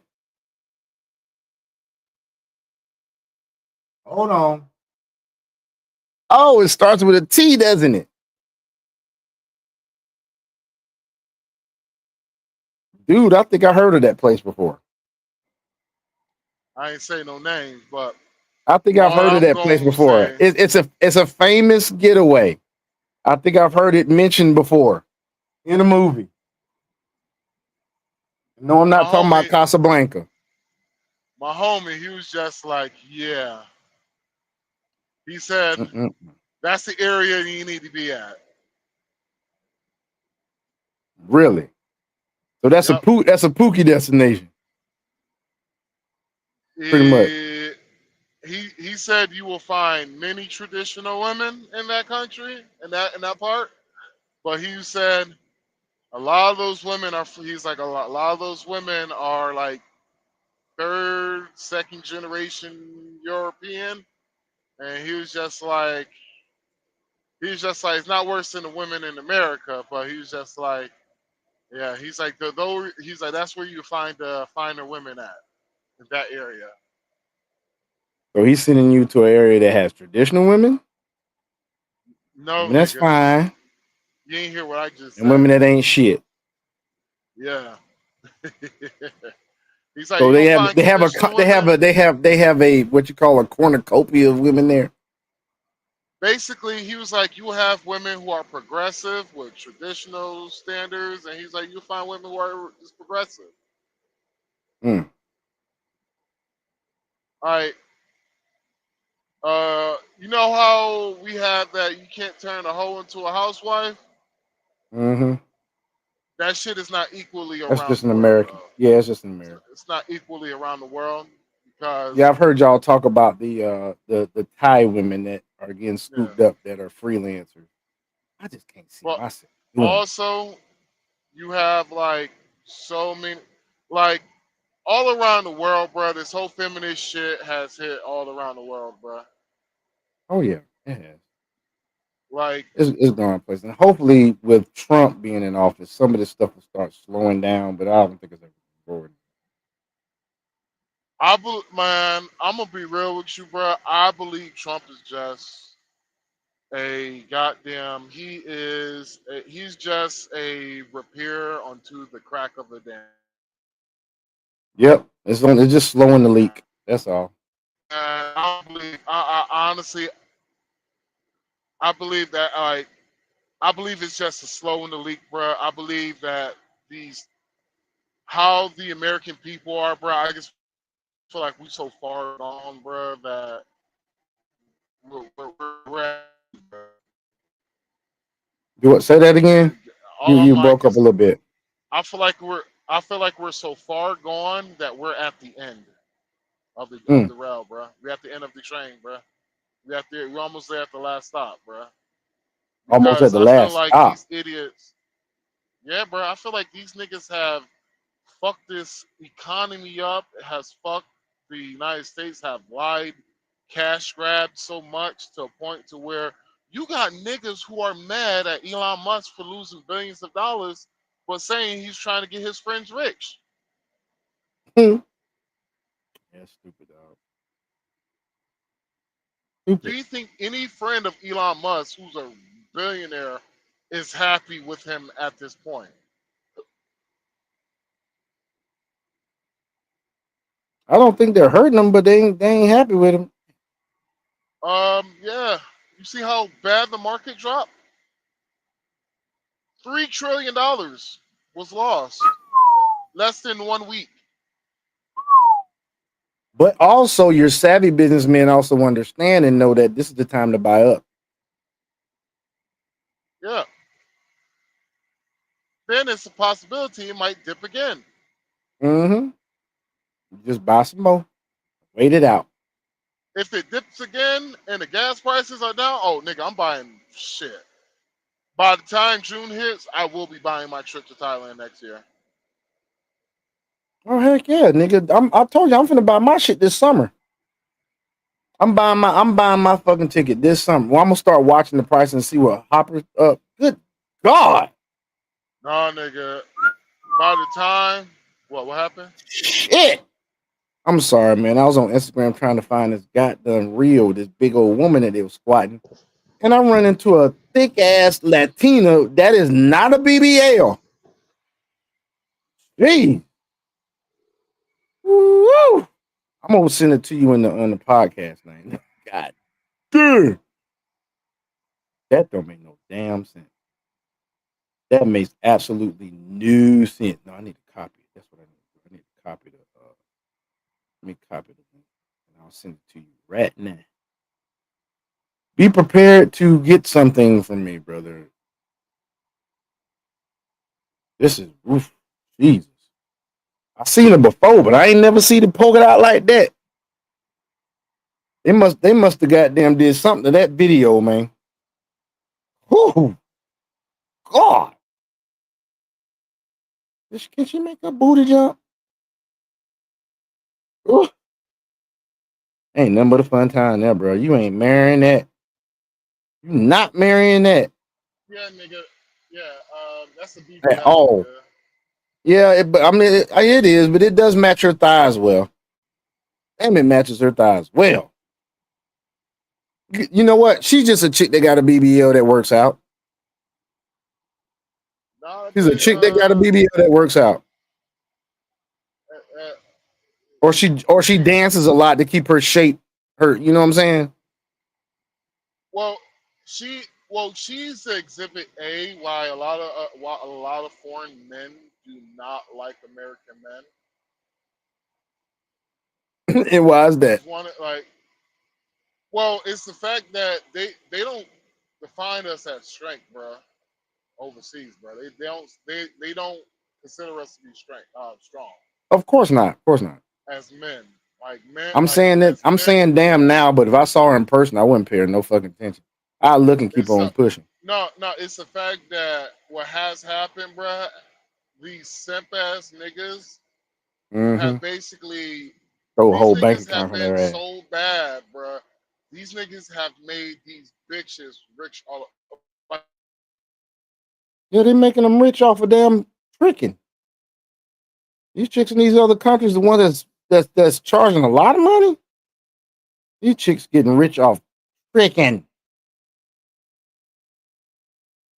Did your mic? You froze, bro. I can't hear you. You froze up on me. You froze up on me. Oh my goodness, folks. Have you seen what I just saw? Oh my gosh. If you seen what I just saw, oh my gosh, man. That's all I got to say. I'll cam up for oh boy. But while we waiting for him to come back, if he does come back, I wanted to get into something, a little sports. You see, I got my Falcon shirt. I wanted to see if there's anything. Let's listen to what Colin Cowherd has to say about the Falcons. How long ago was this? A day ago? Okay, good. You got to check. Sometimes in these algorithms, they'll send you an old video. I don't like it, but it is what it is. I'm gonna try to see if I can get this thing. And this is Julian Lucas. Oh, never mind. He's back. He's back. Never mind. Let me stop sharing this. Bro, what happened, bro?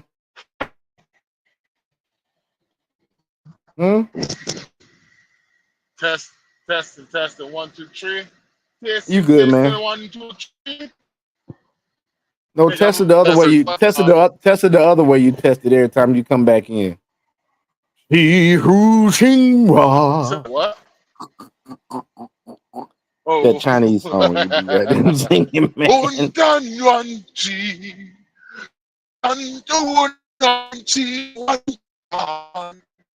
Oh shit! What just happened? Man, you are really like staticky. I don't know if you can hear me, dude, but this is not too much of a concern. But they have traded away Eddie Goldman from the Falcons, and of course, we know we lost Grady Jarrett the other week, which I knew that was going to come. That's not a surprise, nor is it a shocker. They are trying to make room under the cap because these dumbasses paid Kirk Cousins too much money, and now they are basically thrifting. They are thrift shopping in free agency, which pisses me off, but it is what it is. Well, folks, it looks like Max is having issues. I don't know if I'm gonna wait for him. You know what? Let's go into a little sports talk. Let's see. I mean, we've been going for like 4 hours, but still. Let me go into what this guy says about my team. My Atlanta Falcons. Born and raised on them. I'm sorry, guys. I know it's tough being a Falcons fan. Let's go back to the beginning of this. This guy's name is, let's see, his channel is Julian W. Lucas Sports. Okay, Julian W. Lucas Sports. Let's go. Old. They're bringing back the entire NFC South. I believe in Michael Penix. I don't like him not having Grady Jarrett, but I don't like him losing Drew Dalman in the center. The Bucs are getting old. They're bringing back the entire offense. Sometimes that's good. Sometimes it's not. I like the trajectory of Atlanta, and I'm a big Michael Penix fan. Carolina will be better, but an average roster. Saints up against the cap. Kind of rigid there. I just don't like their direction. NFC West. So I have the... Okay. Well, I want to talk about the Falcons because I totally agree with Colin. I'm super high on the Falcons. You know, after the season ended, I kind of made a few videos really highlighting just how good. Hell, I'm high on him too. Let's go. Penix was. And when you look at his first few games and compare it to Bo Nix's first few games and Jaden Daniels' first few games, like he was actually better by a margin. And I know he played later in the season, so you could say, yeah, well, he kind And I've placed his YouTube channel name in the description. This is Julian W. Lucas Sports. And I got to sit a little bit technically, and it's true, but those other quarterbacks got to play in the beginning when there was zero expectations, zero pressure. It was the beginning of the season.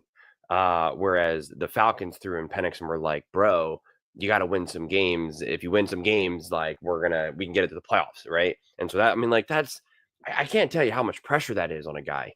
And it's real. And now Michael Penix has a whole offseason extra under the same offense with the same quarterback coach and the same offense coordinator. The only thing that's changed for him as far as his blocking is concerned, nothing really, because they re-signed what's his face? Jake Matthews. Storm Norton got a new contract. They lost the center. That's what it is. So he has to get used to a new center. But I'm thinking they're probably going to use Nuzell, or however you say his name. He's probably going to be the center. They're probably going to train him to be center, and so he's going to get used to it. I ain't worried about it. Because it's not like external pressure necessarily, like from the fans. You obviously going to experience that too, and you're going to experience it especially in the NFL, like from management and ownership and all that type of stuff. But it's also the guys in the locker room. Like you're literally having the entire locker room. It's like right out of a movie. Like you walk into a room and the entire locker room is going to simultaneously just like all slowly look at you and me, and it just like John. I in back, you bitches in the desert can't hold me down. Oh. Just like a Chinese word I learned today, Xingye means leftover woman. 27 above, you are Xingye. Can you hear me? What's up? I can hear you perfectly. Yeah. I can hear you perfectly now, dog. I just went in talking about. I was just looking at this Colin Hurd video where this dude is saying Colin Hurd has predicted the Falcons to be number one in the NFC South. Didn't they do that shit last year? But anyway, Colin said that shit last year. And we could have been, but we had hiccups and Kirk Cousins lying about his fucking throwing arm and shit. It's funny.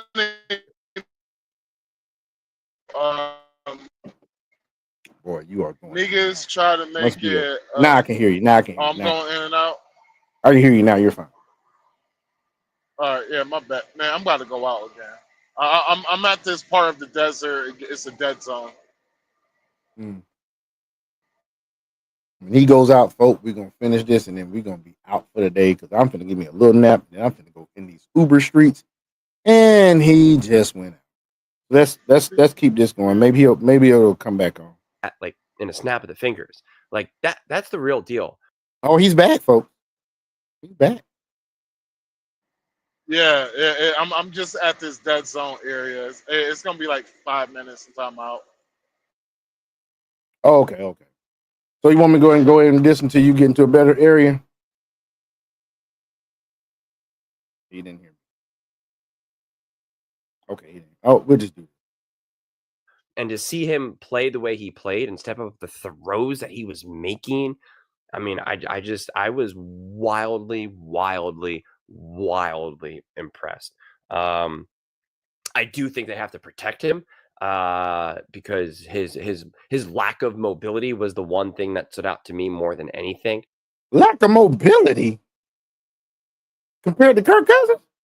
And so I do think like he will definitely be a quarterback that you need to protect for sure. But again, just some of the levels of some of the types of throws that he was making, especially in the moments that he was being asked to make them, I just think was so impressive. Even if you just look at the Falcons versus the Commanders, that game alone, when you really think about it, was wildly impressive. When you look at Penix in his final, when he started playing. Yeah, he's talking about Michael Penix at the same time, messing with his mic, and I can hear it. Again, it obviously wasn't perfect. Again, it was his first few starts. But he was still technically ranked top 8. I mean, the only quarterbacks above him in during those last few weeks were Jared Goff, Mahomes, Herbert, Burrow, Lamar, et cetera, et cetera. So, I mean, it was just very impressive from my viewpoint, the way how he was able to run that offense. If you could tell, he was above Kyler Murray, Bo Nix, Jaden Daniels, Brock Purdy, C.J. Stroud.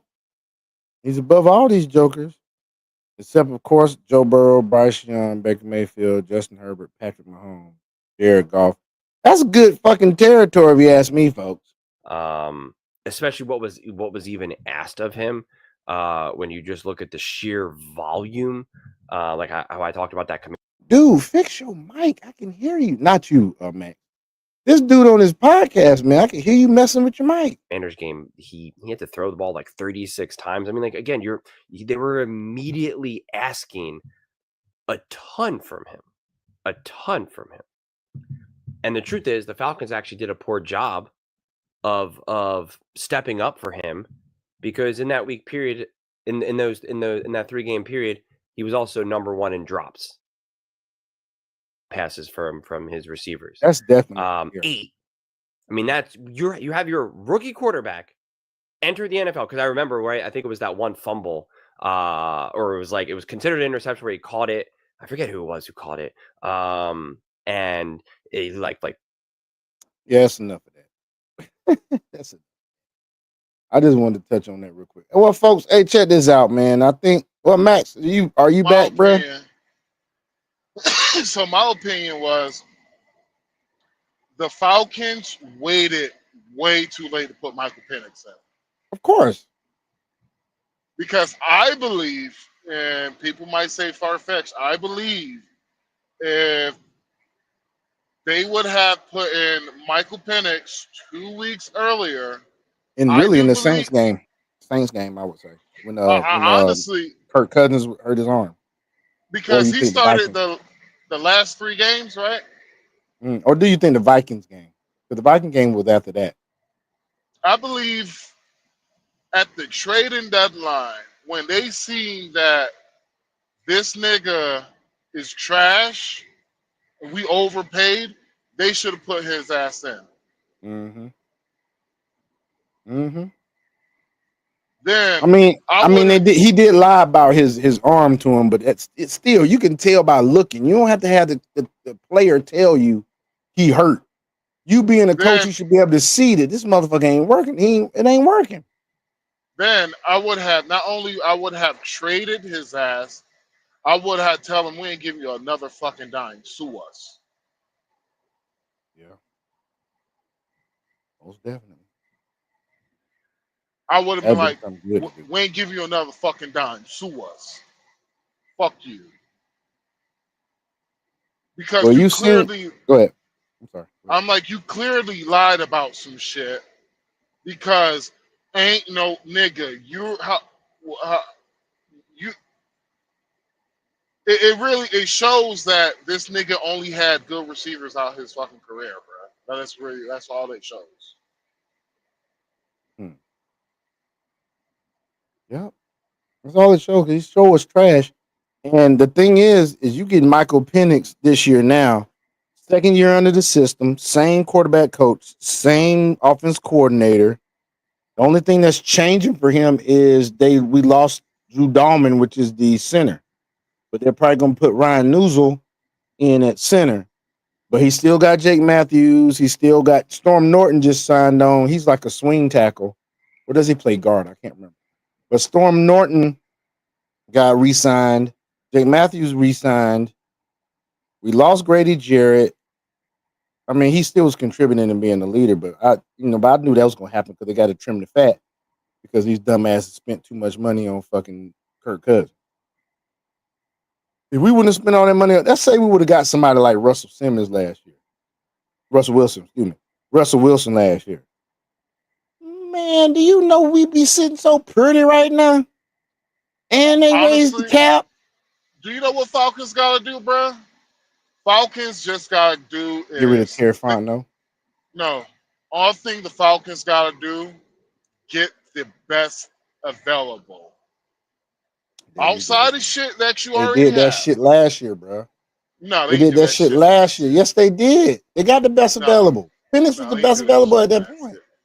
Nigga, Okay. Let me rephrase and correct myself. They didn't get the best available. However, their mindset going into the draft when they did the first pick was that's the one that Terry Fontenot thought was the best available. Because they've been saying in all their interviews, all on sports radio, all on any other thing that they did, as well as the NFL insiders were all saying the same thing when it came to the draft war room for the Falcons. They was going to get the best available. man, I'll be real with you, bro. I believe is that if they would have gotten the best available, bro, then they would have gone the Steelers route. Which was? Literally, they got the best available, and the Steelers, in my opinion, post draft, the Steelers have an A+ when it comes to they literally all those big players on their fucking defense, those were rookies. They literally had, I think they had what, 3 to 4 rookies starting on their defensive side alone. Only problem was, I'll be real with you. The only problem with the Steelers, bro, besides some of the stupid shit Russell Wilson did, like, besides some of the stupid shit, I'm like, Russell Wilson, you can't be doing that young nigga shit. You an old nigga, bro. You gonna fumble the shit. Like, example, instead of him sliding, which he usually do, the nigga went for a fucking dive. And instead of it being a 3rd and 1, it wound up a turnover on downs, right?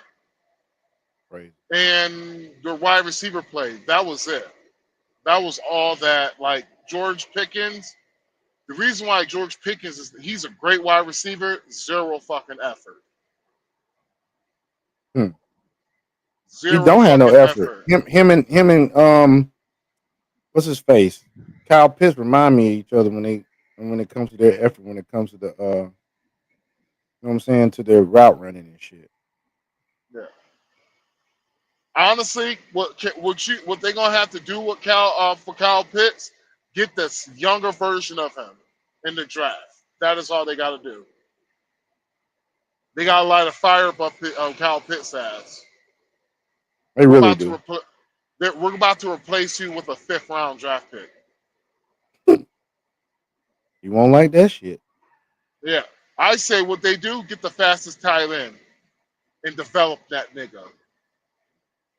But I'm gonna tell you like this though, man. Even though we just got Leonard Floyd, I really do think that they're gonna get a defensive end in the first pick because he got so much scrutiny for not doing it last year. Because if you haven't noticed, Jared Verse, who was available in the draft when we picked Michael Penix, matter of fact, there were no defensive ends that came. Let me see. Hold on. Let me look at this. Let's see. NFL 2024 draft. Oh, gee. Order. All right, so not the order. Who was picked? Draft pick. Hey, Sean, why are you thinking of that, bro? Funny. Hey, this is about yo. Have you ever had a dream that it was so good that you didn't want to wake up, nigga? You be like, yo, this is all you know. Oh yes. You in the dream. Is yo. I had one of them shits today, bro. This shit was so fucking funny. It was a funny dream, huh? I was in a zombie alien apocalypse scenario, bro. Damn. And it was like, it was bad, but it wasn't that fucking bad, right? Right. Like, I goddamn did some Superman hero shit, swung off a fucking rope, tied it with my, like, one hand, swung off a rope, caught a bitch in mid fucking ear, swooped up, threw her over on a smaller building, nigga, and like I fucking swim back up, grabbed the nigga, threw him on the ground, nigga, and swooped back and Superman style rolled over and stopped right in front of him. Like, nigga, that shit was Did so you have fire, any bro. Did you have any gear on you? Did you have a tactical suit? Did you have like No, a nigga. black jacket? No, nigga. I had flip flops and a cut off shirt, Damn. and boxer shorts. I mean, not boxer Damn. shorts. Boxer brief shorts and swimming trunks, nigga. And I Damn. was just like, so I had to be wearing this for this. So the zombies, they can only bite you Mm-hmm. to get the infection in you. If they scratch you, you're good. But if they bite you, you're fucked. Right. And so they're like the half were like the Walking Dead zombies. The other half was like the World War Z, which wasn't that common. And then the last half was like fucking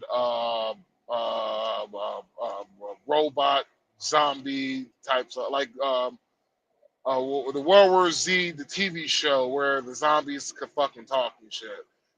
And there was aliens like 4 legs and shit, green, blue face. It was weird, bro. Yeah, nigga. And I got like, Damn, man. yeah, nigga. And I woke up when the chick I pulled, you know, first Mm-hmm. chick I pulled, you know, the one I saved, Mm-hmm. baddie, and she was like, she wanted her first time to be special. And so there was like 3 other chicks that liked me, so she got all 3 of those chicks, and we like, yeah, nigga. I woke up right Wow, before the orgy that started. yeah, that sounds like one of them dreams you definitely don't want to fucking Yeah, wake up from. I woke up like I was like, well, I woke up, I was like, fuck. I bet you was. I bet you was, man. It's like it was extreme that I knew it was extreme, but it was just like this shit ain't happening in real life, so I know I'm in a dream. So I kind of like went with it, and it was just like action-packed thriller. Then right when the fucking comes, right where I sort my royal oats, I get my reward, yeah, for all the good shit I did. It was like, nah, fuck you, wake up, nigga. I was like, oh, you fuck y'all, nigga. So I was sitting there looking at the draft, who came off the draft. And you know, Atlanta actually got, when Atlanta drafted Michael Penix, every DN or edge rusher was available. Now I looked at Aula Latu and if that's how you say his name, and Jared versus stats for the year, and it wouldn't have made any difference if we got him. But I mean, like Latu, he had like 4 sacks for the year. He didn't play a whole season though. I mean, he didn't play every game. You know, he had 4 sacks for the year. And Jared Verse had, let me see, Jared Verse had 4.5 sacks for the year, 36 solo tackles. What did Dallas Turner? How many sacks did Dallas Turner get? Was he in the draft last year? Yes. Okay. And if I'm not mistaken, he got drafted. Lower than all those guys. Because we took Braylon Trice. He got 3 sacks. Dallas Turner got 3 sacks. Hold on a second. 12 solos. But it doesn't say how many games he played. Give me 1 second. Let me see how many games he played. I'm trying to see.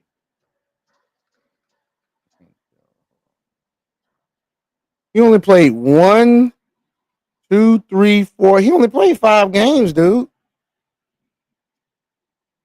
He only played 5 games and got 3 sacks. Let's see how many games Latu played. He played every fucking game. Did he play every game? There's game log.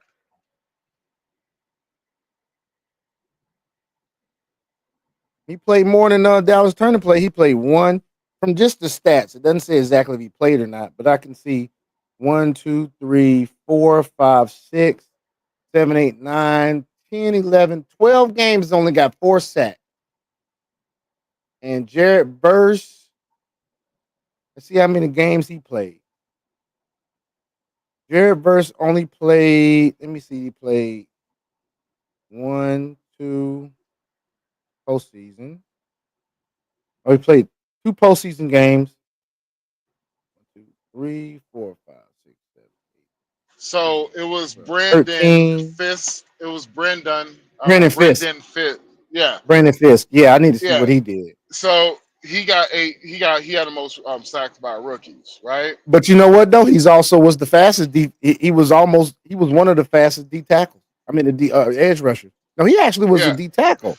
He was supposed to be a defensive end, like a hand in the ground defensive He end. was a replacement for Aaron Darnold, and they replaced.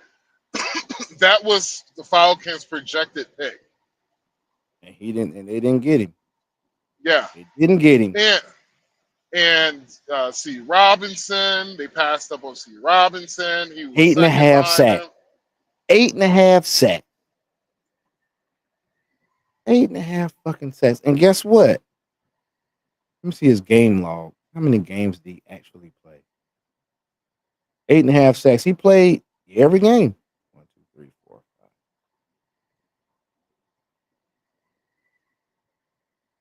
5. Well, one game he don't have any stats, so I can assume he may not have played. He played 16 games, then 2 postseason games. And this dude, every game he recorded a sack. Yeah, and they passed up on Chop Robinson. He went to Miami. The Falcons, and that's why I said is like, you know what, the Falcons, they had many opportunities. They had so many different opportunities to get it. That's the reason why when the Falcons that's when the Falcons signed to Kirk Cousins, niggas expected different shit. You feel me? Like they should they expected like shit like example. They was supposed Roma Doomsday was available when they got Michael Penix. Yeah. And so for me, I was like, if you got Kirk Cousins, I was expecting them to go Roma Doomsday or something. Get him a receiver. I was like, you got the quarterback, you already have the line, you got the running back. Fuck it. Harrison had come off the board. At that point, Harrison was off the board. All them quarterbacks was off the board. You got the quarterback. You could have got Roma Doomsday. You got Michael Penix. Like, it But would at the same time, I understand why they got him, and it's a good thing they did get him, because if they wouldn't have gotten him, where would we be right now? You were In the same position we was in. Nope. You would probably have had a better record with a sorry. We probably had a better record with a sorry fucking quarterback.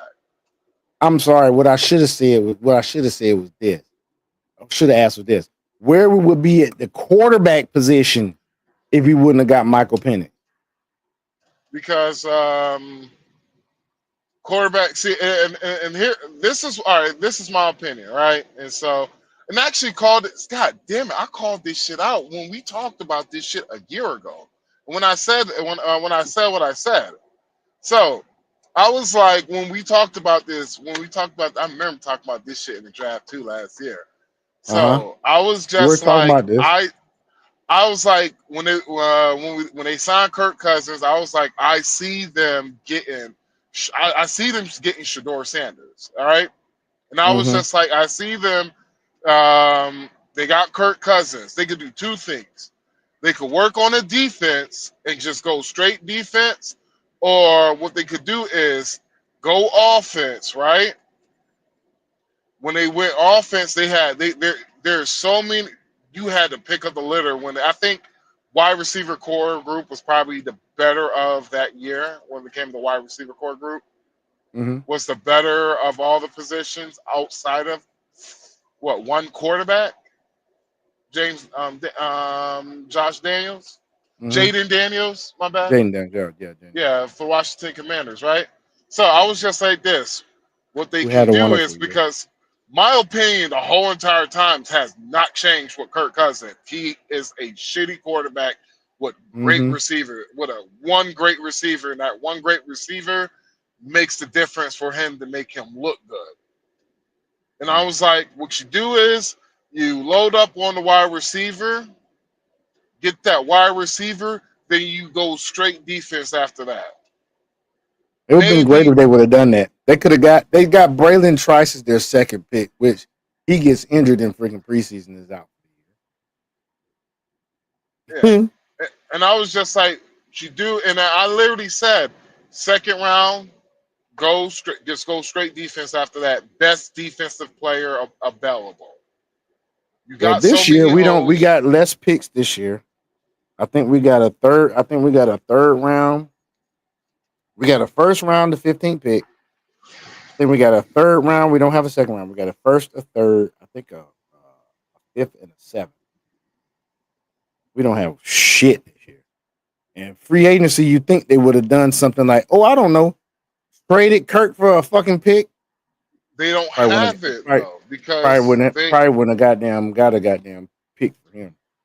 Yeah, because they gave this nigga one of the. This is gonna. Honestly, if Terry Fontenot don't turn this shit around, bro, I say fucking go straight. I say you don't have to go straight rebuild. Yeah, got to rebuild. Like, we got 5 picks. We got 5 picks this year. We have we have a round 1 pick 15.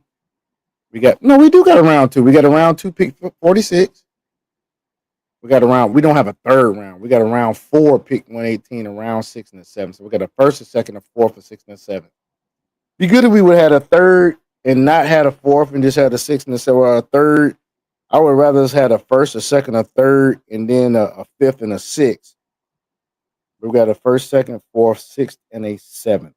We got the 6th from Cleveland, the Los Angeles Chargers, yeah, and the 7th from Los Angeles Rams. I say they go best available. In my opinion. Defense. I say they go defense. I say they go defense. No, I say they go defense, wide receiver, second pick. First pick defense, second pick wide receiver, defense the rest of the fucking draft. Maybe do one O lineman in the 6th, do another defensive player in the 4th, do another defensive player in the 7th. You don't need no fucking running backs. You do need offensive linemen though. You can get a good one pot around pick 4, 4th round. Yep, I go defense, wide receiver, offensive line, defense. That's what I would do. Both of those defensive tackles, or a center, for the 7th pick. You pick one up, or you could do this: first round, edge rusher, 2nd pick, receiver, 4th pick, offensive lineman. Defense in the 6th and the 7th pick, and then in free agency, or you pick off waivers, pick some offensive linemen off waivers, and maybe a few receivers off waivers. That's what I would do. I go to the waivers,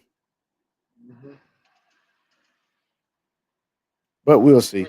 Well, folks, it's been a long live. I'm actually pretty energetic. I think I'm gonna get out in these Uber streets in the next hour. Oh, make the rest. Probably make a little bit and get this ticket. Yeah, I'm disappointed too, bro. I'm going to get this ticket. So if they would have done if they would have just did the smart thing, right? If they would have just gotten the wide receiver. What's his name? Roma Dunze. Yeah, Roma Dunze, or who was the other one? There was another one. Where Harrison was off. So you're talking. Yeah, he was off. He was off like what, the third round? Who was that other guy? I cannot remember his name. He was from LSU, I think it was. That's exactly what you're talking about. I wonder how he did this year. If they would have got that nigga, right? And all they had to do was just pick the best available at key positions. Like they could have got the defense, they could have got the wide receiver, the defensive end, all of that shit. Oh, And you talking about Malik Neighbors? Malik Neighbors. Yes, Malik Neighbors. Yes. Let me see what Did he he did have? this year. Oh, he had a good year. We're finna find out. All right, so Malik Neighbors with a terrible quarterback. Oh my God. What? Nigga had 1,200 yards, 7 TDs, My nigga. Exactly. 109 receptions. Yeah. He I think averaged 11 yards of fucking catch, nigga. Yeah, that's what I was saying. That's the reason why when the Falcons got him, I was just like, bruh, you could have loaded this shit up, right?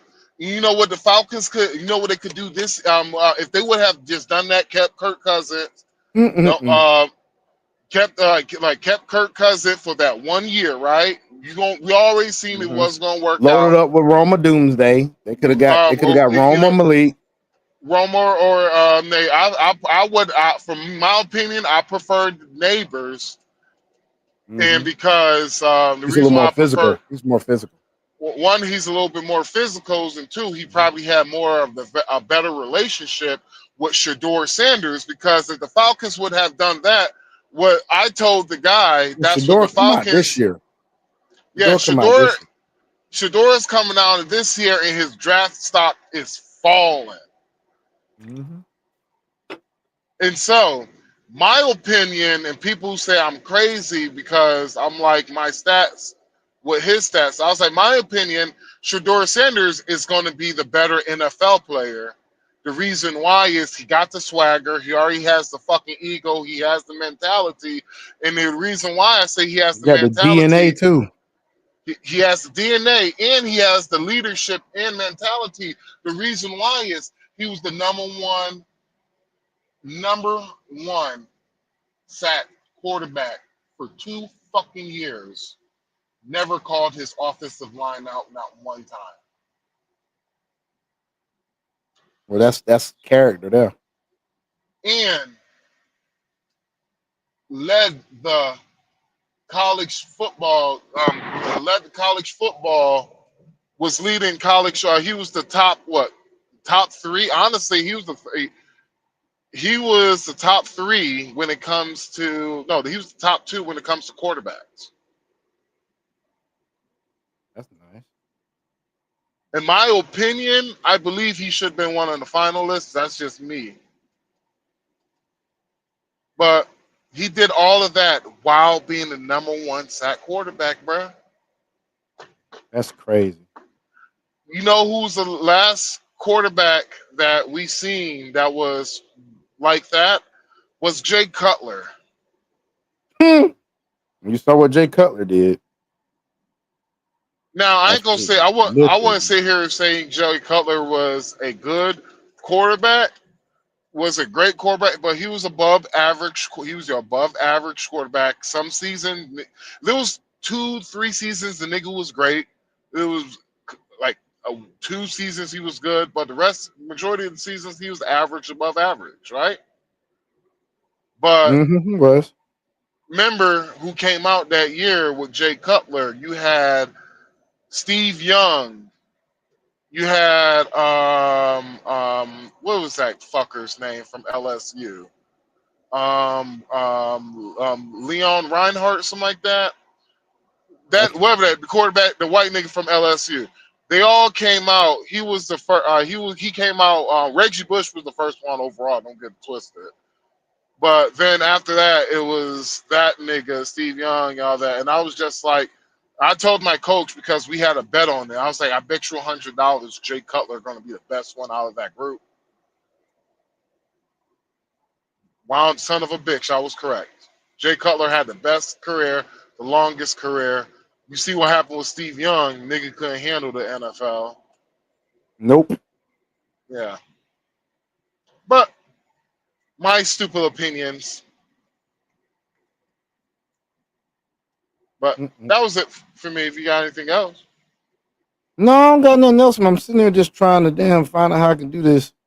They've changed some shit. You need a hang tag to airport drive. So I'm trying to find out how to get my hang tag, man. But yeah, man, just folks, it's been nice today. I'm about to chill for a little bit. Then I'm finna head out and do some Ubering and get my plane ticket, baby. And Yeah, I man. am driving. I'm on my way to Mexico. Hey, man, that video you sent with that dude talking about his brother sung the song, that shit's You say that shit wasn't funny? no, it was funny as hell, dog. It's like for real though. Cause he took me off guard.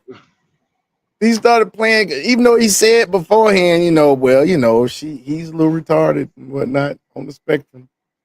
And he said, just doesn't mean you can't have talent. And he said, oh hell no, nigga. Yeah, it should have me. Yeah, it should have me going, bro. Glad I wasn't inebriated. I'd probably be still. But anyway, folks, that shit's crazy. Anyway, folks, man, we'll see you next 3-Man Podcast. Hey, we appreciate you. Three-Man Podcast. Hey, we appreciate you guys for coming. And all I gotta say is, Yorkchi Anchunari and Chong. Shut up, bitch. Ong Chang Chicha Achuna Igochai. Oh my God. Oh, Achi. Bye, folks. This fool's stupid. Peace.